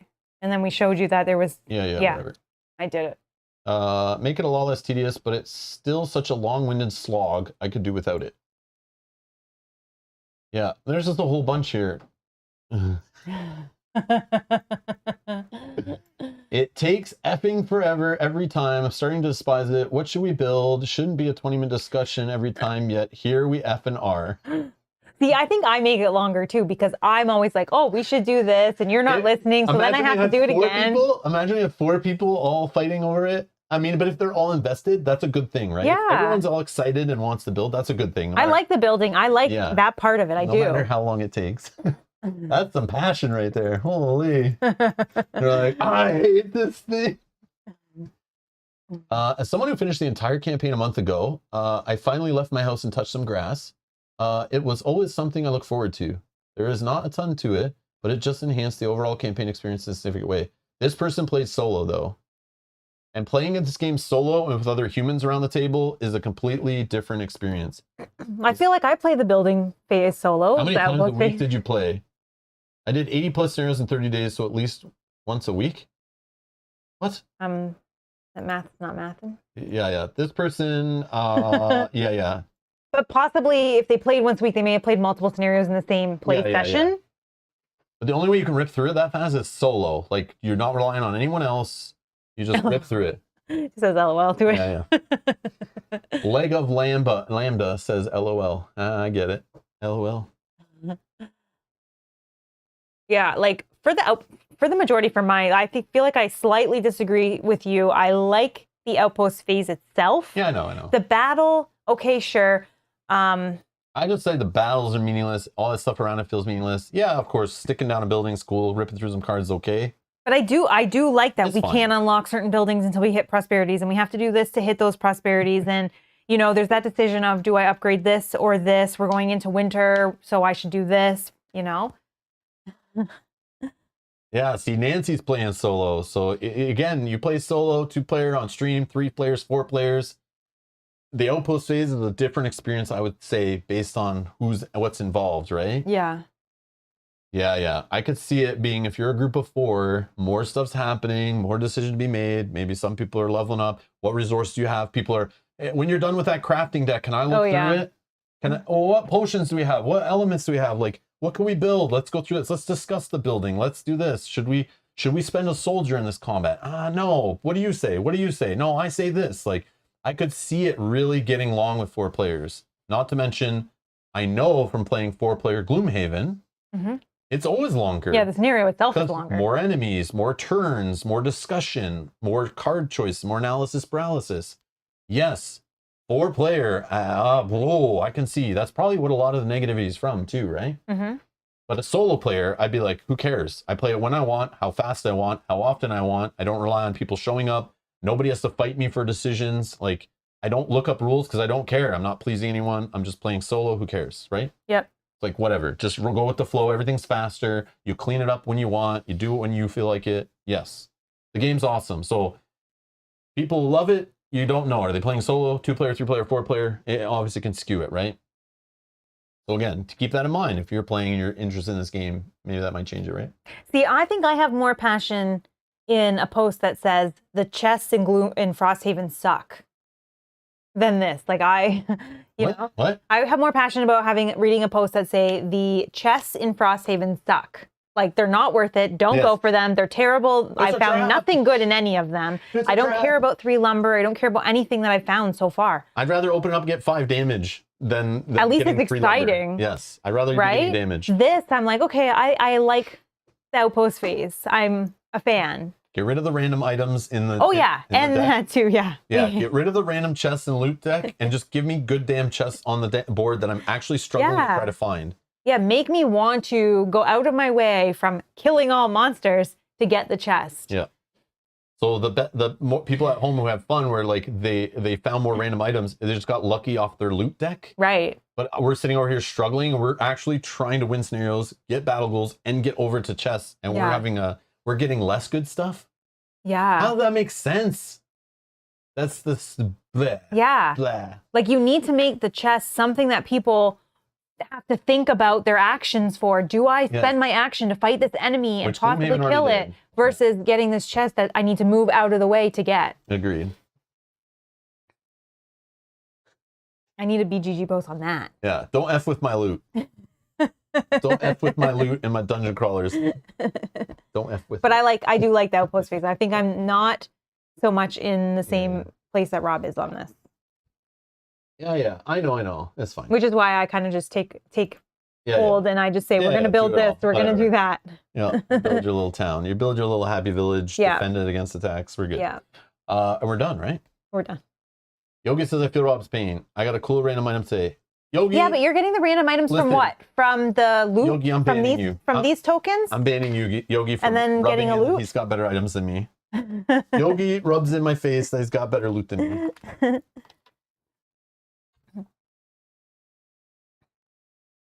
Shouldn't look.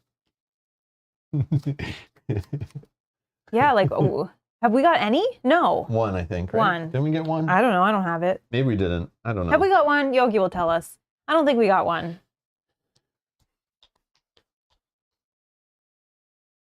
You're now 1 hour outpost phase.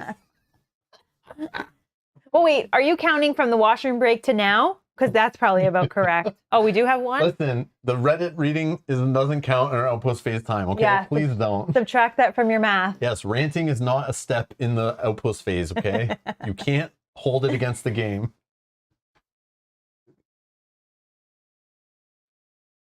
I'm excited when we go to Gen Con and someone at the Cephalofair booth is going to spit in my face. I can't wait. No. Yeah. And be like, I like the outpost phase. Hey, are you that Rob guy that played this game we blood, sweat, and tears over for years? Okay? That's what I think about your feedback. Oh, no. Get out of my booth. Someone's going to come up to you at Gen Con, just try to get a real life rant going. They're going to be like, Rob, so what do you think about this? Hey, Rob. Bags not being included in games, or Hey, Rob. loot chests that suck. Arkham Horror was better when it didn't include a bag. What? Frosthaven has awesome loot chests, Rob. Who said that? Who you come back here? Oh gosh. Oh God, that's so funny. Old Sworn had the best combat scenarios in a fantasy game. Old Sworn was worth the money and the wait. What? Who said that? Oh no. Not. Some will disagree with you. Frosthaven is not just Gloomhaven 1.2. Who said that? Liars. Oh, that's so funny. Oh man. No, Nancy, you might like Oathsworn, okay? Again, this is all my opinion. That's his opinion. again, it's, you know, it could be just depending on the season, the games I've been playing, the moods I'm in, how I'm feeling. Like, you know, certain games just don't hit at certain times. After I've played other games that maybe would have excited me more excite me less because I've played something different. So remember, my experiences are built from many, many variables that are different from yours.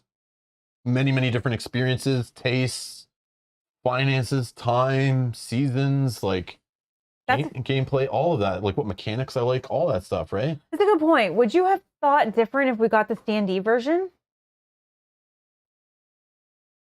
Like, I know part of... No, still the same gameplay. Yeah, still the same gameplay, but I just know that part of it is like frustrating for you to like, he would prime the minis, I would paint them. No, not including any of that. Not including any of that? Okay. Okay. Nope. Okay. Like, it's a lot of story, which sometimes in my games, I just want to get to the gameplay. Yeah. But then when the gameplay is just not hitting, and some legacy games are that way, you get in the same loop. And that's why I always say the hardcore meat and potatoes main phase of a legacy game or a campaign game, that has to be like the best addictive, rewarding, dopamine hitting gameplay experience for you and your group. And all the stuff wrapped around it that glues it into a long string of those sessions needs to be awesome. It doesn't have to be the greatest, but the reason you're sitting down to play the main part has to be so good so that if the other stuff is not your jam, it's like still worth it to set it up, learn it, paint it, purchase it, read about it, research it, store it, all that stuff. It has to be good to keep playing it, right? To keep going through it, right? Mm-hmm.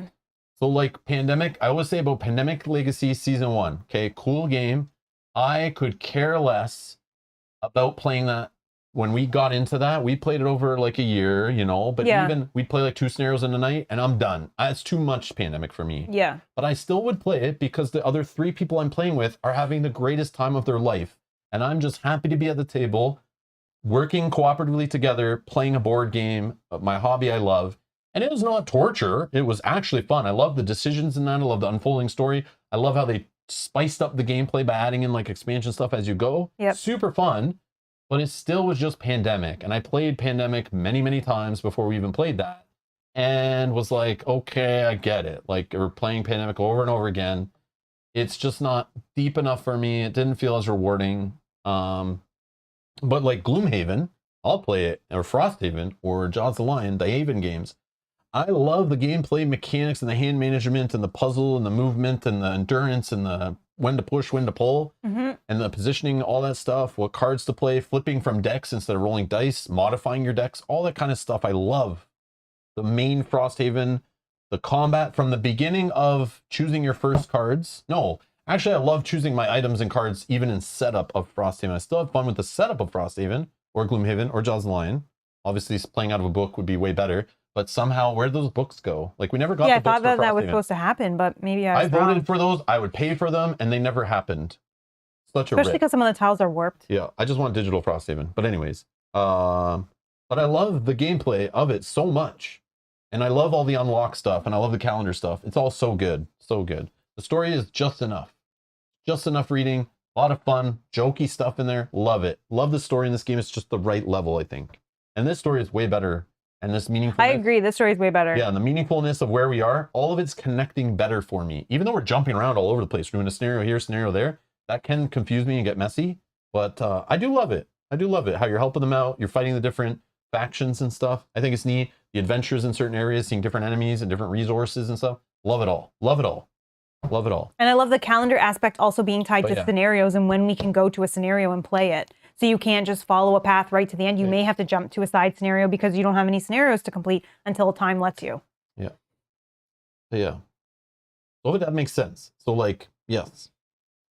You need to make sure that middle part of the game is like, in a campaign legacy game, needs to be like tight AF, rewarding us, and gets interesting and progressively better and improves the experience each time. It can't just be the same experience every single time.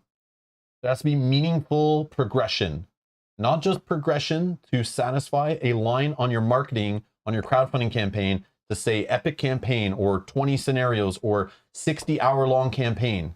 It can't just be you play that campaign and the only advancement is you're getting an item with the same art on it, but slightly different, and +1 on a stat on it, but is literally the same item over and over again. And there's a few games that have done that, and that's just lazy and boring, and it's just math progression. It's like, you need to hide that. And this game does it well, is as we progress through this campaign, you're not even playing the same characters. And if you are, you play the same class again. You are getting different items. You're now shopping from a wholly changed shop, crafting different stuff now. You are choosing different builds, maybe. Your cards might have stickers on them that improve them. And I mean, not just improve them by like, okay, now you have armor, the same armor, +1, which in this game it has that. But now you're playing with card that now does wound, or now adds air, or turns a movement to jumping. That card is now completely different to the puzzle. The pieces you have to play the puzzle with. It's crazy. It's crazy to think what they do here. And that's a shame when we play some other games because of the Haven games. And so this has spoiled you. But even the companies that are copying this stuff now and trying to do the Me Too, and you get to it, and it's like, you guys just didn't put the magic. It's just, you can't just put all this stuff on a thing to get people's millions of dollars, like this many miniatures, this much campaign scenario, this many cards, this many this. But when all your cards are just cut and paste the same card over and over again, and it was like, why did I pay for all that? It was like a waste, such a waste. No meaningful progression. You're literally playing the scenario 10 is the same as 1. It's just different numbers. You just increase the numbers. But you're literally doing the same movement, the same dice or cards, and like, it's, yeah, the bosses or the enemies feel all the same. It's the same strategy every time. Meh. And choices are all meaningless. Everything's random. Yeah. I don't know. Yeah. Ellen Beck says, so out of curiosity, was there or has there ever been a game that has ticked all the stuff as excellent for you? There is no perfect game. No. But I have to complain about the negatives and the positives at the same time. No rose-colored glasses here. Some games I play with and I'm like, this is amazing. But then as time passes, I kind of look and I see the flaws, right? Yeah. Especially when I play the game a lot. And not everyone plays games a lot, right? Most people buy these games and they sit and shrink forever. Or they don't get the miniatures painted, so they never get the game to the table. Or they can't find the other 3 players to play a game with. But some of these games we actually spend hours and hours and hours playing over many, many times. Some of them, it starts to show, right? Right. But if you just play a game, there's people that are like, I don't know, I love Scythe. Scythe, I see no faults with that game. But again, I've had so many great experiences with other humans sitting at the table playing that game. The only negative I can think about Scythe is the solo implementation in that game is absolutely abysmal. Abysmal solo. And that's the only thing I complain. But even that complaint, I can go play it on the PC against anyone anywhere, or I can play against AI on the PC, solves that problem. But the physical solo version in Scythe sucks. Game of Thrones, the board game, 2nd edition, still one of my most favorite games of all time, got me in the hobby. Every time I've ever played it, I've had an amazing experience. I love it. I love it. It works for my group, worked for me. Haven't played it in a while. The expansions are all awesome. I love the theme. The only thing I can say negative about that game looking back is the rulebook is old FFG rulebook. It's not learn to play plus rules reference. So it is so hard to read through that rulebook. Things are out of order. It doesn't make sense. It's like, it was tough. But that was my first rulebook I ever learned and read and got me to love the hobby. Yeah. But I understand it. But yeah, I love it. Okay, this is inciting some interesting questions. I know. Angie's asking, interesting thought, Rob. So what happened with Madara? Was the meat of it just not rewarding or fun? The meat in Madara is awesome. The meat in Madara was really fun. I really liked it. But here's the thing. It's the exact same meat. And they even said it's heavily inspired by Sword and Sorcery. Madara is Sword and Sorcery with anime slapped all over it. Yeah. It's just anime. Someone who loves anime went, we need to make a game. We want to make a dungeon crawler. And we love watching anime, and we love the idea of high school students and anime art and anime story and all the stuff that's in Japanese culture, young adult cartoons and stuff, right? And they slapped it on the Sword and Sorcery engine. And I love Sword and Sorcery so much that I play those scenarios and I'm like, this is awesome. We're playing Sword and Sorcery. I don't care what theme it is. But then when you start reading and we're picking our items and stuff, the items sucked in the game. Yeah, the items sucked. I used to get mad. The leveling up sucked in the game. Yeah. So it's like, what are you working towards? I'm just playing Sword and Sorcery scenarios over and over again, which were fun. Yeah. And I love the achievement system in it. Every now and then you get that achievement where it's like, try to do this while you're trying to win the scenario. That was fun. Yeah. But it wasn't worth the setup, the story, the theme didn't draw me in. I'd rather just play Sword and Sorcery. And Sword and Sorcery has fantasy, has the Book of Secrets, has progression, and I just like it more. I don't know. So like, why I don't need Madara if I have Sword and Sorcery. I don't need the same game with a different theme that doesn't appeal to me when I have a game that's the same but with a theme that appeals to me. Makes sense? Mm-hmm. Makes sense. Yeah. There you go. But again, that's the beauty of the hobby, is there's someone out there who doesn't like fantasy, even though there is fantasy in Madara, you know what I mean? Like, yeah, there is, yeah. Anime style fantasy, right? Yeah. There's magic and melee weapons and ranged weapons and monsters and stuff, right? But I don't care about high school kids and all the magic and like, yeah, I've tried to watch anime a few times, doesn't click with me, except for Death Note. I love Death Note. I've read and watched through Death Note. Read? No, did I read? Technically I was reading, because when I first watched Death Note, it was in the 2000s, and I was watching bootleg copies of it straight after they aired in Japan, and the fan-made translations on them, because I was hooked. A friend showed me the first one, I was hooked, and I watched it week to week as it released. But I since rewatched it on a couple of years ago on Netflix or whatever. But I love Death Note, FYI. I love Death Note. So I'm not against like the art style or the theme, but like Death Note was awesome. And probably there's other ones that are awesome, but anyways. So yeah, that's part of it. So yeah. So it's my taste, right? I just love taste. I love Keyforge. I love Game of Thrones, a card game. I love Lord of the Rings LCG. Mm-hmm. There's problems with all those games. They're not perfect. Flesh and Blood. I love that game too, but there's flaws with all of them. None of them are perfect. Keyforge is probably the better of all of those, I think, in my opinion. But some people who love deck building will be like, oh my god, Keyforge is the worst thing ever. It's torture. I can't change cards in my deck. Now you can, but you couldn't by default, right? But yeah, I love Keyforge. That to me is like my perfect card game. I pull out a deck, it's ready to play, and nobody can build decks really until the new format they have now. But yeah. So I don't have to worry about a meta per se. Yes, you can play certain decks that are answered, whatever, but I love how you just crack a deck and play. I love it. I love it, love it, love it.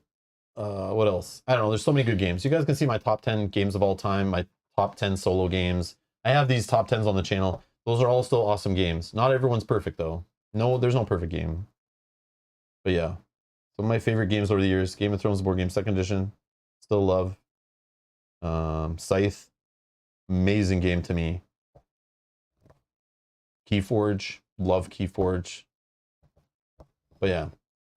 But somebody asked just what games I think are excellent, like can do no wrong. But again, yeah, but I don't think that's a thing. But it's apples to oranges, right? Your tastes are different. Your budget, the games you like, the time, what's your play group like? What mechanics do you like? What art do you like? What graphic design appeals to you? How big does the FAQ have to get before you just don't want to play a game? You know what I mean? Like, how complex does the rule system have to be before it's not for you?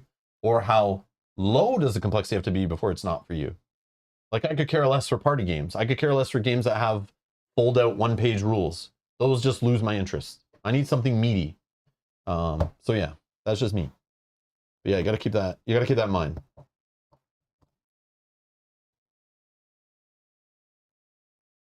Yeah, the question of perfect is subjective. That's very true. Yeah. Something that bugs Rob definitely doesn't bother me 90% and that's why of the time. I keep saying that. Anytime I crap on a game or love a game, it's just me ranting in my corner. Please don't take it too seriously.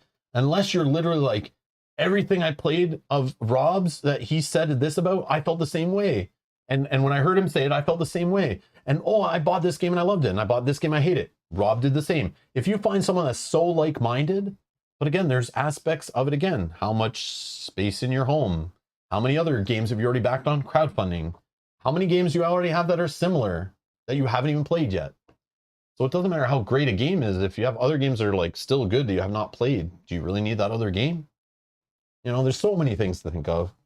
You have $30,000 in credit card debt. You shouldn't be asking what games are good at all. You shouldn't be buying any games. You know, like there's so many things like financially, taste, time, play group. So many things to think about that I can't answer the question for you, which game you should buy, right? Yeah, because you already talked about how you played a game because 3 other people were having fun with it and you were like, it's okay. Yep. So. Yeah, and there's no perfect game. Every single game I play, there's something I'm like, oh, I hate this about it. I wish this was better in it. You know? Mm-hmm. But it's like, it's whatever, man. Yeah. It's just because my tastes. Yeah. Yogi says Castles of Burgundy is perfect. Fight me. Never played it. Real question though, where's Kyle? Kyle already came this week. Yeah, he's probably with his family. Kyle can only come once a week. At most. Maybe not even. Sometimes he can't come in a week, like next week or last week. Hashtag Rob Shelf Space, yeah. Anyways, I think that's going to be it for today. We ranted enough, but hopefully that gives you some information. But again, all the ranting and the positive and the negative comments, any feedback I have is people ask a lot what I think. And I feel like it still has some value because you can use it, whether you disagree with me a lot. And when you hear me say something and I say, I don't like this about a game. If you have different tastes than me, you might be like, that is exactly what I want to hear because I love that about a game. If Rob doesn't like it, that means I will like it, you know? So it's just information that you should be using, throwing it all your information into your calculations from all your different, you know, the stuff you collect by reading, watching playthroughs, demoing, trying your friend's copy, go to your local board game store. They might have a copy of a similar game. You take off the shelf and play it. You learn about all these mechanics and things, and you then decide with all this information, shelf space, finances, tastes, all that stuff, what your friends like, if you're playing it solo, how much table space you have in your house. There are so many factors in deciding if a game should be for you or not that like I can't possibly be anything more than a tiny little speck of consideration in that purchasing decision. So yeah. And I have to say that because my lawyer told me to, so you can't blame me if you buy a game and you don't like it. There you go. Fine print. My butt is covered. We don't tell people to buy games, so we're good. We usually tell people... I try to avoid it, yes. We never say you should have this game in your collection, ever. Yeah, that's why I don't try to do top 10 lists and stuff like that. And, yeah, because then people just comment like, I have every single one of these games. I don't have this one. Yes. I'm going to buy it. Like, oh. Yes. And reviews, like, again, like all that stuff is like, whatever. But I think playthroughs will help more to decide on a game with a little sprinkled in feedback. I think that's like a really good format. Because you can see the game, so like, you can see it being played. You see the up and down of the playthrough as well. And real emotions as things happen. Mm-hmm. Agreed.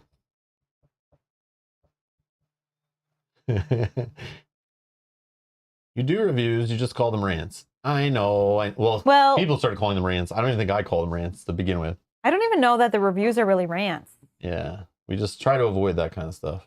Yeah. But people always ask our opinion, so I try to give it when I can, just to help people so I don't get asked later. And I'd rather give my opinion right when playing something, rather than 2 years from now when someone comments down in the description, hey, did you like this game or not? I'll be like, I don't even remember playing that game, man. Yeah, that happens. So I'd rather just give it in the stream. It makes sense, right? Mm-hmm. I don't know. But all right, we're going to get out of here. Everyone enjoy the rest of your weekend. Thank you for all the support. Yogi, thank you again for dropping all those memberships. Thanks everyone for the super chats today. Thanks for supporting the channel. Thanks for hanging out through the thick and the thin. Appreciate it. We'll be back streaming something at some point.